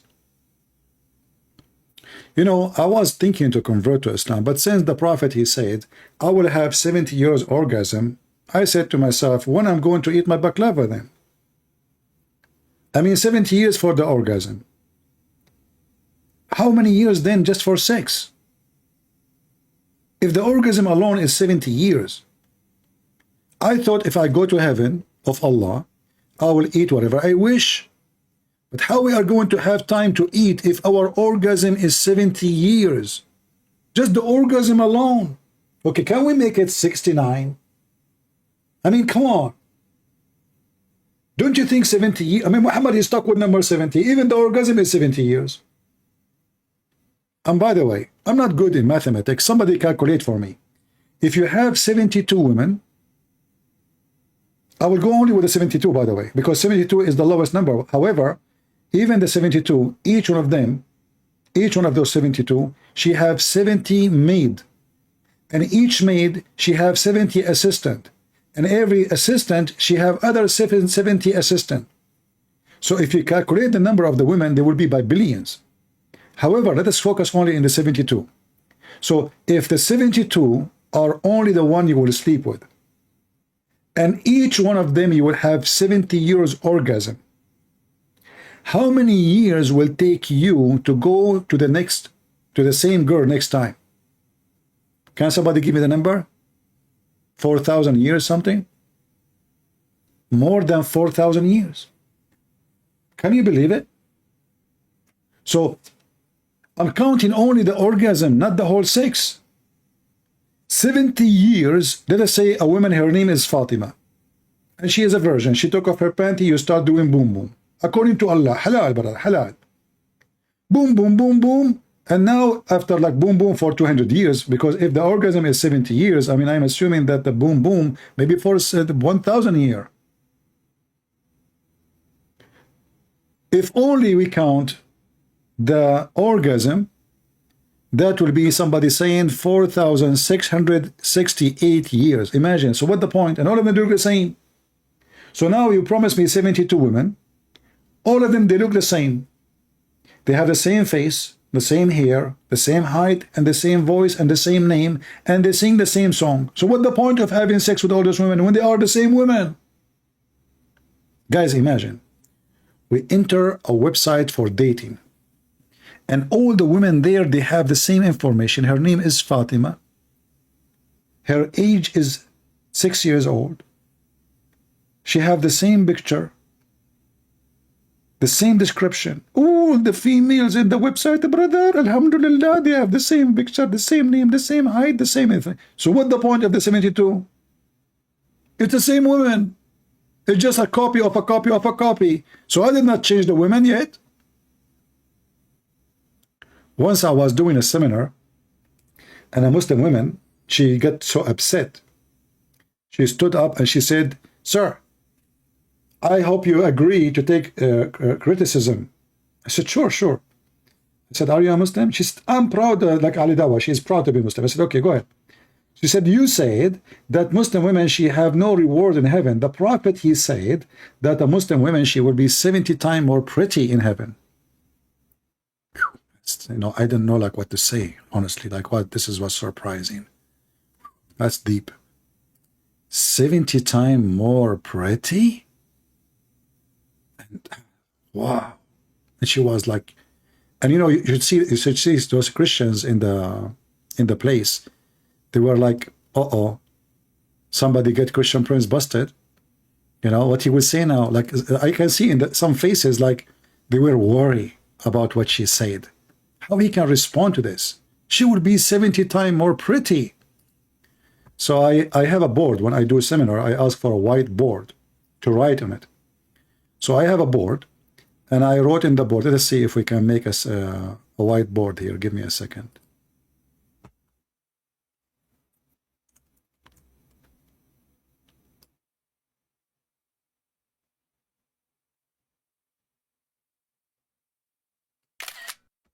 All right, we took a screenshot of a whiteboard so we can expand it in the screen.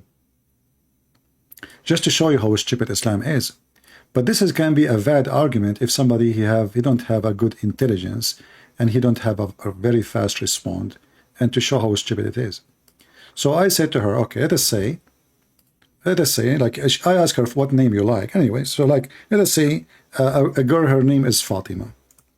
So first one, her name is Fatima. Let's change the text color. We make it red.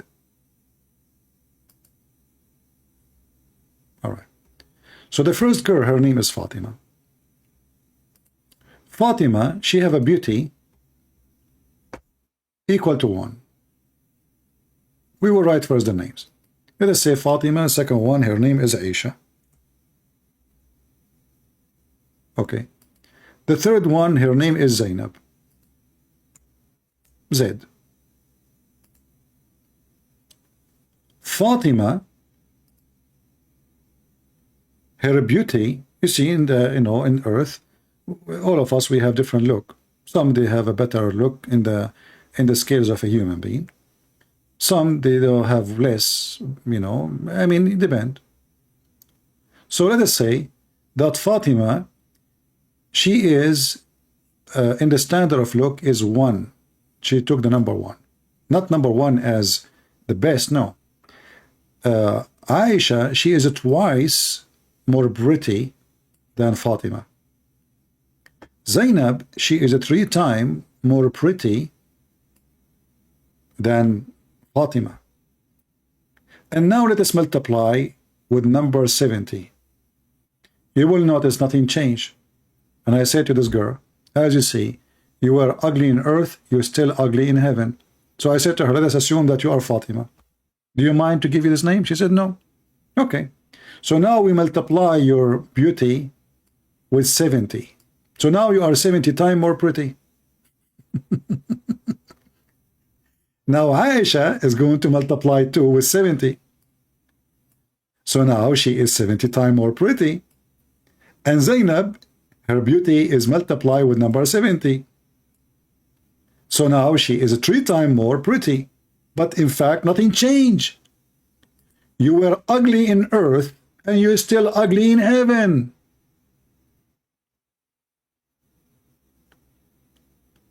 Aisha now, while you are 70 times more pretty, Aisha now, she is 140 times more pretty.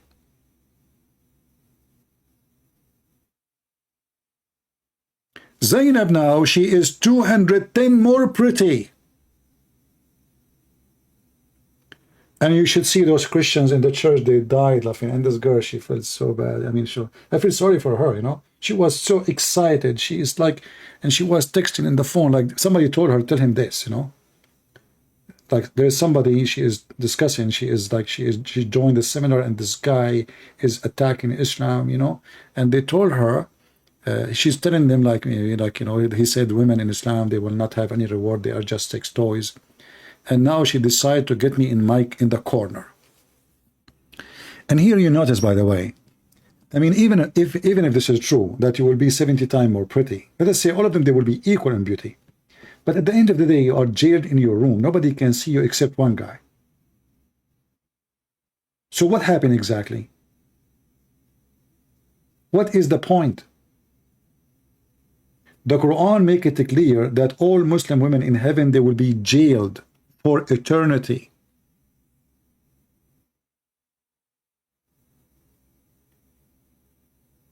for eternity.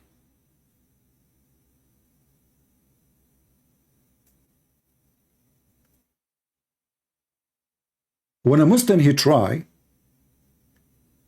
to refute you, if you are not a person who is very well educated and you are not even like, you know, we have to say that a debate is a gift. Not everybody can debate. There's people they can be good teachers, and there's people they can be bad teachers, even though both of them they graduated from the same school.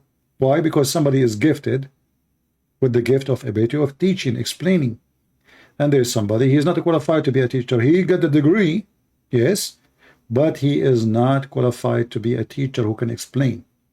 He can provide the information, the same as the other teacher, but he cannot make the information go to your brain easy. For his education ability is limited. Not because he's not educated, no. Education ability, which means to educate you. There's a gift. There's somebody have a nice voice. He sing, you enjoy the voice. But all of us, we have voices, but there's somebody have a gift. So God gave us gifts and we better use them. And most of us actually, we don't use our gifts and we depend on somebody else. The Muslim, they assume that all your gifts are dead and you are ignorant.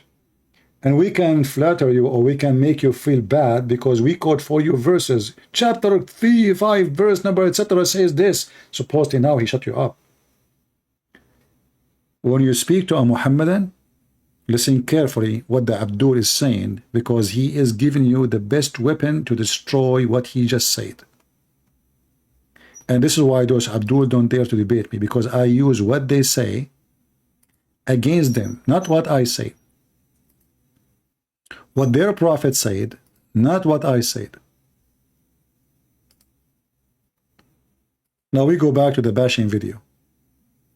A Muslim who is a woman, and all of this happened in December 2021. Fast forward about 2 months later, and now Ali Dawha decided that he wanted to go on and have a discussion or a debate with the so-called apostate prophet. The video on his channel is titled Ali Dawha vs. A Puss. Full debate. Hilarious. Here we have Ali Dawha being fed grapes. It says a puss broke down and it shows some photoshopped tears coming out of his eyes. The video on Ali Dawha's channel currently has about 209,000 views, and the video on AP's channel has about 238,000 views. Together, we're talking about almost 500,000 views. Now, there is a very important principle in Islam regarding enjoining good and forbidding evil. Allah tells us in the Quran, "And let there be arising from you a nation inviting to all that is good, enjoining what is right and forbidding what is wrong, and those will be the successful." So there is a what is right, you know, to cheat in your wife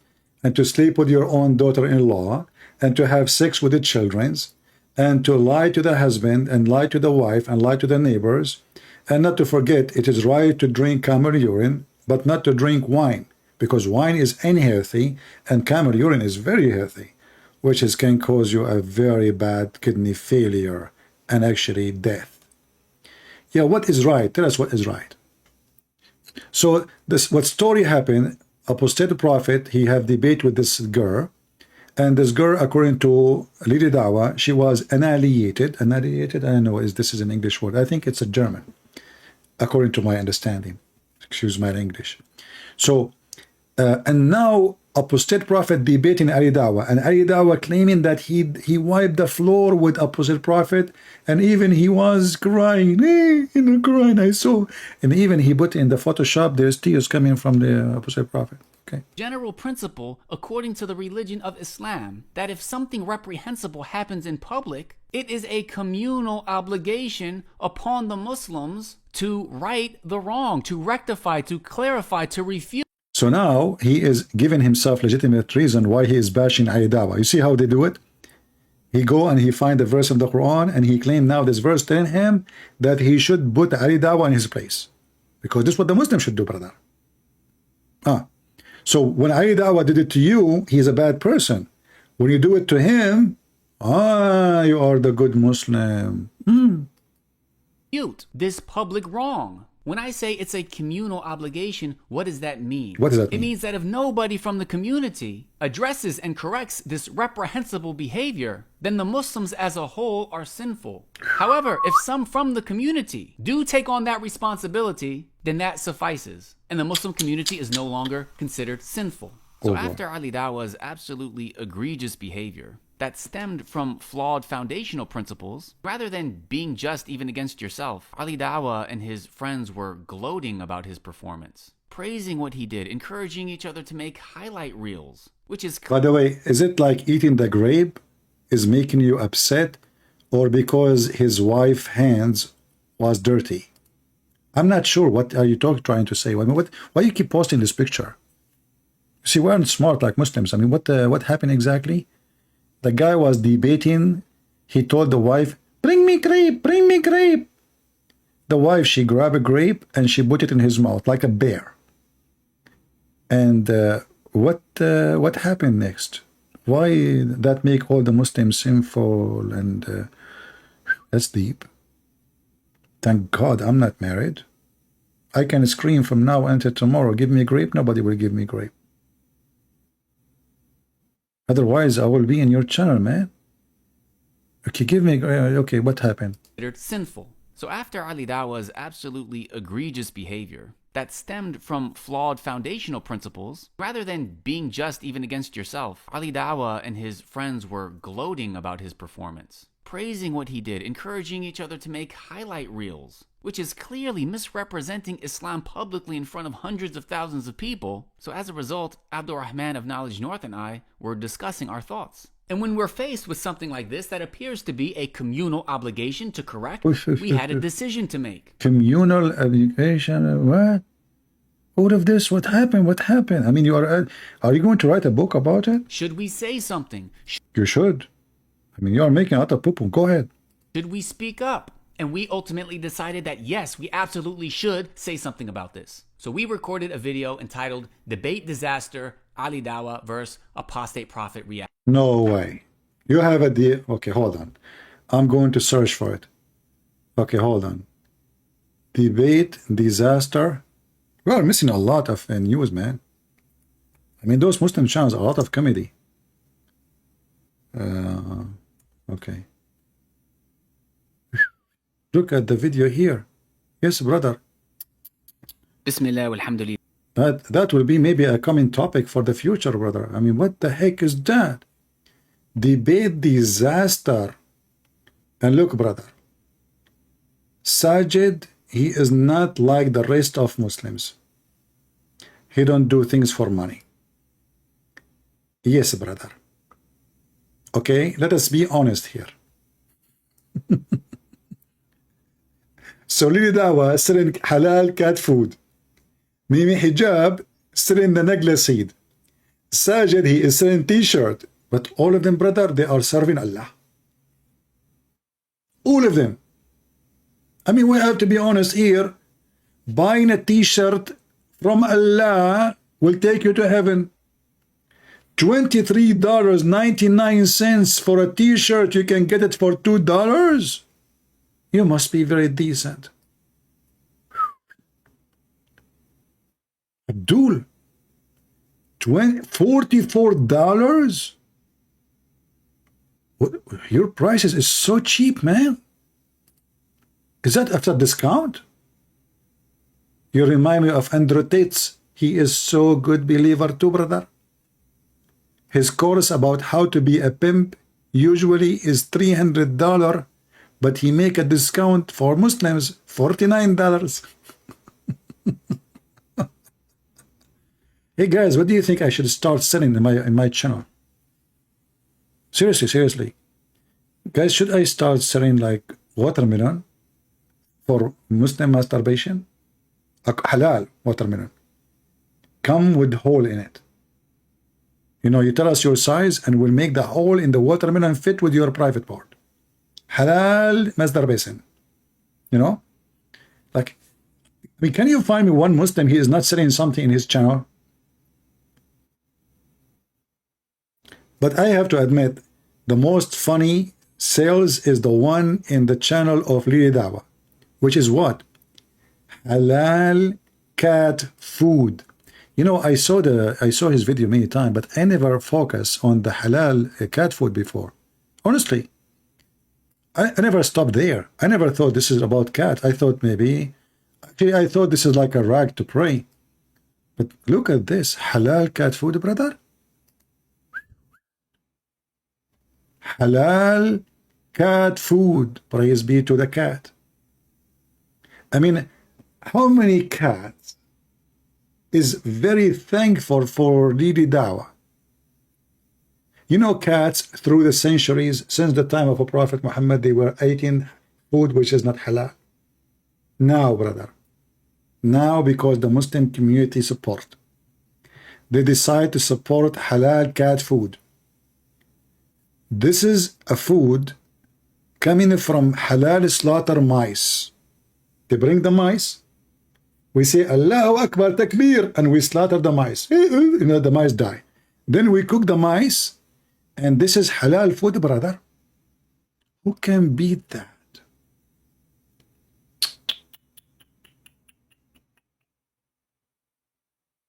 So one selling t-shirt, the other one selling negla seed. I don't know what to sell. I'm out of options now. Hold on, I will find something to sell. Hold on. What to sell? What to sell? What to sell? Camel urine? Even they sell that. Oh, they took all the market. I don't know what to sell now.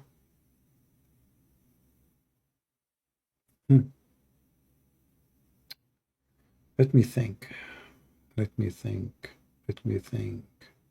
I will write a book, halal book, about how Muslims should bash Muslims.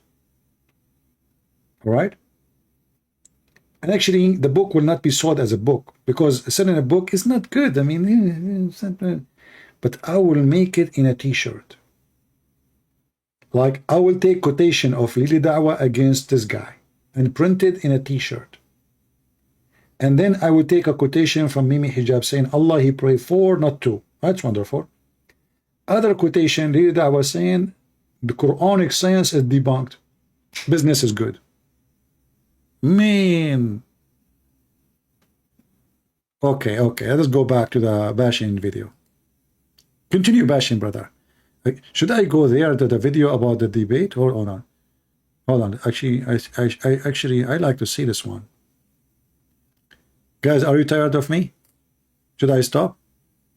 If you want to fire me, just let me know. I will go, honestly. Just say, Christian Prince, you are fired. I will stop. I will hang up. I will go. Let us make a vote, by the way. Who want me to stay and who want me to go? If you like me to stay, give me 1. If you don't like me to go, give me 2. And let me record the voting, you know, because we are Arab, we support voting rights. We are very supportive people, you know. So if you like me to stay, give me 1. If you like me to go, give me 2. Okay, we have 1 like me to go, 1 like me to stay. Okay, 1, 2, 3, 4 like me to stay. 30, 40, 50 people like me to stay. Okay, I see. And the majority are saying stay. Well, I have a bad news for you. We are Arab. We don't go by democracy. So we don't care if you say 1 or 2 anyway. Have you ever heard of an Arab? He believe in democracy, brother. Are you crazy? I mean, are you really drunk? Do you really, your vote will count with someone is an Arab? Are you crazy people? What's wrong with you? What's wrong with you? I thought only Muslims drink camel urine. What's wrong with you? Unbelievable. They believe that there's voting in Middle East and they don't vote. You agree with them, you live. You don't agree, they shoot you. What the heck? They start voting and they believe it. It was a trick. We don't believe in such a thing, brother. This is insult. This is insult to civilization. If you're voting, we don't agree with voting. Haram. This is kuffar thing. Haram, brother. Bid'ah. What the heck? We cannot do what the infidels did do. We drink camel urine and we are proud of it. And actually, this explains why your intelligence is not so good. Those Muslims, look, they are so smart. So what happened in that debate? Tell us. reaction. That video was a knowledge-based response. I never said anything like AP absolutely annihilated him, like he said about Sister Millihan. On the contrary, I made it clear that AP didn't come with anything. But we needed to publicly clarify how Islam was being publicly misrepresented. But how did Ali Dawha react? He has been non-stop slandering me ever since, calling me an opportunistic backstabber. Why? Is it because I criticized him? No, it's because I publicly criticized him. And this is where things get really dangerous. Really? Because public criticism is not only from the religion, but in certain cases, it is an obligatory part of our religion. So here we have Ali Dawha painting something that is actually from Islam as being treacherous. Not to mention it's something that he himself regularly engages in. What I'm going to show next is just a fraction of the slander he's been throwing at me for months. He tweets, "Can you imagine I go live Friday, he films and edits Saturday, and first thing Sunday morning, his backstabbing video was public? I like the way you shake your head. I mean, we just made a video about the LGBT. Or okay, why you are shaking your head such a way? What is that? Okay. Of the slander he's been throwing at me for months." He tweets, "Can you imagine I go live Friday, he films and edits Saturday, and first thing Sunday morning, his backstabbing video was public?" I mean, are you seeing Ali Dawha in your dream, man? He's right. I mean, the first thing, you woke up in the morning, you start doing a video for him? Before even you brush your teeth? Huh? I mean, he's right. The guy, he just was defending Allah. Instead of supporting him, you made a video to bash him. And he bash him in return. And he bash you in return. And you know, the bashing community. Listen, brother. Let us read the truth statement from brother Lili Dawha. Can you imagine? I cannot imagine. Honestly, I cannot imagine that the Prophet, somebody took hair from his anus and he controlled him by black magic. I mean, you see what? I don't go to the barber shop, even though he don't go to that area. He cut my hair head, right? But I don't go there since I heard the story. I mean, imagine you go to barber shop and the guy there is a Jew and he takes some of your hair. And then he control you by the remote control of a black magic. This is the hair of a Christian prince. Shut a boot at the boot. Christian prince now under the control. I mean, have you ever heard? Can you imagine, brother? And then the guy, he throw the hair in a whale? Like, what the heck? And then the angels, they came from Allah. And the first one, he said to the other one, what's wrong with this Abdul? Which means Muhammad. The other Abdul, angel, he said, he is under black magic. What the heck? I mean, this is all the true story. So when Lili Dawha says, can you imagine? I am with him all the way. I go live in Friday. He filmed and edit Saturday. First thing Sunday morning, his backstabbing video is public.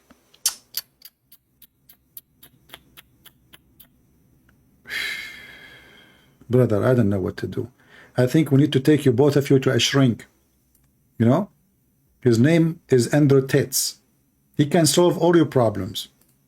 LOL, he has my number and all his points were baseless. They even defended APUS, at Sajid Lippum, hashtag backstabber. And he posts this YouTube video with a thumbnail, backstabber or well-wisher, where Muhammad Hijab continues the slander. I respond basically saying, this is not personal, this has to do with the religion, and I expose the fact that people use these bullying tactics to keep people quiet, when they publicly have egregious behavior that deserves to be corrected. Muhammad Hijab responds saying that I have obsessive behavior. So of course, this back and forth is garnering a lot of attention, and it eventually leads to Sheikh Uthman making a statement about it during a live stream. And then that statement of his is isolated, it's turned into its own clip, it's sensationalized. And even though Sheikh Uthman did not want them to do this and asked them to take it down, they didn't take it down. It's still up. It has over 200,000 views. But it created this new narrative that Muhammad Hijab, Sheikh Uthman ibn Farouk, and Ali Dawha, they want to reconcile. But Sajid, he's against reconciliation. And this is a narrative that is still being pushed, which is a very common tactic that people use when they are refuted. Don't believe me? Ask Daniel Haqiqatju. I've had several conversations with him about this because when you publicly enjoin good and forbid evil, and you publicly correct or warn against the mistakes of other Muslims in public, there are all types of tactics they'll use to reconcile. But what does reconcile mean? To many people, reconcile means don't say anything about my mistakes. Isn't it your prophet, he says, in the case of reconcile, you can lie? So lie to each other. Why you have to be, come on. Isn't this what your prophet said? I challenge you to say I'm not saying the truth. Have you ever heard of reconciling by lying? This is called re-lying, not reconcile. Whatever mistakes that I publicly make, you can come to me privately, and bam, problem solved. A lot of you probably wouldn't even believe the extent to which people will go to try to get other people to stop refuting their falsehood. That's done in public. And these tactics seem to work for a lot of people. But there's two things to keep in mind here. Number one, you don't have to reach out to somebody privately when they do something publicly. And number two, unfortunately, oftentimes there is this pattern of behavior where private advice doesn't work with certain individuals. Of course, we would all prefer to reach out to somebody privately and then they write all of... You are boring, man. I mean, say something funny. All what we hear is you bashing him and him bashing you. Say something funny for us. Okay, get there. Maybe here. Let's see. The video called The Muslim YouTube Industry Exposed. And I didn't mention Dawha or Muhammad Hijab. And so do you deny that you have an industry in your channel? Do you deny that you turned religion into t-shirt sales? Can Lily Dawha deny that too? Isn't it this is your channel? Shop Sajid Lifam Store. By the way, brother, do you have sardine?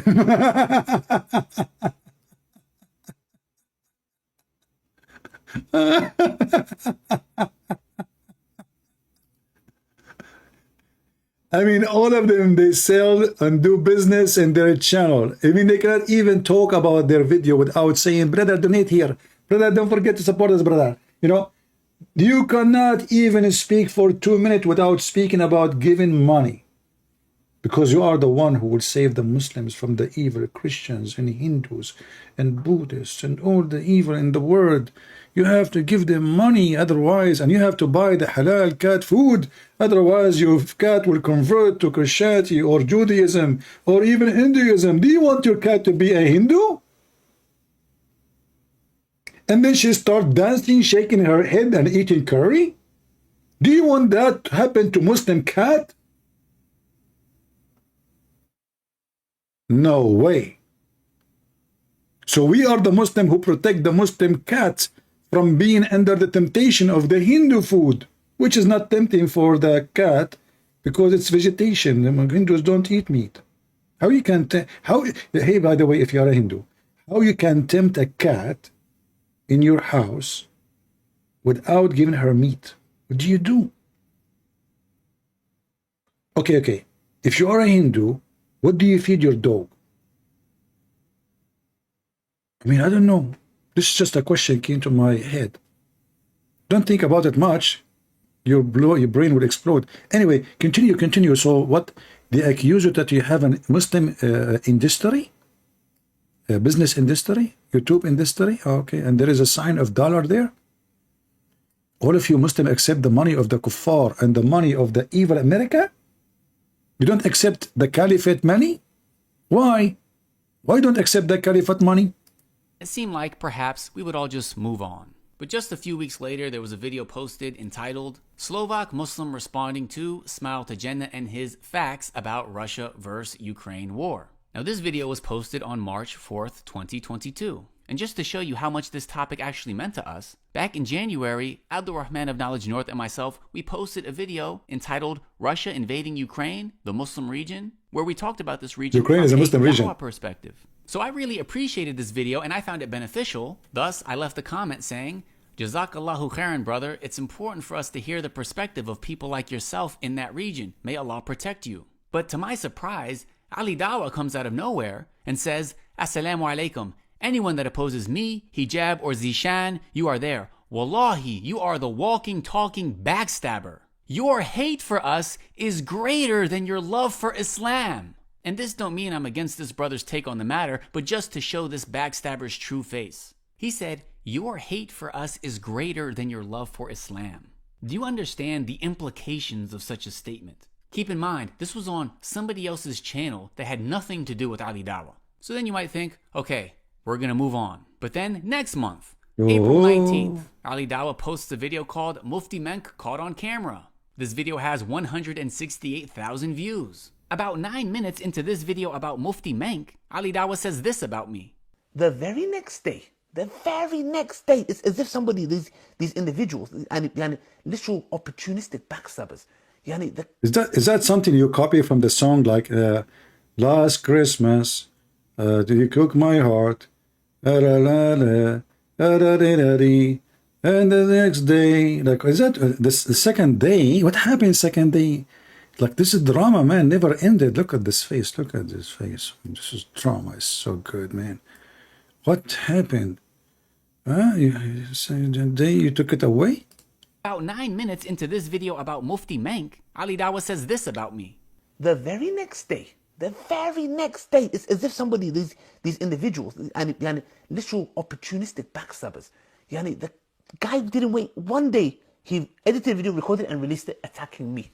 And not only attacking me, defending the guy that I apparently slandered him, yeah? Now... Apparently he slandered him. Why a Muslim he's slandering a Muslim? Apparently I slandered, so he admit. Okay. These kind of individuals are backstabbers, opportunistic backstabbers. Who are these people? These are people who are waiting for your mistake. They are looking. How can I catch him? When can I? They are looking for your mistake. So you agreed that he is right. You have tons of mistakes because he's not looking for your right. He's looking for your mistakes. If you don't have a mistake, you cannot find anything. All right.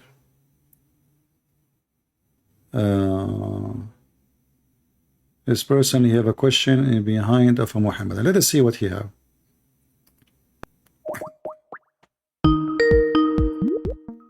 Just as a break from Lily Dawha and her friends.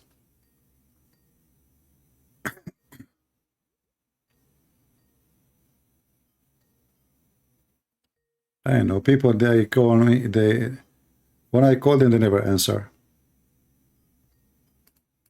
Okay, my friend, I have to block you. My friend from Ethiopia. I called you twice and you never answer. Yeah, here we go. You're just disturbing me and, wasting my time.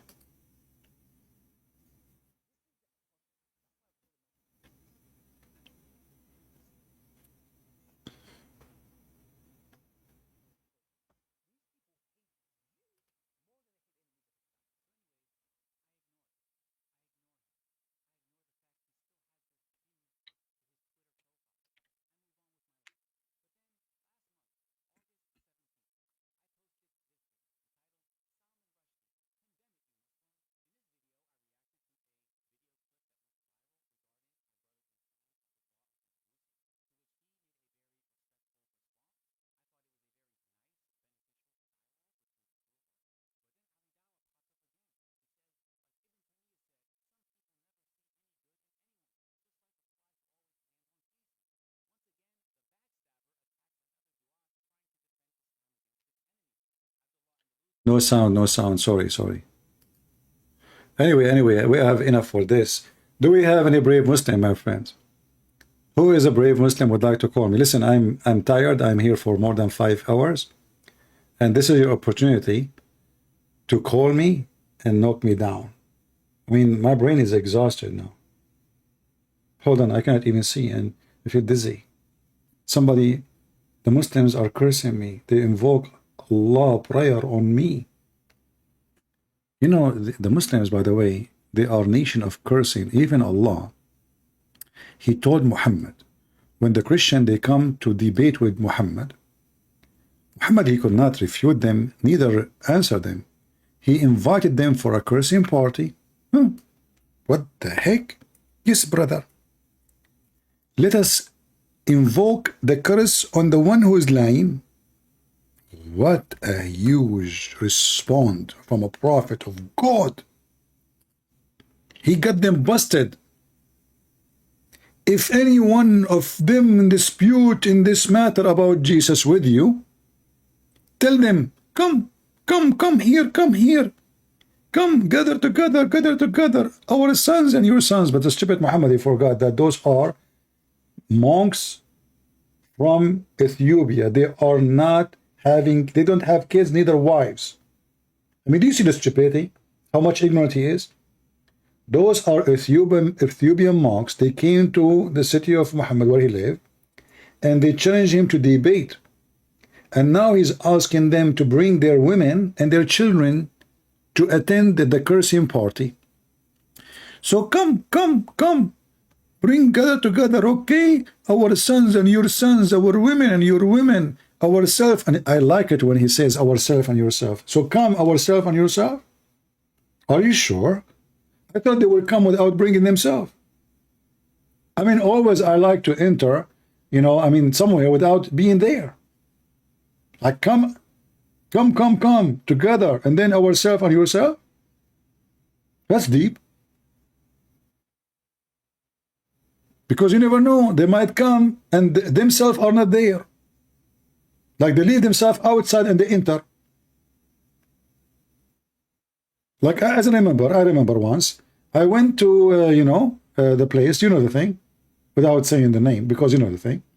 So I went there and I said to myself, I don't want to get in, but I have to get in. So what I did, I went inside without going myself inside.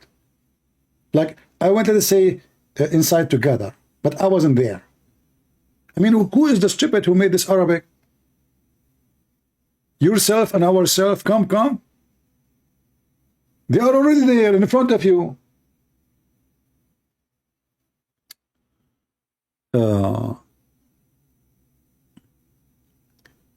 According to Mubahala, a person and his family, they dies. I made Mubahala a million times and nothing happened to me. Allah, may Allah cut my nose if I'm lying. Oh. May Allah cut my toes if I'm lying. May Allah cut my internet if I'm lying. Oh, the internet is gone. What happened? What the heck? True story. There's a family, they died after the Mubahala. I'm very, very, very convinced that the story is true. Christian Prince, first of all, this is a true story. And I can do a true story. That somebody did Mubahala with me. And in fact, all of them, they died. Zakir Naik, are you sure talking about people who they are people, or you are talking about a mice who ate a poison food? Christian Prince, respect yourself. When Allah is in the Quran, it's true. But I keep saying this for the last 70 years, 80 years, before I was born. Even when I was, before even my mom, she gave delivery for me, I said to myself, may Allah keep me here if I'm lying. And I was, by the way, lying at that time because I don't want to stay there. And Allah did nothing. The first thing happened, there's a woman, she put her hand inside to grab me, I took her ring. Then she put her hand again, and I took her bracelet. And it bite her hand. She took her hand again, and I took her cell phone. And nothing happened. I mean, how many people they curse Muhammad and they lie at, like they lie about Muhammad, say Muhammad is a good guy. Nothing happened. Why Allah don't punish them? But I can show you that Allah, he punished Muhammad. Isn't it Allah, he said, if Muhammad is fabricating Quran, Allah will cut off his artery? Is it true?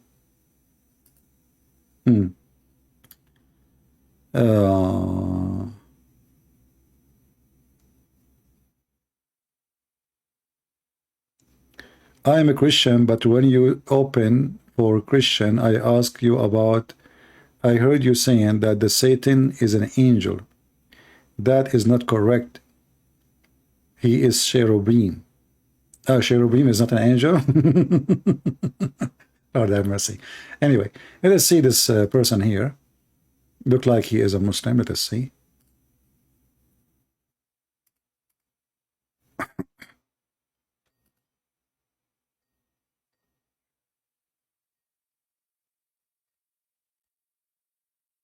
Hello?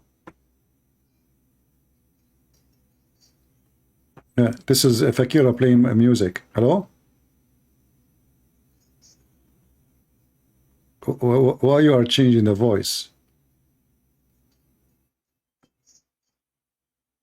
Yeah, stupid. And he's playing for me Indian music.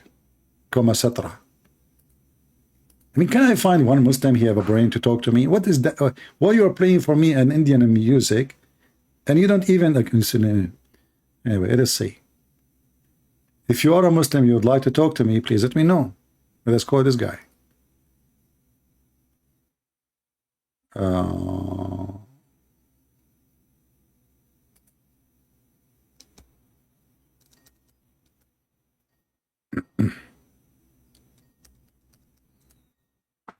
Let's hope this guy will answer.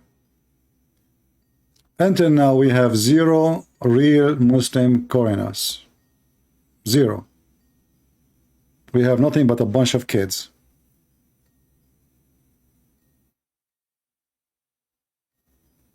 And this guy is not answering too.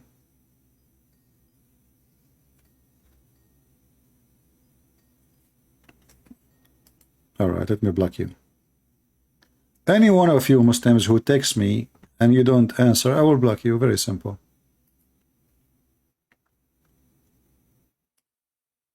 Here we go. You're blocked. Do we have any brave Muhammadan?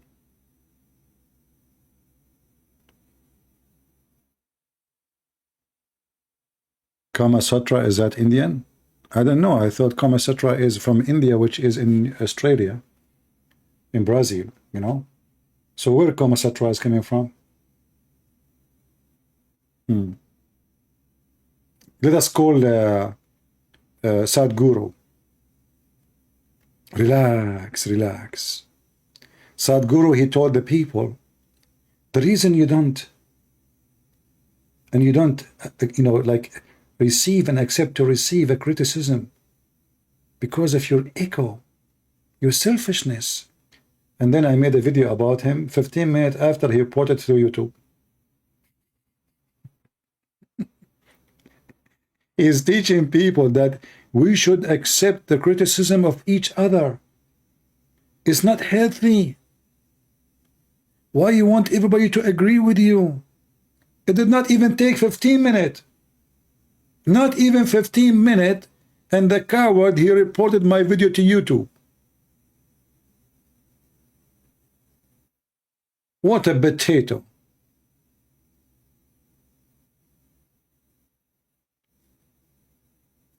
Do we have any Muhammadan? Anyone?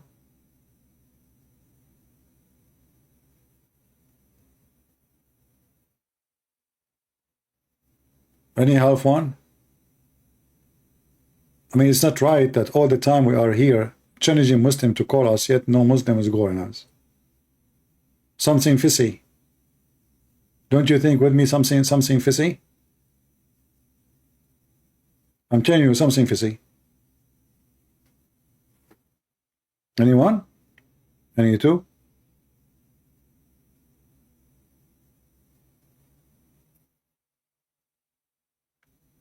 No, you see, everybody have his market.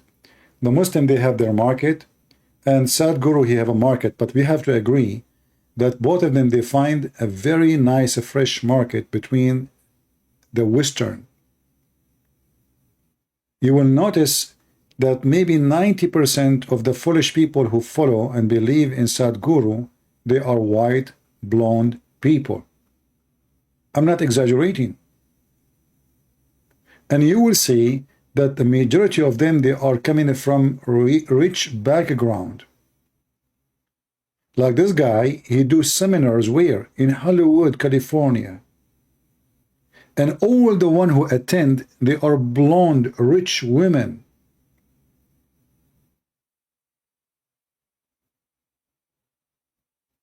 So I find always a form of pattern of stupidity in the society.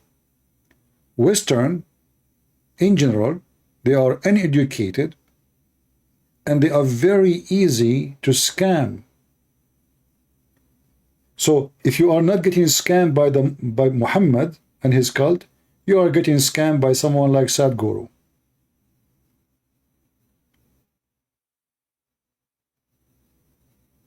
The guy, he claimed that his method can fix the universe, but he live in the most miserable country in the world, maybe. What about you fix your country first? I don't have a problem with yoga as a sport. I have a problem with yoga as a stupid philosophy because it's not true. It's not exist. When they ask, you see, if yoga is something good, I will give you an example. They ask him about why and how his wife, she died. He said, and you can watch the video, that his wife, she decided to end her life by yoga.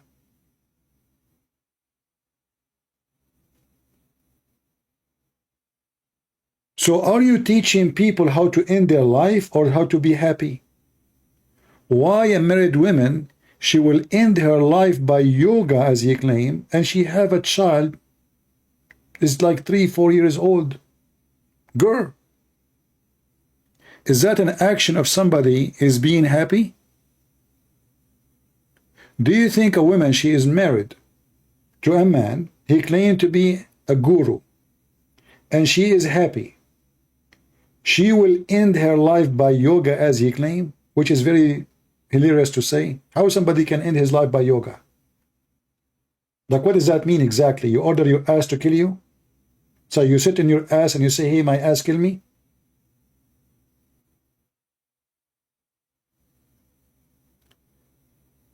So the scam target, it can be, even there is some Christians who they claim to be Christians, priests, they are scammers. The same garbage. That's why the Bible warns us, from their fruits you shall know them. Somebody, he claimed to be a Christian priest serving God, then he have big villas, expensive car, he don't fly normally, he want to take a, like, there's a guy, his name is Mr. Dollar. Dollar. Even his name is Dollar. Can you believe it? He told him that the Lord told him that he should buy a private jet. I mean, it's true. It must be Jesus told him. Jesus come to him in the dream, in the vision. He said, listen, Abdul, you need to buy a private jet. I mean, how he can be a priest if you don't have a private jet? Just think about it. It's not even right, brother. And then he went to the church, and imagine there's people who they are naive, they believed him. I mean, not even a single person, he says, man, you are a big fat scammer. Isn't it obvious? So there is people who they are using religion to scam people everywhere. Muhammad is the one of them. And we have many priests like Muhammad. They are just doing business. And there is Hindus, they do the same. Because all of those people, they are looking for a victim. Do you know the hadith? Does it say Muhammad saw Allah in the form of a pig thrown? Yeah, the Muslim, they will say to you, this is not authentic hadith, and this is not true. As usual. I mean, we show them the it says authentic, it says etc., and still the Muslim, they say this is not true, even though if it's in Sahih al-Bukhari, right? Yeah. Do we have any Muhammadan here would like to join us?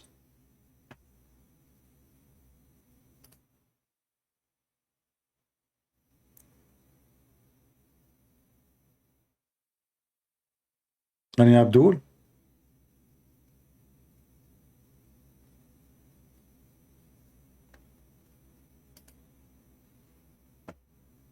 Nobody? Let us look at the Skype. Okay, nobody. You know what? I decided to come today, like in the weekend early, like in the time where it's night time in Europe, because I said to myself, today we will find many Muslims, but I forgot that today is Saturday, and those Abdul, including Lady Dawha, they are going out to see women wearing short skirt.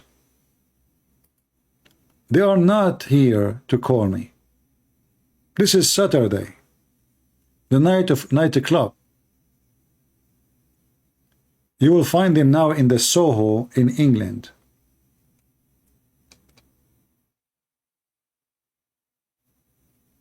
Any Muhammadan, he is here, he is not in the Soho, would like to call us.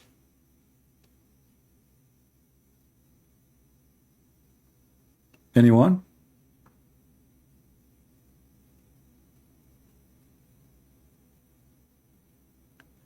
They are celebrating the Eid. Don't remind me about how Muslims they celebrate the Eid, the most ugly celebration ever. It's food, and kids, they go only to the swing, and the children, they are the girls, they are wearing long pants because they are afraid that the Muslim pervert, they will look at their girls' panties. All the girls wearing hijab. She is like 3 years old. She's wearing a hijab. She's wearing long pants under the skirt, because now she is playing with the swing. Why? Because Muslim, they will line up in the front of the swing to look at her panty, even if she is 3 years old.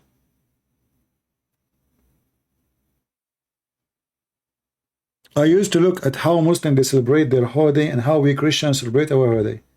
And since I was a child, I found that it is most unpleasant celebration is the Muslim celebration.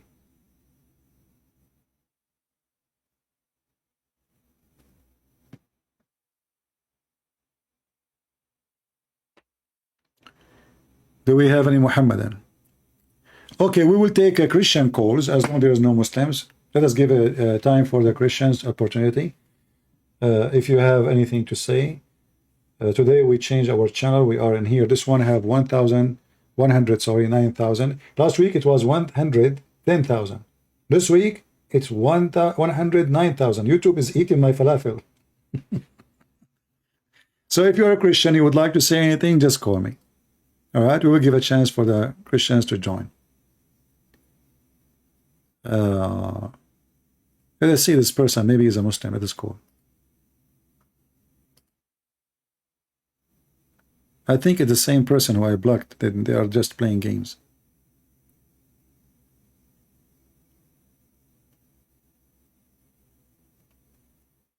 No, you cannot even reach the person. Look like he is using the internet of the neighbors as the rest.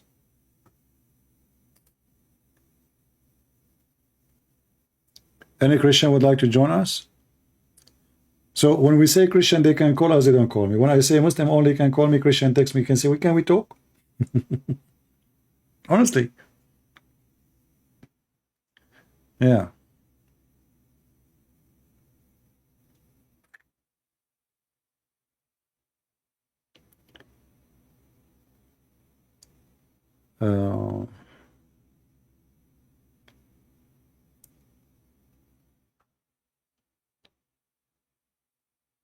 Do you believe it that I did not subscribe to my channel? Just to tell you how bad my channel is. I never subscribed to my channel. I mean, this will remind me of the guy from Indonesia who called, who challenged me. You remember the guy from Indonesia? What's his name? Insane, whatever his name. Insan, whatever. He said, Christian Prince, I will give you few questions. If you can answer them, I will give you 5 BMW. Okay, what the question? Number 1 question. Show me one verse in the Bible where Jesus says, I am a Christian. That killed me. Jesus, he did not subscribe to his channel. Here we go. Show me one place in the Bible where Jesus says he is a Christian. How in the world I can get this answer? I cannot. He got me busted. Jesus did not subscribe to his YouTube.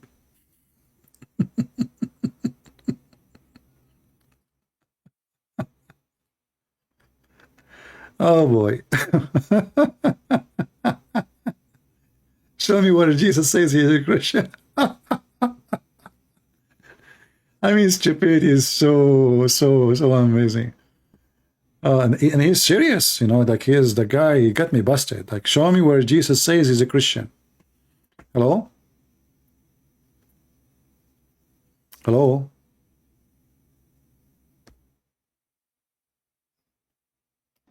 Go ahead, you are live on air. Hello?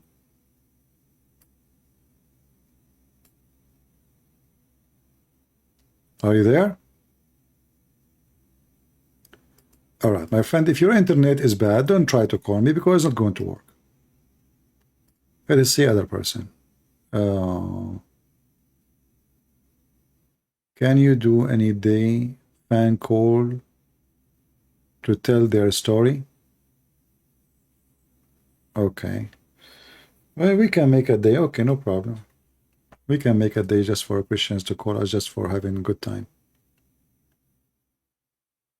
Adi want to call me? Don't tell me I want to call you. Just text me and I will call you back. You cannot call me right away because I have my list. So nobody, because you know what the Muslim do? When I start talking to a Muslim and they feel almost he is leaving Islam, they start calling, trying to drop the call, you know? But because I have a set where only people on my list they can call, or if I text them first and I answer them, then they can call. Or if I try to call them and they did not answer, they can call me. Let us see this guy.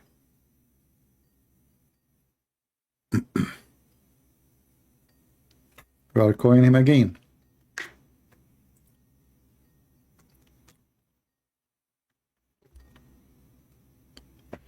Hello? Sam, please. I hear you, my friend. Go ahead. I have a question, you know, like about, you know, you're saying Satan is an angel, so, and I said you cherubim, but you denied that as you know, as an angel. Isn't it Satan is a fallen angel in the Bible? He's no lightning is falling like lightning, but it's not say, it doesn't say fallen angel. It says it's a one of cherubim. Is Ezekiel 28. So what? Says, So what is the cherubim? What is the cherubim? what is the cherubim? What is the cherubim?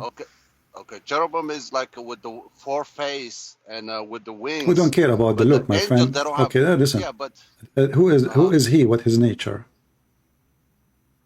His nature is not an angel. It's a spirit being, but it's a cherubim with like close to. What does that mean? What cherubim mean? What cherubim means is one of for five of them is the Satan. He fall from you know that. From where? From where? Who is in heaven with God at that time?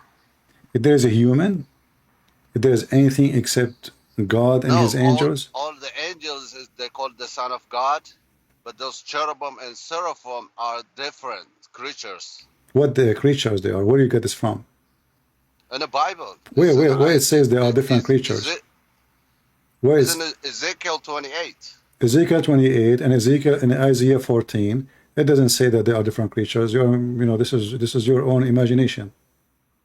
No, it's not imagination. It okay, says like they have a face of man, where it says, my friend, and the face of eagle and face of lions. It doesn't matter. This is description. Listen. Even this is a story Muhammad he copied, and he claimed that there's 8 angels carrying the throne of God.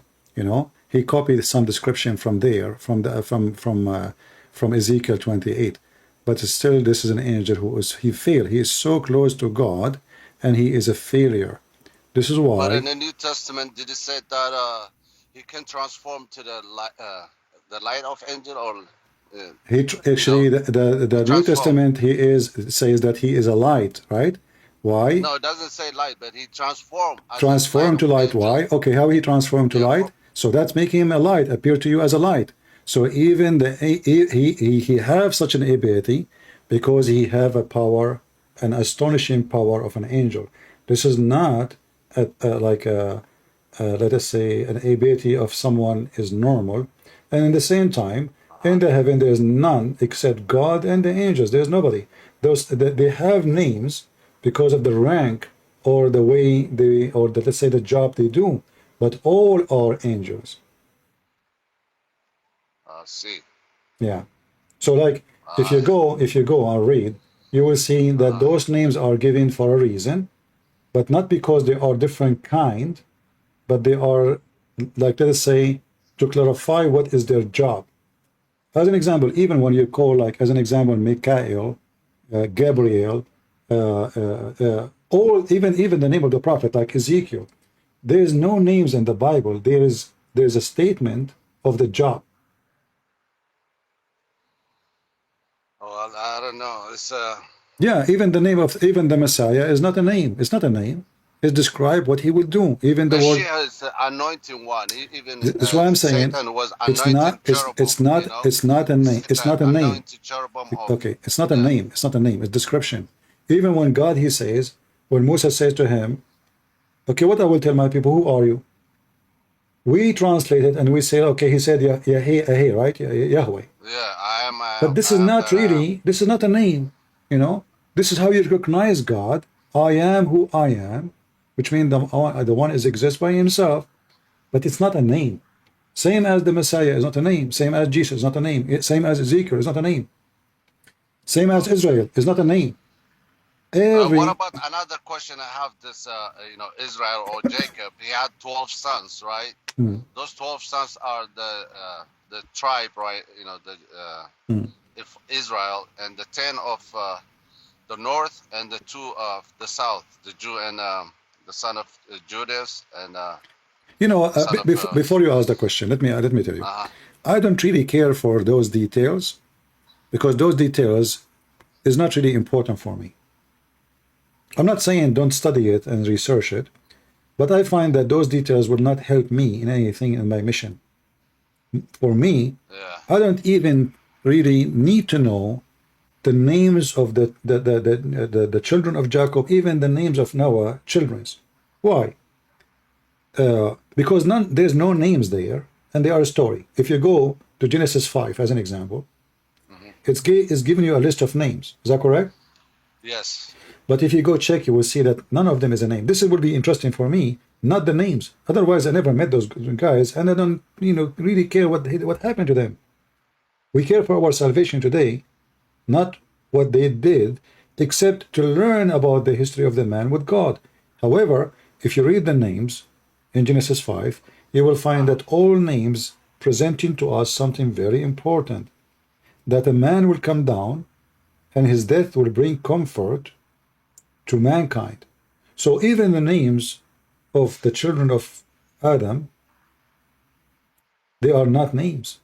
There's no names in the Bible. And when somebody focus in the character, or let's say the numbers of the tribes, for me as a Christian, I will not be interested in anything about them unless I want to study the history of the Jews, or there's something will bring me closer to Jesus. Nothing else.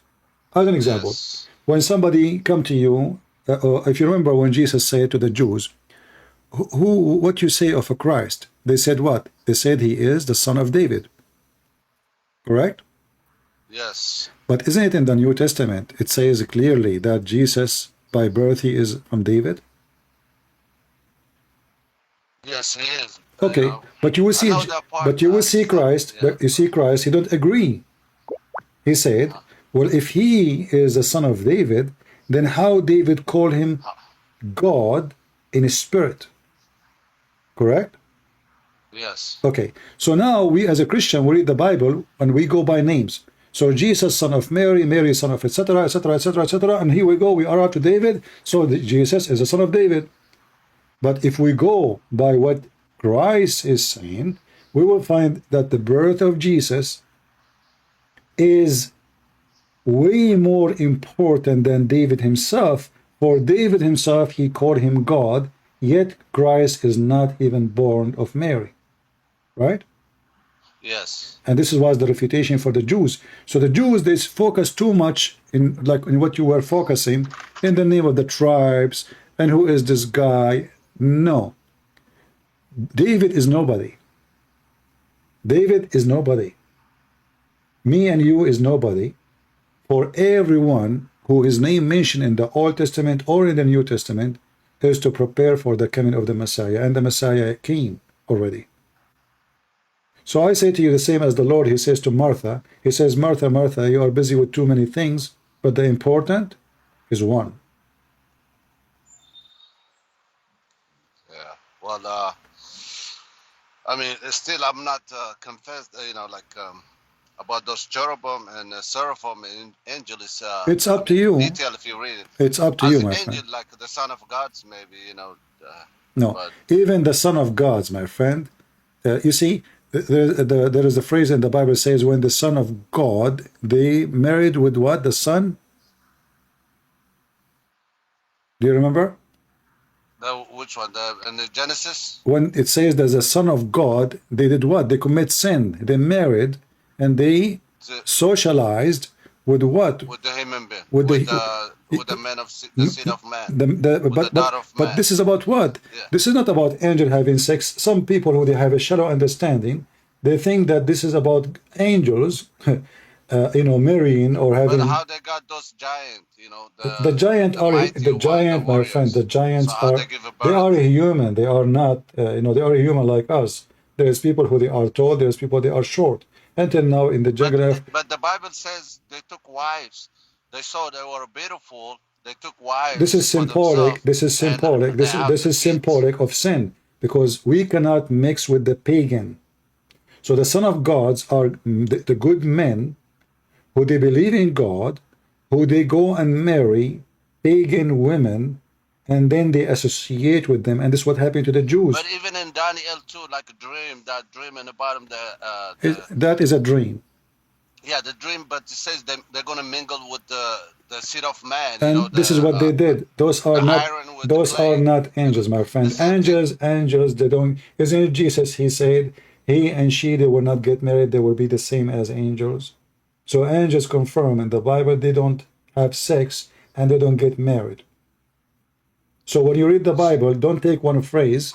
So have they have children then? They don't have children. They never have children. Who said that? This is your understanding. No, the Bible says like they have to straight up. It says this is not about the angels. This is your understanding. This is never was about the angels. Okay, who's the Son of God? Those the Son of God. It's me and you. We are children of God. Isn't it Jesus? He said you are gods. So Jesus, he's speaking about us. When we are children of God, we are children of God. We are children of God. Jesus is so this. My friend.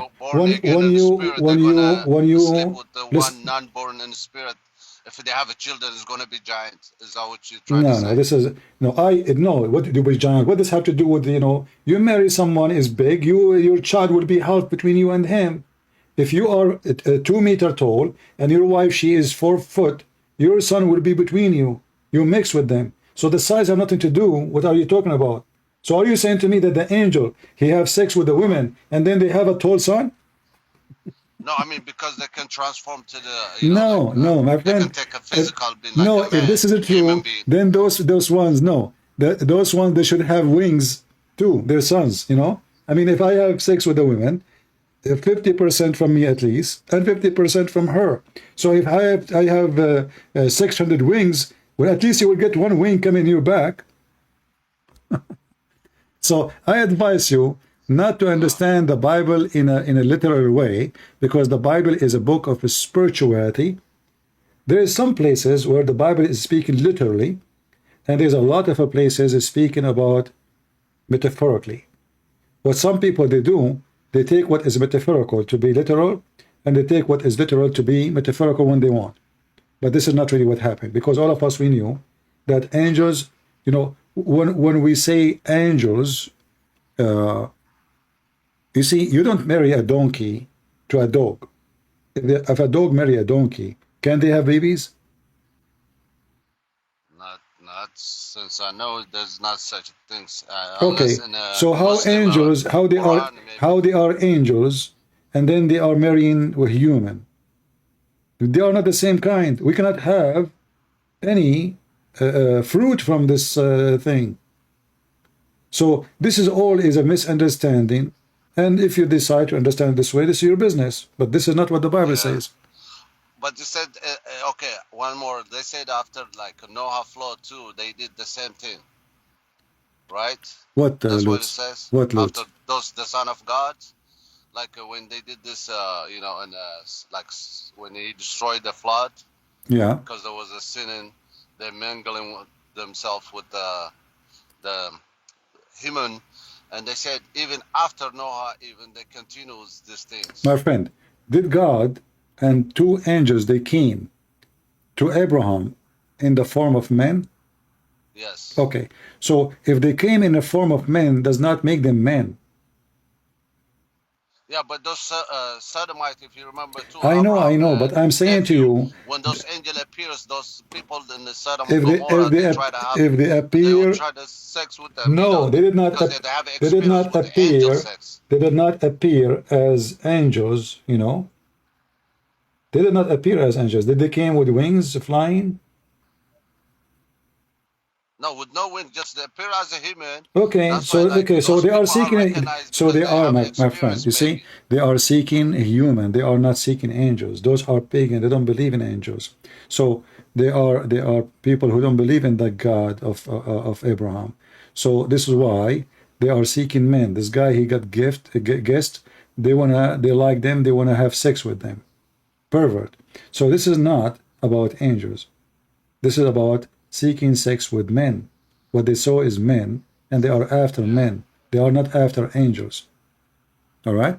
Anyway, anything else, my friend? Because there's some more people. No, I really appreciated it for your explanation, so I'm gonna keep I studying. I advise you to research it more, and I advise you not to take the, because I know there's some people, they take what is really have nothing to do with this like the metaphorical of it, and make it literally. This is what happened. Angels having sex with a human. If you go that direction, you will find that you become more like following Muhammad. And I'm a Christian. no, I'm not saying you are. I'm not. No, my friend, I'm not saying you are. Baptist kind of with the King James version. You know, I'm studying. Yeah, but doesn't matter what version. Doesn't matter, my friend. I'm saying that Muhammad, he heard the stories from the Jews, but because he is not educated, he got them wrong. All the stories Muhammad, either they are fairy tales coming from fairy tales, not from the Bible, or they are from the Bible and Muhammad, he understood them as he wished.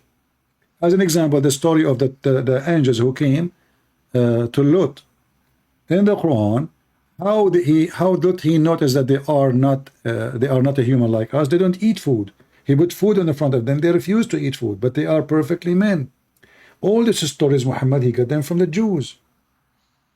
You know, so they didn't eat food when Abraham and Sarah, when she was cooking bread or something like. That's why, like, they sit down, they make something, but I don't know if they ate or not. My friend, even if they ate, okay, even if they ate, if you know, Jesus, he is the Son of God, correct?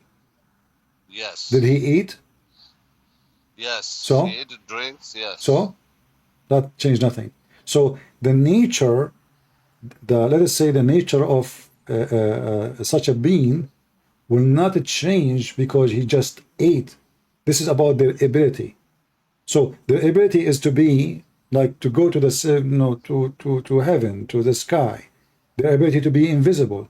Their ability to be visible. Their ability is to sit with us. Their ability is to appear to us. But that does not change the fact that they are who they are, and their nature never change. Yeah. So the angel stay angel even if he appear as a man. Are you with me? Yes, sir. He did not become a man. I mean, he is in the form of a man, but he is not a man. Same is in the Bible when we speak about Jesus. Jesus, he was 100% man, in the same time 100% God, correct? Yes. Okay, but we don't worship the flesh of Jesus, of the man. We worship God in the flesh. But he took a likeness of exactly. Not, you see, it's not the same hour of flesh. So he humbled himself. He humbled himself. He took a humble form. So that humble form is the form of the man. But God, not really a man. Even the Bible says that he created Adam in his image, speaking about Jesus, because God, the Messiah, is the one who created everything. Everything created by him and for him. All right, my friend. Thank you very much for I calling. appreciate it. Thank you. All right. Take care. Let us see another caller.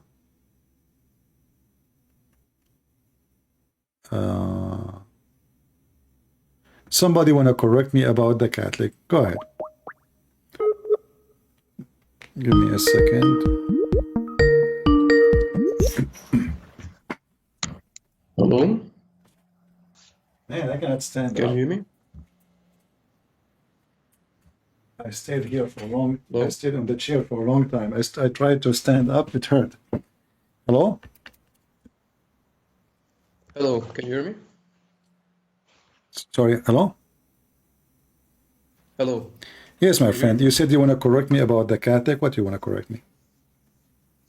Yes. First of all, thank you for accepting my call. I really appreciate your work. Okay. Yesterday I watched your live. I myself am an Orthodox, and we believe almost the same thing like the Catholics. All right. You talked about the eating bread and the drinking wine, Yeah. meaning it is the flesh and blood of Jesus. Okay. Correct me if I'm wrong, but you said that it's a blessing when you do it as a Catholic. It doesn't matter who do it. Doesn't matter what you do it. Let me make it simple. When you go to the church and they give you a drink to drink, do you see a blood in front of you, or you see just juice? No. What do you see? No, it's wine. Okay, so it's not a blood anyway. So simply, this is obviously because when Jesus he served the bread, he said, "This is my body," and the drink, and he said, "This is my blood." Did he convert the bread into flesh, and they ate a flesh, or still they ate a bread, and they drank wine or juice? What they were eating? Did they eat? They still eat bread. Exactly. So from here, we need to understand that Jesus, he can, and he did actually, he converted the water into water before, correct? True. So if the Messiah, he wanted us to drink what is a blood, or his blood, then he can, by the second he said, "This is my blood," that will become a blood. And this is my body, that will become a body. But never happened. What is still in the hands of Jesus is a bread and wine, correct? Therefore, That is correct, yes. Therefore, you can say, well, when we drink this and we eat this, we are receiving the blood of Jesus and the body of Jesus. I'm not against you saying that. But it is not literally. For if Jesus, I get your point. if Jesus, he transformed such a thing in literally, then it is literally. Well, whether it's literally or symbolically, what is in the Bible, it's not really the point. The point I would like to make is that the Catholics actually truly believe that if you drink the wine and eat the bread, the wine and the bread transforms into real flesh and real blood of Jesus Christ. Okay. This is you the can core say, doctrine no of problem. the Catholic Church about taking communion. Yeah, but this is not really accurate. Why? But you said not accurate. I will tell you why. I know what the Catholic believe. I know what the Catholic believe. But when they say that, you see, sometimes like you are the same as the brother who called just a minute ago, you are assuming the understanding of what I call it a blessing or receiving the gift of Jesus, which is his body and his blood. We assume that really it transforms literally into blood. This is just a philosophy. This is not what it's meant. But this is what the Catholic Church No. This is what the Catholic and the Protestant, wrong. what the Orthodox, they say, I understand. But this is, even when they say that, it never was. You see, what happened that you copy from somebody else, and somebody else copy from the one before him, and the one he copied from before him. But we cannot find what they say in the Bible saying exactly that this literally happened. This is just a philosophy. No, I agree with you. Okay. I absolutely agree with you. My point is that you said that the Catholics believe it's just a blessing, but they don't believe that. They believe it's depend on the person. Depend on the person. You might find a priest. He says to you, "I received the blood of Jesus because I did that for the memory and what the Messiah he did to us, and I believe it's true. Inside me transformed, but still he himself he agree that nothing become blood. It is still a juice, and the bread is still a bread. Nobody agree that this is really blood. This is just a metaphorically, even when they say that yes, it became a blood, yes, it became a flesh, but you know and I know and he know that they were never become literally. But because we receive it for such a person, we receive it for such a purpose. Let us say, you know, when the Messiah, he says, if you believe in the rock, you will be healed. Is that correct? Mm-hmm. Do we believe in rocks? Yes. Do we believe in rocks? No. Do we believe that the rocks they can heal? No. So now we can say, oh, I'm going to believe in that rock, and that rock will make me heal. But this is what Jesus said. What Jesus is telling us, if you have a strong faith, that is a power. If you have a strong faith. So now the faith which you have in Jesus, that power make you enjoy the blood of Jesus, but not its real blood, and the flesh of Jesus, for this is his sacrifice to you, but it's not real blood, and never was and never be a real flesh. Mm-hmm. Well, this is what I learned from. I understand. Church. You know, you know. Truly, it becomes real blood. My friend, my family is one of the biggest Orthodox families in the world. We have tons of bishops, not one, not two, not three, not four, not five. So I'm the last one to tell me what the Catholic and the Protestant believe, and they are Orthodox, all of them, all of them. Yes. They are hardcore Orthodox. They are so stubborn too. But we have to understand the Bible in the spirit of God, not in our, you know, like material understanding. When the mother of the Lord, she came to him, and they were in the wedding of Cana. She said to him, the people of the wedding, they are out of wine. He said, it's not my time, women. Like, what are you asking me for? Still the Messiah, he did what Mary, she asked for, and what he did, he transformed the water into wine. So now all of us, we knew that the Messiah is capable of things nobody is capable of, to the point even water, which means if I can make few jars of water into wine, I can make the ocean wine too. The size will not make any difference, correct? Correct. Then the Messiah, if he wanted to make the cup in his hand a blood, then he will do it, and immediately, if this is what he meant, the cup immediately will transform from wine into blood. And if he meant that he wanted to make this bread become a flesh, trust me, the bread will become a flesh immediately.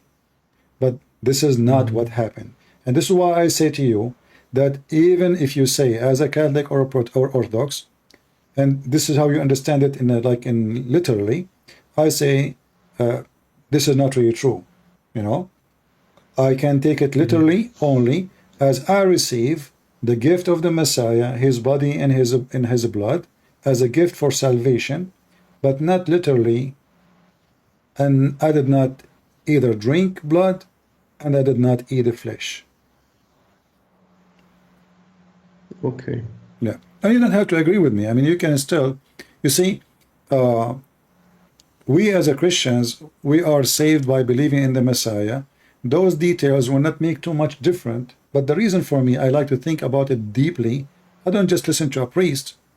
He says something, regardless if he is a Protestant or Orthodox or Catholic or, you know, I mean, whatever. We need to be listening to the Bible, the word of Jesus. And the first question you need to ask yourself,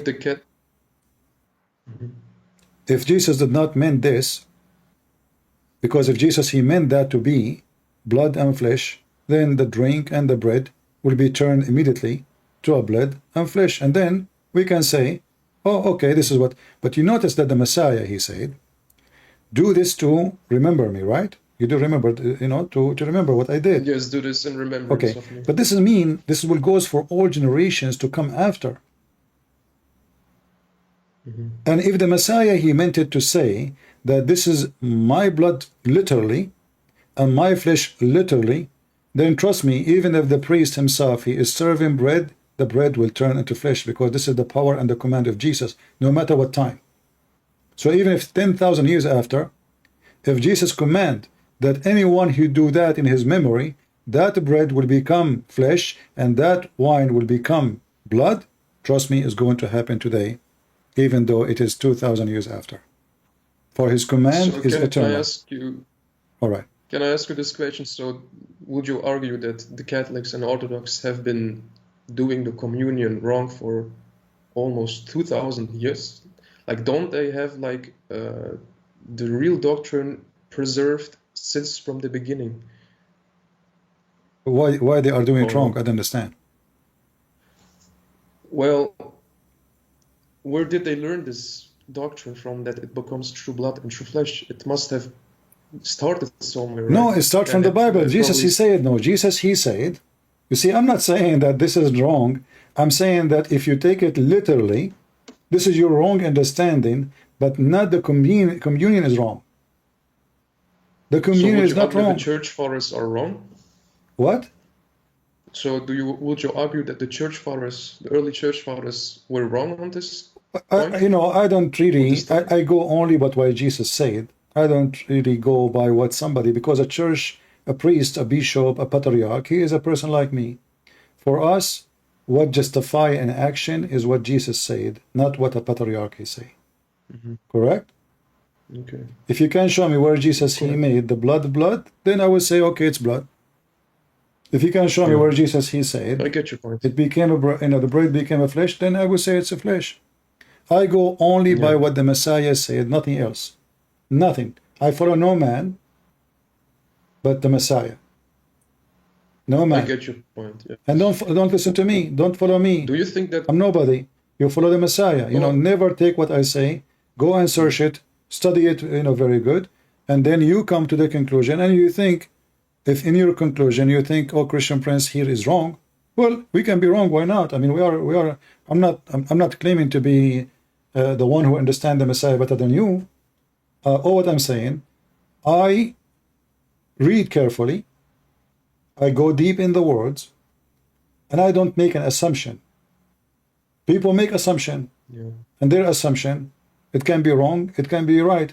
For me, I don't go by assumption. I go by what happened. Yeah. All right? Okay. Thank you for answering the question. If you have time, can I ask one more question? Okay, go ahead. Do you think that God cares if you're Catholic, Orthodox, or Protestant? Absolutely not. Does God really care? What denomination Absolutely not. Isn't it the Messiah? He says, "From their fruit you shall know them." Yes. Okay. So who cares what church you go to? Isn't it the Messiah? He says they come to you in the clothes of a sheep, but they are wolves. Yes. If there's wolves in the Protestant and Catholic and Orthodox churches, there is a lot. There is. So, the name of a church can help me only to understand what those people stand for in general. But does not mean that everybody inside the church is a child of God. There's many wolves between them, and they are there for a hunt. So we have to be careful. This is why we don't follow a man, we don't follow a priest, and we don't have a trust in any. I trust no man, I trust God only. Isn't it the Messiah? He said to Peter himself, Peter, stay away from me, Satan. Yes. Okay, but this is Peter. I mean, can we be better than Peter? Can we be more close to the Messiah more than Peter? Isn't it him the rock of the church?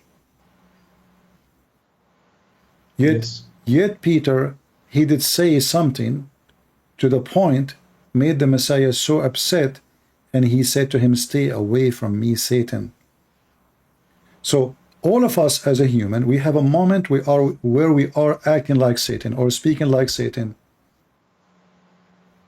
because we work for our wishes. We don't think deeply sometimes, even the decent one of us. We have our self-wish, and then we depend on ourselves to have a self-understanding. So I believe that if we try to give interpretation for things is not there as we wish, then we will go and we will have a wrong understanding.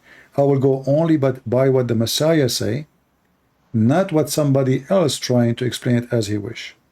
anything else except what the Messiah say is not valid for me.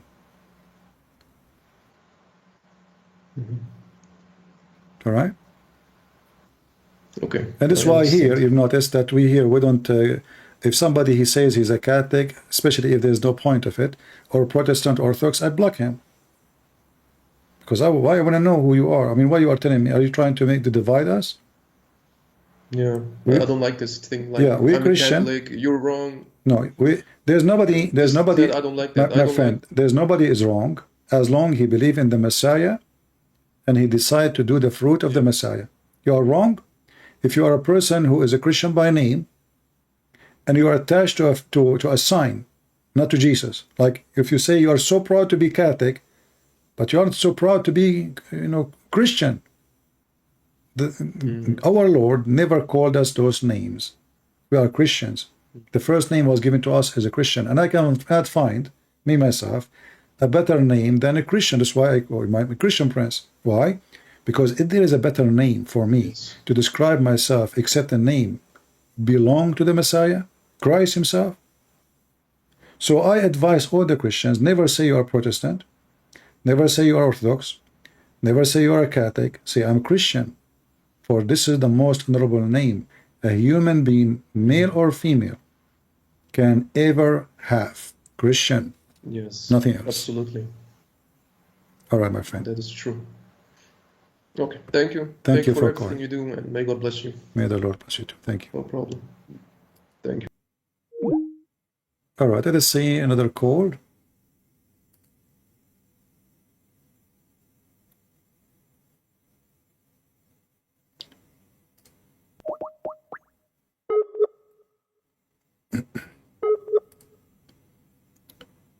I'm trying to call this person.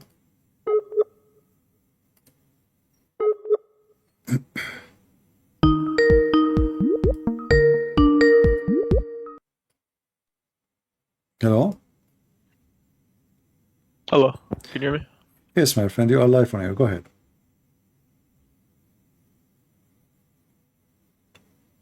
Go ahead, I hear you. Oh, you have a bad Why internet. wait, do you hear me? Yeah, go ahead. What do you want to say? I'm just curious, why do Christians not like stand up for themselves? I feel like every time I look at the news, it's churches being burnt. I mean, like, Jesus is gay. Like, I don't feel like Christians stand up for themselves. Like, even in the Bible, it says Jesus, like, when the temple was being desecrated, Jesus So, actually, like, okay, I agree with you. If somebody trying to burn a church, we should stand and defend our church. But this is what happen only if the authority are not doing their business. We should not allow anyone to do such a thing. But if somebody, he says he insulted Jesus, I believe that I should not do anything except putting him in his place the way he made it. Like what we do now. We do not need to go and do violence, because violence is not really the right way. For the same person who insulted Jesus today, he might become a Christian tomorrow. Isn't it Paul? He used to be the enemy of Christ. Okay. So if I go and kill Paul, we will not have Paul. you're right, yeah. I just sometimes get upset because I feel like Christians just, like, sit down line and, don't stand up for themselves at points. No, we Like, stand. right now, We stand, and we should stand. And if somebody come to your house to burn your house, do you protect your house? of course. So those potatoes who they are not protecting their churches, they are potatoes. They are fake Christians. If somebody come to a church in my area where I live, let him try. I will never let it happen. Yeah. Yeah, I will not sit home watching, because this is not his right, and this is my right to protect my place of worship. This is not about being violent now. This is about defending your right and defending yourself. Very simple. Christian Prince, I have a question. Go ahead. So we all know that Christians in the Middle East are heavily prosecuted. Have you ever had a scenario when you were younger that you had to, like, stand up for Christians and, like, stand your ground? Because I know Yeah, there's a lot my experience with the Middle Eastern Christians, because their families and the church, they teach them to be peaceful, which is right. I mean, which is good thing to be.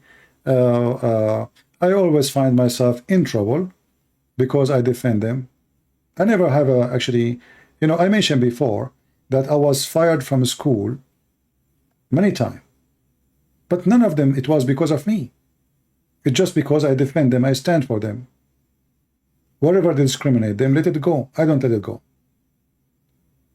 And I get fired from the school. And then they reach the point where if I do something wrong, like let's say, once the principal assistant, he came and he said, the Christians, tomorrow you have a holiday.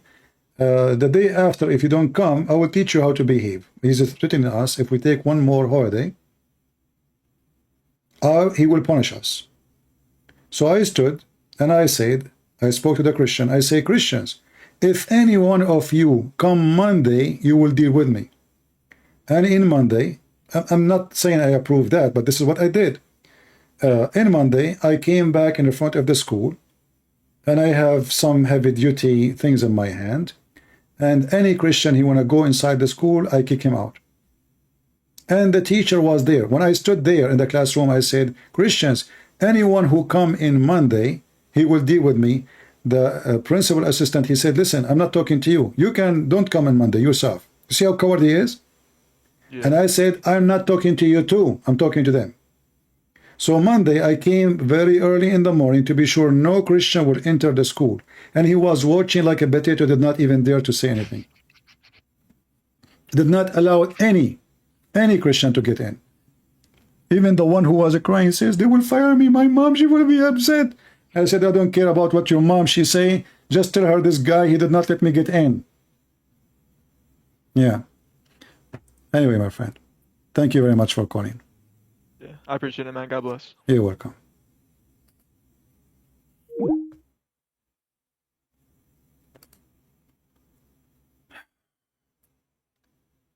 What about adultery in the Catholic Church? All graven images in the church, are they okay? You see, many people they don't, I don't know why. I mean, they don't see that the Orthodox, they have the same pictures. But I see that people, they just say Catholic, Catholic, Catholic,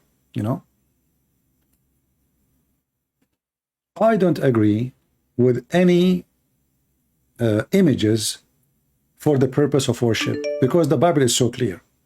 Don't make images for what is up in heaven or down in earth. For what? To worship.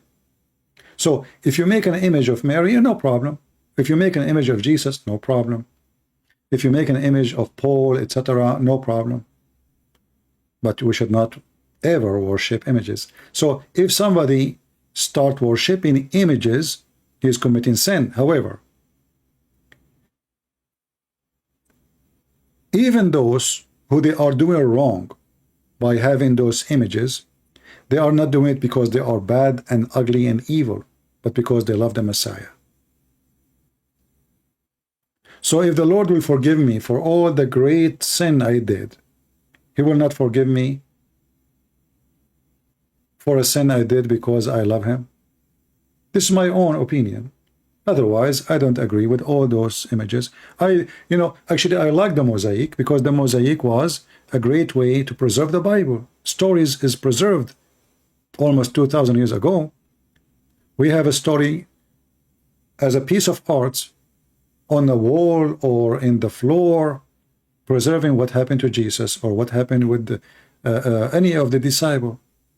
So art is wonderful, but art is something, and using images for worship is something else. However, I have to say, all of us, we do wrong. So if they do wrong, I do wrong too. Maybe my wrong is different from their wrong, but wrong is wrong. Wrong is wrong. Sin is sin. So if I believe that my sin will be forgiven, their sin will not, that will be a hypocrisy. All right? Let us see this person here.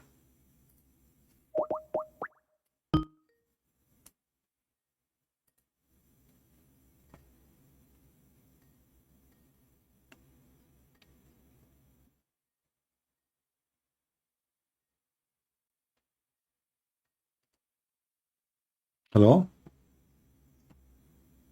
Hello? Okay, so I'm right there. This is Fakira again here.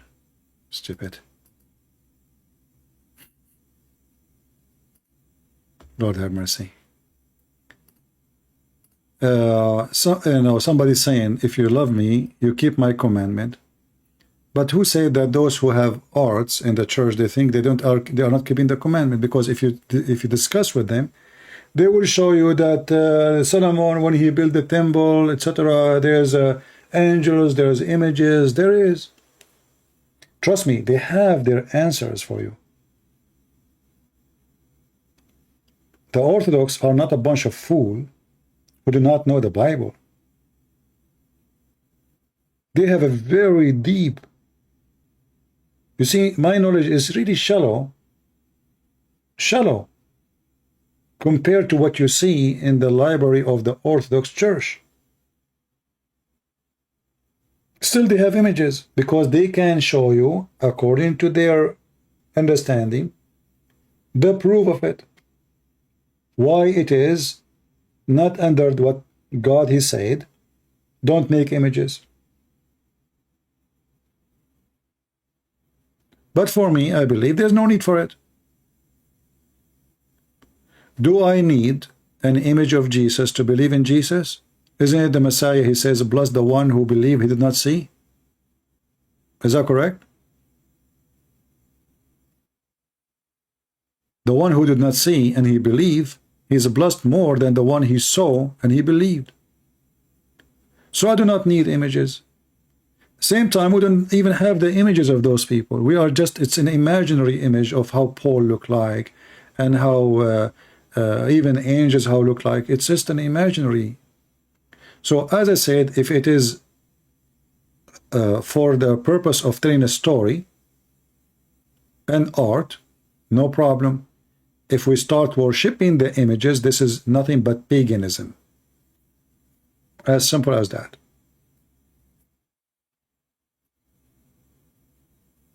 All right.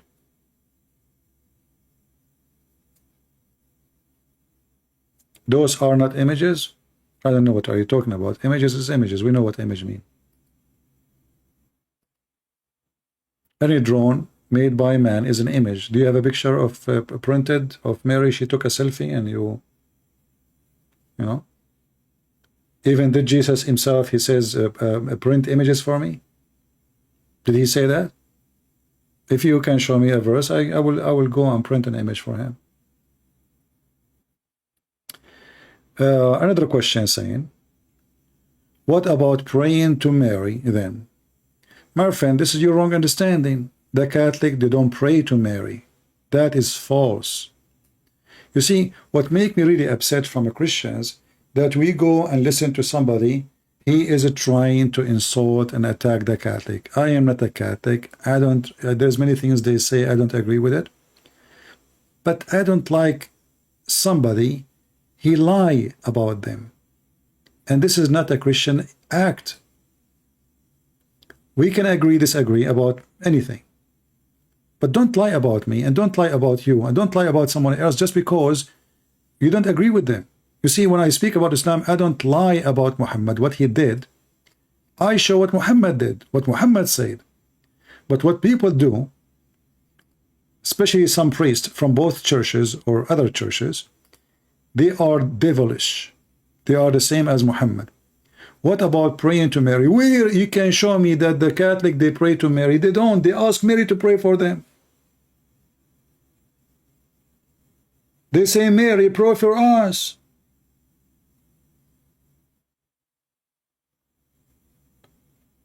How many times you hear your priest or preacher saying to you, pray for me? Pray for me, not to me. Pray for me, which means ask God. Let us say I'm sick. Pray for me, guys. So they asked Mary to pray for them. You might say right now, well, Mary is dead. No. According to both the Catholic and the Protestant, in the old tradition books, they have reference that Mary, the mother of Jesus, was resurrected. So if you don't believe she's resurrected, they believe she's resurrected. And they, at the same time, we just mentioned the story of the wine. Isn't it Jesus, his mother, she asked him to do miracle in the wedding of Cana?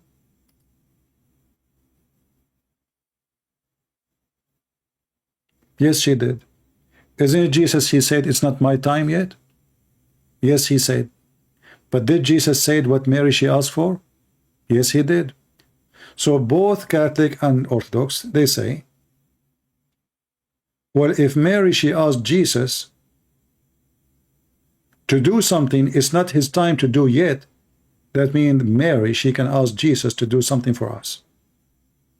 But they are not praying to Mary, and no Catholic believe that Mary is God.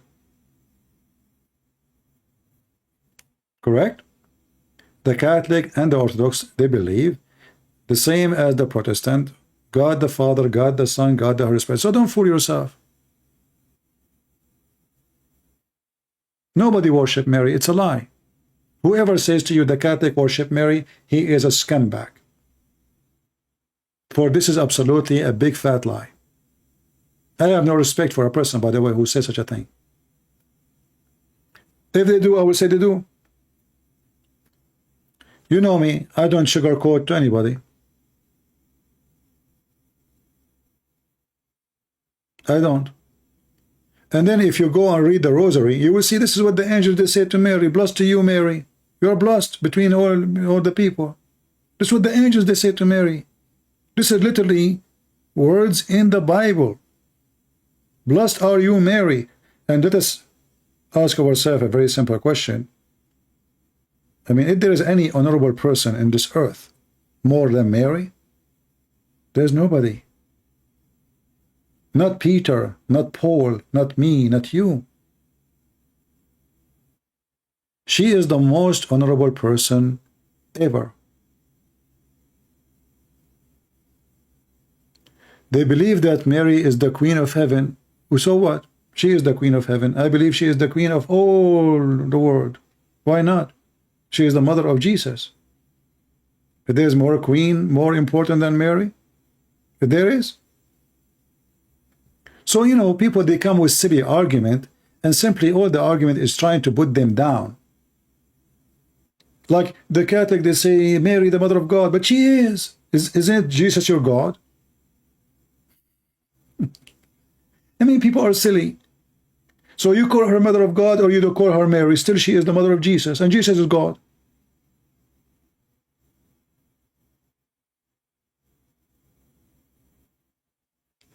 So I find that people, they come with very silly and, you know, non-usable, like, you know, I don't know. I mean, it's a silly argument. Right? No problem. You can say whatever you want about I am accurate or not. Who cares if you think of me accurate? I believe at the end of the day that none of this will change anything about you and your salvation. For at the end of the day, neither the Catholic, neither the Protestant, neither the Orthodox, they worship Mary. Mary is a human being like us, but she is the most honorable person between all human beings. As simple as that. We Christians, our salvation is based on believing in Jesus and what Jesus did, not on Mary. Our salvation is not coming from Mary, is not coming from Peter, is not coming from Paul, is not coming from any of the disciples, only one person. He is our master, his name is the Messiah. And this is something all Catholic, Orthodox, Protestant, they understand. So a smart Christian is the one who looks for unity, not for division.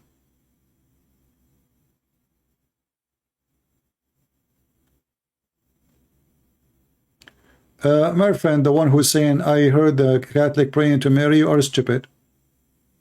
Because this is a lie. The rosary, when the Catholic, they pray, the prayer you are talking about is called the rosary. Search it online. They are asking Mary, it says, pray for us, we are the sinners. Pray for us. So what does that mean? That Mary, she is begging God, forgive them. Correct? It's not Mary who forgive them. So people are silly, stupid. I mean, it's even disgusting.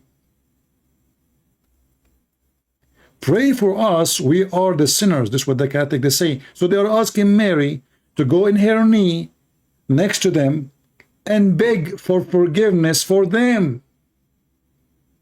People are hypocrite liars. People are copy-paste. They heard the priest saying that, they copy it. Donkeys. monkeys, chimpanzees. This is why we are here. We don't want people to follow liars.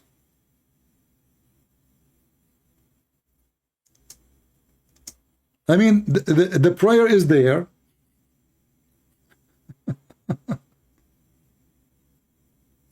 And still they make things up. This will remind me of the Muslim, by the way, when they lie about Christianity. There's many who they claim to be Christians and they lie about each other the same as the Muslim. They lie about us, about our gospel, about our Lord. They are no different. Satanic.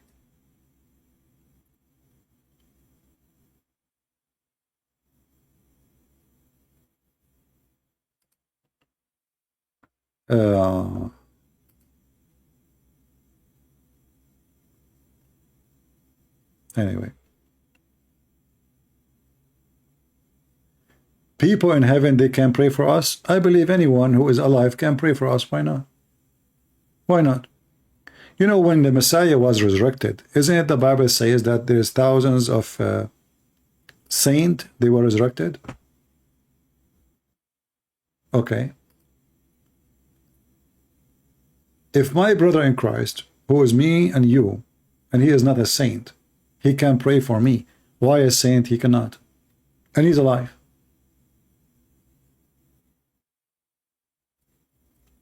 Just use your simple logic.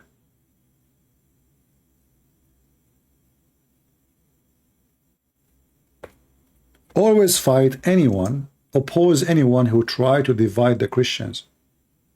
This is from Satan, this is not from Jesus. Doesn't matter if he call himself Catholic or Protestant or Orthodox.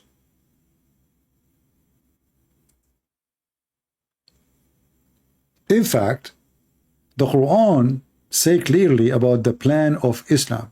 The plan of Islam is to spread hatred and enmity between the Christians. I believe this is true. The devil, he did that. The devil Muhammad is nothing but Satan in the form of a man. In chapter 5, verse number 14, the Quran says, accursed shaitan, clearly that Allah will spread hatred and enmity between the Christians until the day of judgment. So the threat is made, the threat is done. And any of you, he try claiming to be, he is serving God and defending the true faith, he divide the Christians, especially by hatred. He is evil, he is satanic, he is no Christian. If you don't agree with someone is a Protestant or Catholic or Orthodox, you discuss with them with love, and you should have in your heart that this is my brother in Christ. He believes in Jesus. He believes that his salvation is the Messiah. So if you have a wrong understanding in something, maybe you are the one who have wrong understanding. Maybe it's him. But don't play God. And as long he believes in the Messiah as his Savior and only Savior, then if he do wrong, and you do wrong too, and I do wrong too, our judgment will be for the Messiah, not for you, not for me. What people they do, because they are evil or they are stupid, they start practicing judgment day. They decide who will go to heaven, who will go to hell. That's it. Oh, you are Protestant, you will go to hell. Oh, you are Catholic, you will go to hell, because you are a donkey. Only God, the Messiah, our Lord, he is in charge of the flesh. And the Messiah, he said, whoever believe in me. But he did not say whoever never commits sin, because all of us we are sinners. So if I commit sin, let us say by wrong understanding about Jesus, let us say, like we were discussing about the blood of Jesus. Let us say I'm wrong. Do you think I would go to hell because I get it wrong? Do you think really this is the reason I will go? No. From their fruits you shall know them. A person, he loved the Messiah from his heart. He believe in him and he do his best to follow his command. His best. When the Messiah, he said, be holy like your father, it's a project to work in, but you are not holy, and you will never be holy. But if you decide to become the one who judge, you are replacing the Messiah. You are like the Muhammad, you know. You go to heaven. The Khomeini start giving keys for heaven, you know. Who want to have keys? Go die for us, and we will give you the key to heaven.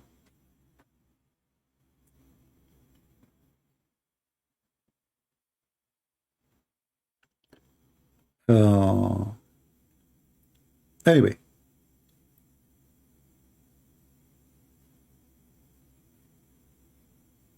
Do you believe Jesus had brothers? You know, let us say he have, and let us say he don't. Who care? I don't really care. However, when the Bible says that your brothers and your mother, we know that always, even now, I say my brothers and my mothers. You know, Jesus, he said, my brother is those, you know, who is brothers. So if Jesus have a brother or not, still none of them is his brother. Why? Because Jesus said, before Abraham I am. So the existence of those who are in flesh have nothing to do with him. Even Mary, she is not the reason for the existence of Jesus. Mary was nothing but a vessel, a perfect woman, wonderful woman, who the Lord himself had chosen to come through by birth from her. But the Messiah himself exists before mankind exists. But people that like to focus in stuff, I know, I don't find them any different. You know, if Jesus have a brother or not, who cares? That will not change who is Jesus. Still, Jesus is the one who walk in water, control nature, forgive sin, make the blind see, and make the one who cannot walk. And he resurrected himself from the grave, from the tomb. And he came back. That is Jesus. If Jesus have mother or not, that will not change who is Jesus. If Jesus have a brother or not, that will not change who is Jesus. If Jesus even did not come to us as a human, that will not change who is Jesus.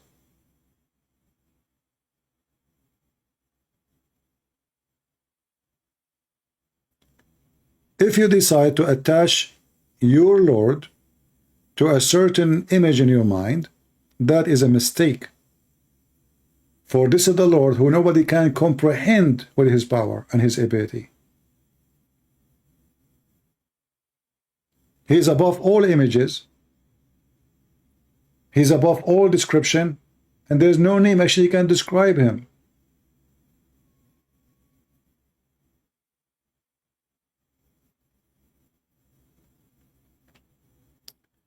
So I advise you to stay united. Separated, divided, you will be conquered. United with the Messiah, you are strong. The Messiah never asked us to create churches, but a church. And when you claim that you are a person who is the one who have the church, if you are truly a person who have that church, then you should accept your brother in Christ and you should not cast him away. Unless you don't believe in the Messiah. So a church, a true priest of God, who is serving God, he should welcome everybody to his church as long they obey the command. Like if you say I am a thief, you have to repent. If you say I'm a person who is drunk all the time, well, you are not being Christian. You are not Christian. The Bible says clearly this and this and this and this, they will not go to heaven. So you're not Christian. So, but we welcome. Jesus said, I came for the sick, not for the healthy. So let us say there is somebody is sick. He needs our help. We welcome him. But still he's not a Christian. That's why he needs our help. If he's a Christian already, well, he do not need our help. But who is the Christian? A Christian is somebody, he always do his best to serve the Lord and to fight his sin. But doesn't mean that you and me, we don't commit sin. We commit sin in our thought, in our dream, in our desire. We have a lot of sin. However, always we have a moment of truth where we fight it and we struggle against it and say, I'm not going to do this no more. You might fall down, you might stand up, you might go straight, you might take a curve, you might, life will do a lot of things to you in your way. to heaven or to hell. The successful one is the one who arrived to Jesus, not to a church building. You have to arrive to Jesus, not to a bishop.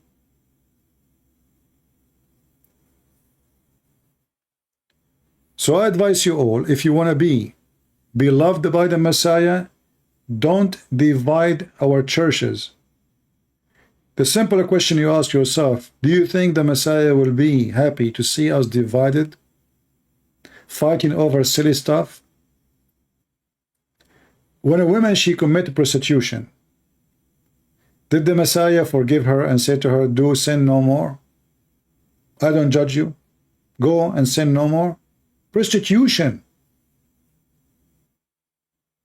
Prostitution, not just something bad. So the Messiah, my friend, he come with mercy, with love. For God, he loved the world. So try always when you speak with other Christians, try to hold your brakes. Sometimes me, myself, I lose my brakes. I get so angry. But the right thing to do is to always discuss with your follower in Christ, even if you don't belong to your church, even if you disagree with him. Try always to speak with love. The second the love is not there, that's mean the devil is there. Isn't it the Bible says love never fail? Love never fail. Somebody is so ugly with you. He's so aggressive. He always tries to hurt you. And then you treat back by love. First time, second time, third time, first time, 10 times, 20 times. This guy, he would go crazy. I mean, I'm hurting this person. He's still acting the act of love to me. The stone would collapse.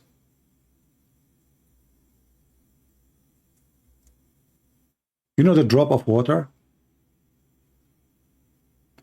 The drop of water have a story. It's not written in any book, but you see it anywhere. If you have a faucet outside in your yard, go check out if there's a faucet dropping water.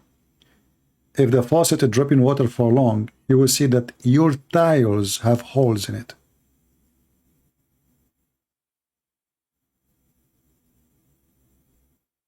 How a drop of water can make a hole in a very hard rock.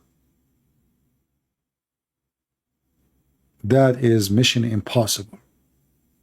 Hard to believe. If I say to you, if you say to me, oh, a water drop can make a hole, I would say you are crazy.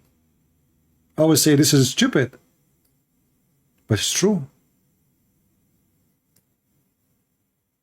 This is why you can be weak as the weakest thing ever you can imagine around you, a drop of water, which usually harm nobody. Have you ever heard of somebody died because of a drop of water in his body? No. It's not a sword. It's not a machine. It's not an army. It is a drop of water. And this is why love never fails.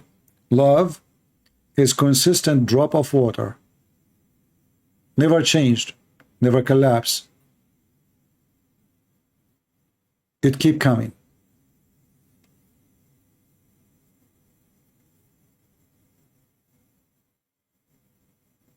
And even if somebody, he will never even care for your love.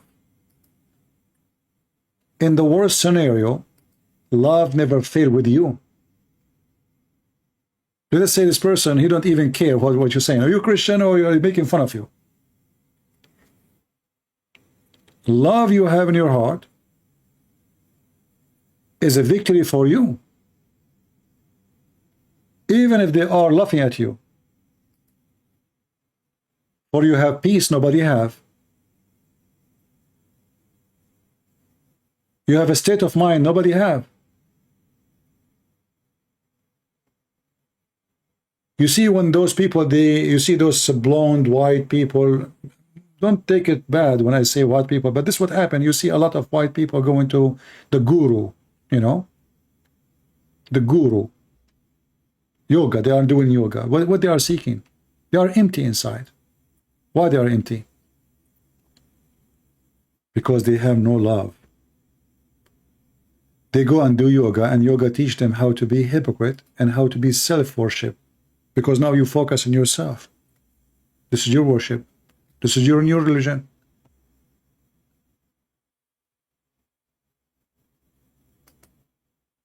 You decide to worship yourself. So what do? You say, I want to do yoga, and I want to focus on myself. You say to yourself, I'm God. I'm the center of the universe. That is not love. That's selfishness. This is what kills love. That will make you a very different creature. That will destroy you.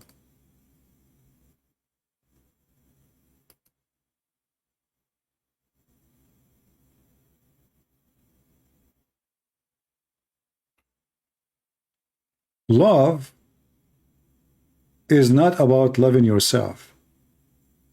Love is about loving the Lord, appreciation for what the Lord He gave you, and trying to use what you received with love to others. That is love. For free you took, for free you give. So the Lord, He gave you things for free. Everything you have is for free. It's time for you to give for free too. And what is that? Love. You start with love. It doesn't cost you money.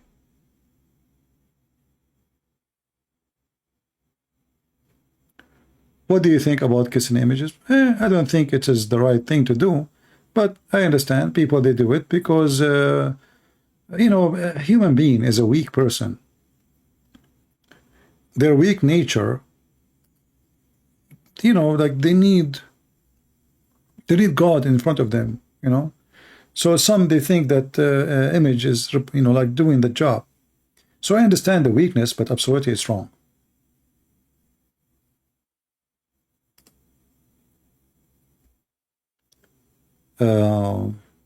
Anything else? I'm here for how many hours? Let us see. Only 6 hours or 7 hours. 6 hours and 42 minutes only. Not bad. I mean, this is a short video.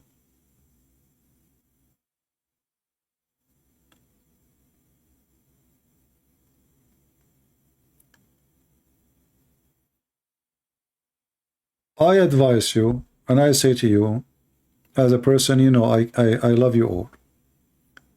Never seek division. It is satanic. Never listen to a priest who divide you. He is satanic. We are one family by the love of Jesus. There's no other way of salvation. The love of Jesus. And if you love Jesus, you love your brother in Christ. We even love the Muslims. That is why we are trying to save them. When we say we love the Muslim, what does that mean? We are talking about giving them kisses and hugs? No. We expose their false god so they might wake up. So always love must be there. So what about a person who believes in the Messiah?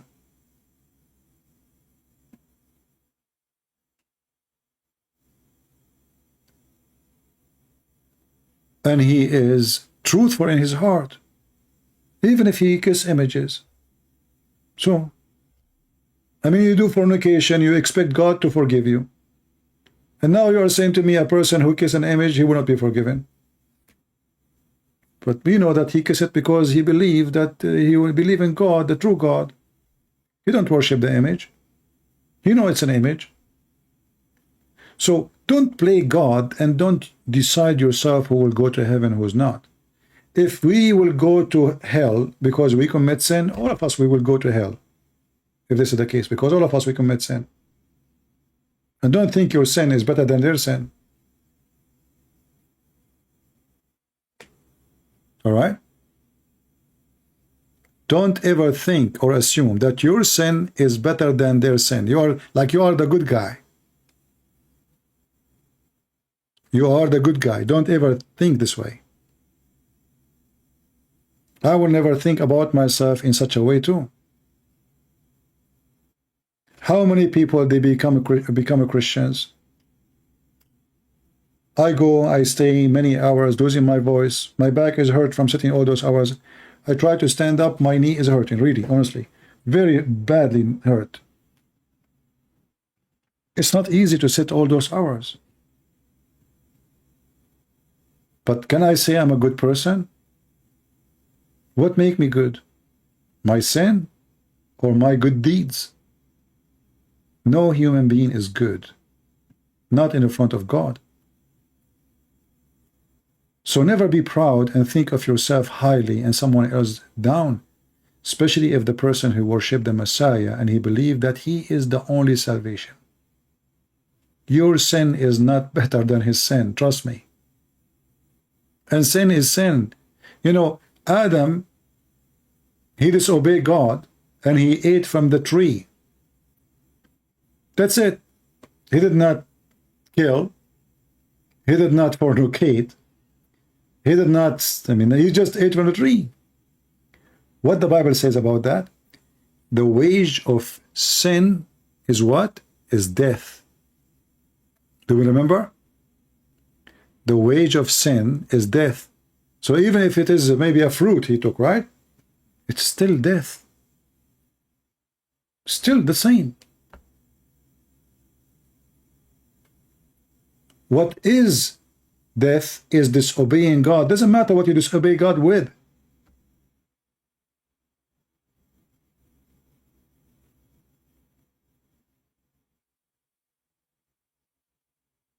So if you think your sin is better than his sin, that will be very silly and you are blind. So all of us are sinners and all of us, we need the grace of the Lord to be forgiven. However, the work is very important, and this is something some people they disagree about.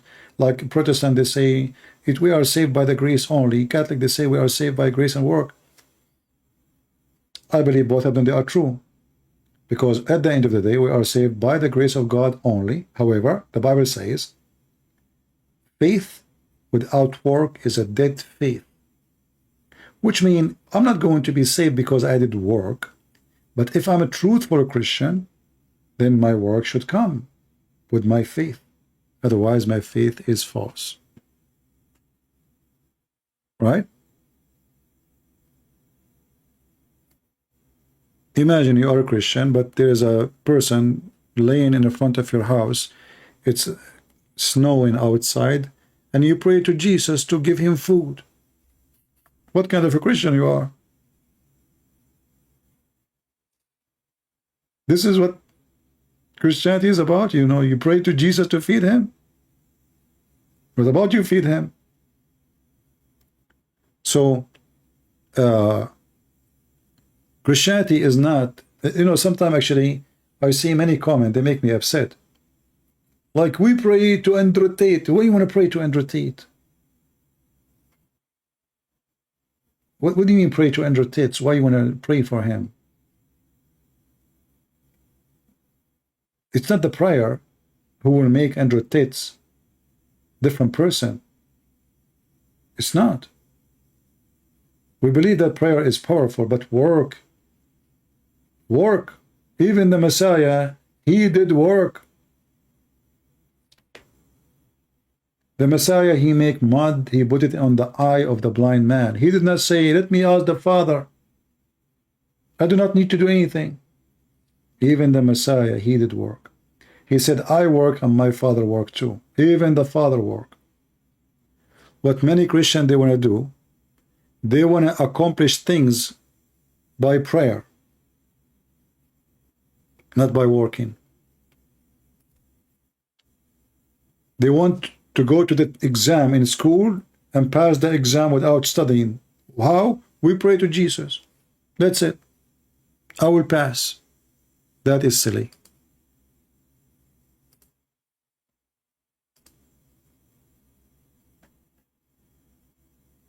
That is very silly. Anyway, this video will become so long, I don't think people will be able to download it, so I don't know if I will keep it or not. However, people, don't forget, please, to subscribe. Starting from now, we will be coming in this channel here, all right? Until, you know, other, you know, notice I will mention to you.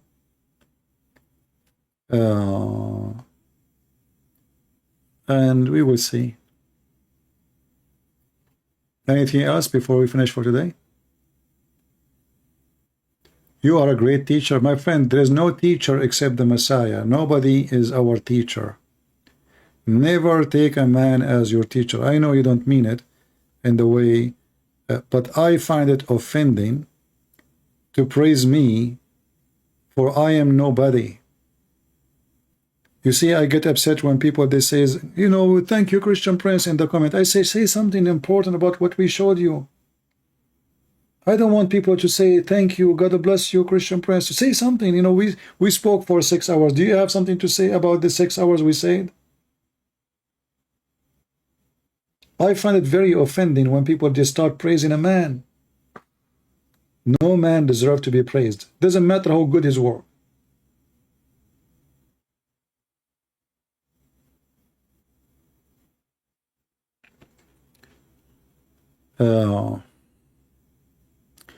What is the purpose of a human life? You know, but isn't it weird, Tony, that you are a human and you do not know what is your purpose? I mean, you know, if I am an insect and then I don't have the brain and the capability of thinking, like, you know, I'm programmed to find food, lay eggs, you know, insects are programmed creatures. But why a human being, he is struggling to know what is the purpose of life? I don't find a reason for that. We are a human. So you spend your life in this earth, you do not know the purpose of life? The purpose of life is to be alive. Life is a joy. Life is a gift from the Holy Lord. So you are alive and you do not know what the purpose of life.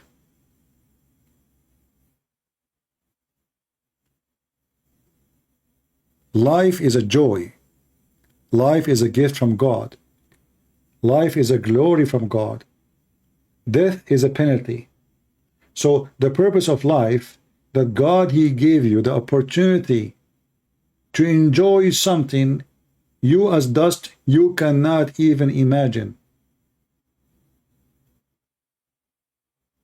Life itself is the purpose of life. Life with the Lord. Life with the glory of the Lord. Life in the presence of the Lord. And the one who gave us pleasures in even tasting food or a nice smell of a flower. How beautiful the smell. Don't you think that this is amazing gift from God? Beautiful. You look at the cloud, you glorify God. Look how beautiful. The purpose of life, my friend, is you see how and what you can accomplish just by being a child of God. Loving person, praising and appreciating, and the Lord will give you more. So, how I can be a living being and yet I did not understand the purpose of life?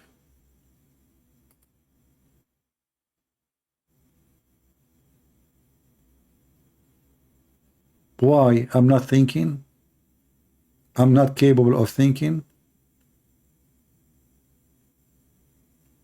I never take anything about Christianity from a Christian Prince. Why you are here, a Gabi? Don't take it. Go ahead. How many times I block you, you keep coming. And I never say take anything about Christianity from me. You take it from Jesus. Did I come with the new Bible now? You know, there's people, they are like bugs. They never do good. They never provide anything, and they keep complaining. Those are the bugs. Those are not children of God. Agabi, what about you open your channel and teach about God? Let people take Christianity from you. But what you do, you are like a rat. You complain, but you have no fruits. It's like somebody go to the kitchen of a grandmother and he say, grandmother, your food is bad. Okay, you cook. Second day he come to the kitchen again and he eat the food and he complain about it. You cook, why you don't cook? Rats who hide in the corners.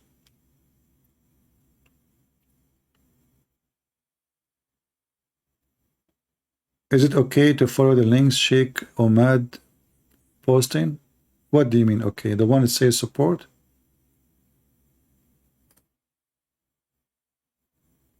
Yeah, this is Patreon, Christian Prince, yeah. Anyway. Never take anything from me, my friend. Never, never. You are a human being. God gave you a gift. It's called the brain. I share with you my thought. You think, you search, you study.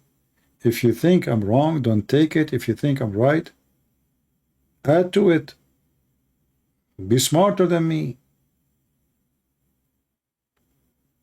Never take God from a man. You take God from God, and that is the Bible. All what I'm doing here, to you or to the Muslims, I share my humble opinion about what I believe. It's been 2 years for a quality of life videos, but you know, see here we have more important. If we go to quality of life and we start talking about like social life and problems, nobody goes. You know, you remind me of people, they say, teach us Arabic. I said, are you sure? He said, yes. Then first day, we have 100 people registered to learn Arabic. Wonderful, 100 people. I start teaching Arabic. The 100 people, they become, second day, 50. Third day, they become 20. Day number 4, they become 10. A week after, they became 6 or 7. But they were begging me, please teach us Arabic. What is the one who want to learn Arabic?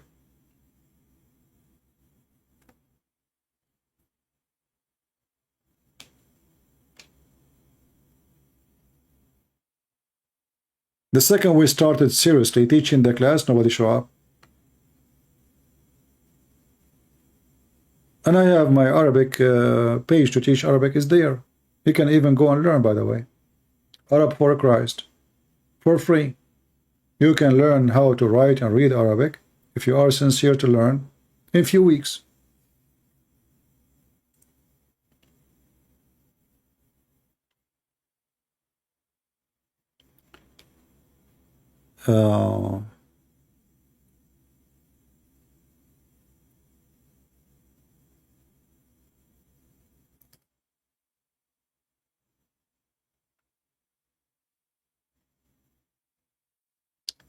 Don't delete the stream. I only joined in the middle.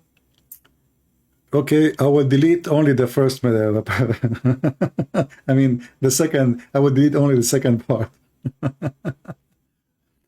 Are you still working on translation? I am, but I don't have time, as you see. I mean, as long as I'm coming here, staying for many hours, how you think in the world I'm going to finish any book?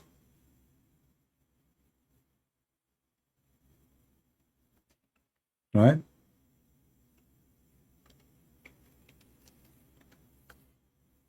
Anyway, I think we have enough for today. I need to walk my legs. They are hurting from sitting all these hours. It's already now we completed 7 hours live on air, and that is not healthy. So I will keep this video maybe for the coming 7-8 hours. So those who did not watch it, they can watch it, and then I'm going to delete. However, you can download it and save it in your page. All right. If you do not know how to download the videos in YouTube, you can search on YouTube how to download a video. There's a million videos teaching you how to do it. right?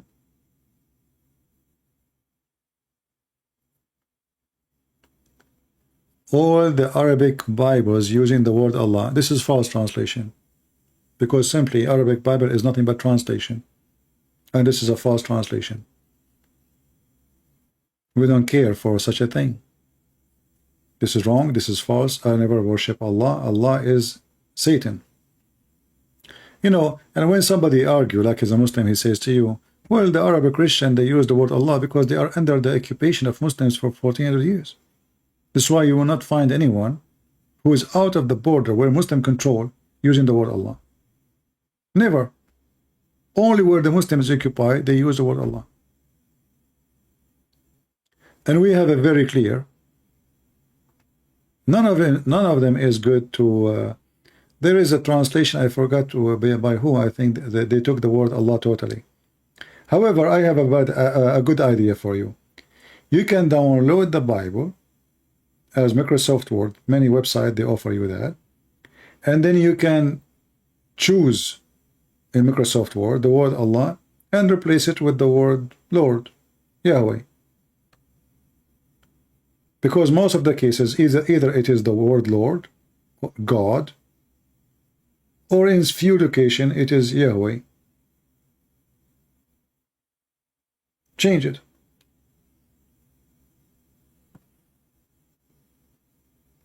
Take it off. Very simple.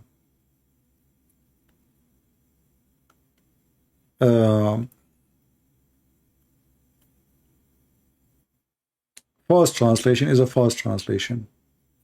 And if somebody is a Muslim, he says to you the Jews and the Christian before they used to worship Allah, the answer for that is very simple from the Quran. You will see that the Jews, obviously, if they believe in, you know, we and the Jews, we believe in the same God.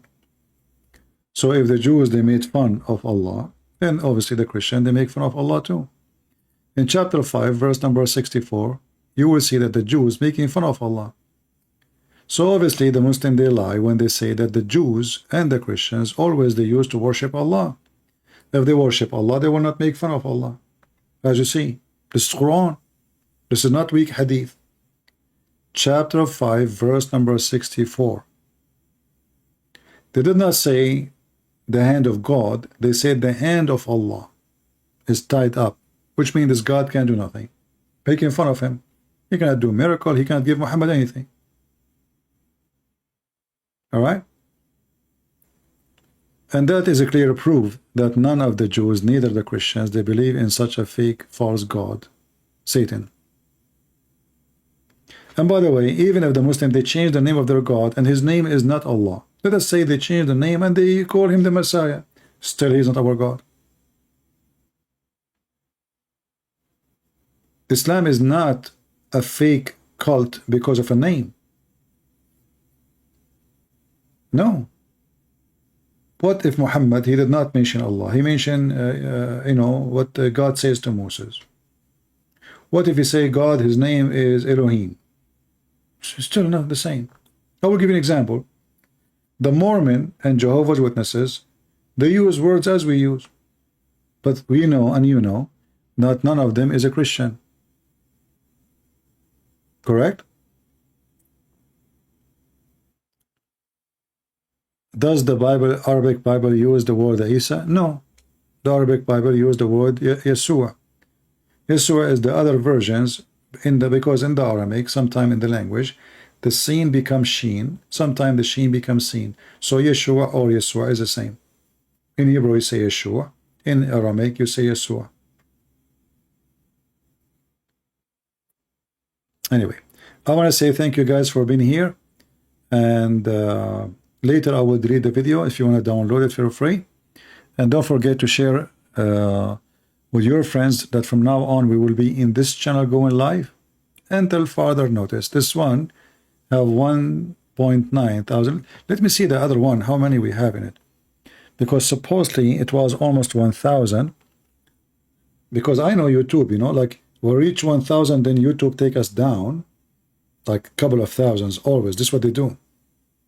This is why they hide my channel. Nobody can find my videos. You can find my videos in different channels, but you cannot find my channel at all. Let us see here. How many we have in this? You see, the number of my other channel, Christian Prince 2, was almost 10 hours ago 99,800. Until now, it's the same number. Can you believe it? They don't want. There is no way. There is no way that I stayed there for hours, and many people they subscribe, and still we did not reach the 200 which is missing.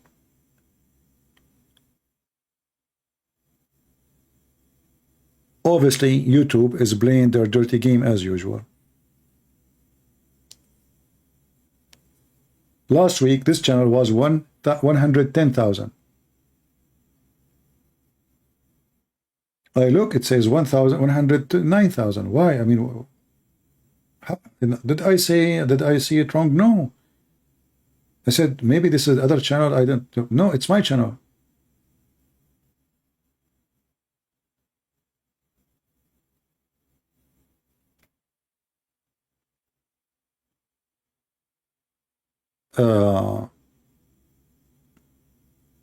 Yeah, they want to keep it 9,000 or like 99,000, 800 for maybe a few days. Just wait. There's no way.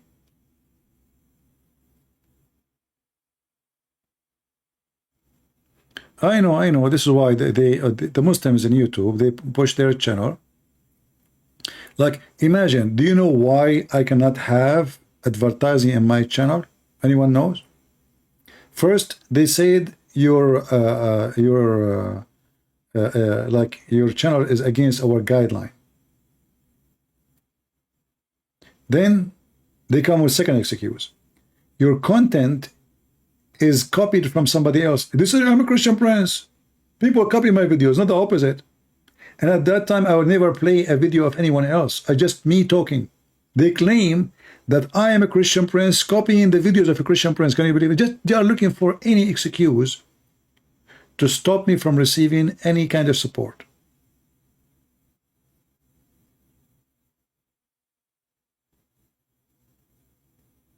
To the point they are claiming that I am copying the videos of a Christian Prince.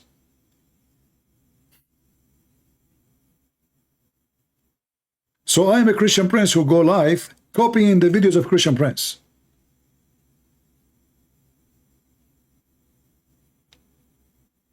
Anything, you know, they cannot believe it, how stupid, how silly they are. And they think, this is what they think, if we stop him from receiving support, he will stop coming. And this has happened to many, by the way, who claim to be Christians. No money is coming from YouTube, they delete their channel. They don't even show up no more. They thought, I mean, he is the same as the rest. If he is not getting support from here, he will go to a different place. Well, you are mistaken. I go even more live and I stay more hours. That will not change anything.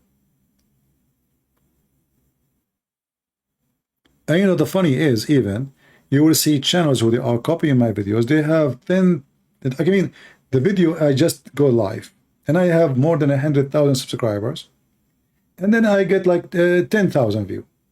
Then a guy, he copied my video, he posted few hours after, he have more than me, twice, 3 times more than me. It doesn't make sense.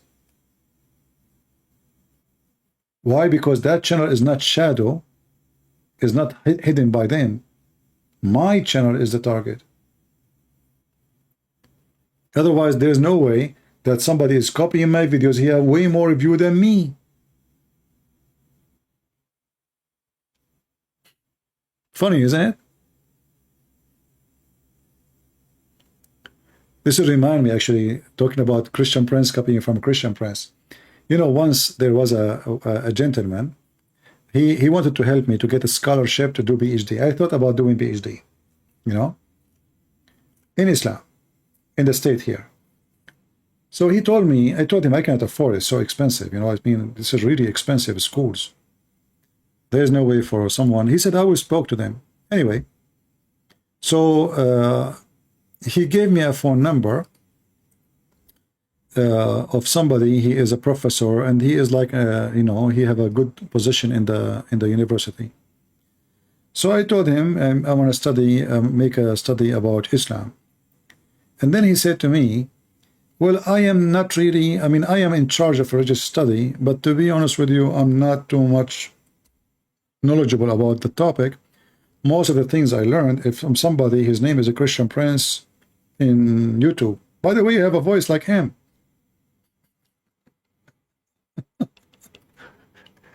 So it turned to be, I'm going to join a school and get a PhD, and I pay a lot of money, and I spent a couple of years doing the research and the study to get a certificate from somebody learning about Islam from me. And he said to me, by the way, you have the same voice. I said, really? You know, he didn't know that. He did not tell him this is Christian Prince. He said, you have the same voice. I said, yeah, we are Middle Eastern. We have this. I said, it's, you know, it's so close to his voice. But yeah, okay. So imagine getting PhD from somebody learning from me about Islam. And then he said to me, by the way, I advise you to search for his channel. And then the guy, I talked to him, he said the guy, by the way, I think he recognized my voice, but he did not recognize it's me. He thought, you know. So I told him what, you know, he said, you are joking, right? I said, no, this is what he told me. He learned about Islam from a Christian Prince. You know? Yeah. And what is the tuition? I think it was like $60,000 or something. Like a scary number, you know. And that's why you know, he said he want to help me. Maybe they can, you know, give me a scholarship. Maybe, like, you know, there is people who apply for a scholarship. It turned to be the guy. He will be supervising me, but he did not know even the topic. And this is why I don't really have too much, you know, certain degrees, especially if it's not about science. They mean nothing. Most of people, they copy research, even in science, like you get a master's degree in something. Mostly people, they are copying somebody else's study. In university, they have like a software to find out if you are stealing information from somebody. But, you know, there is many ways to go around that by just changing. You don't like copy the same line, change the words. And there's many people that do that.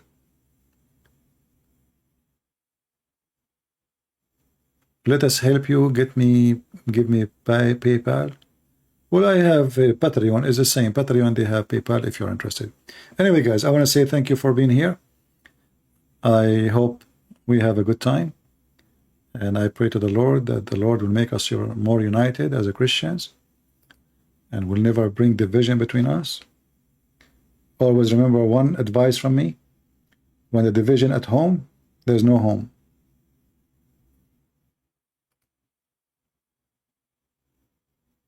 A kingdom is divided, is not a kingdom, is destroyed already. Never, ever allow division to enter your house. Division is your enemy. United, you are victorious. Divided, you are a loser. If you don't believe me, read history. Learn from it. If you are a person who seeks to learn. Thank you very much for being here. May the Lord bless you. And I hope we will go again live on air soon in this channel. You can always follow us in Patreon, so you can receive email when I post that I'm going to leave or going to go live, sorry. Patreon send you an email immediately and you will be notified because YouTube is not giving notification. Until then, God is good, so is Jesus, and Islam is nothing but bad and evil. Take care.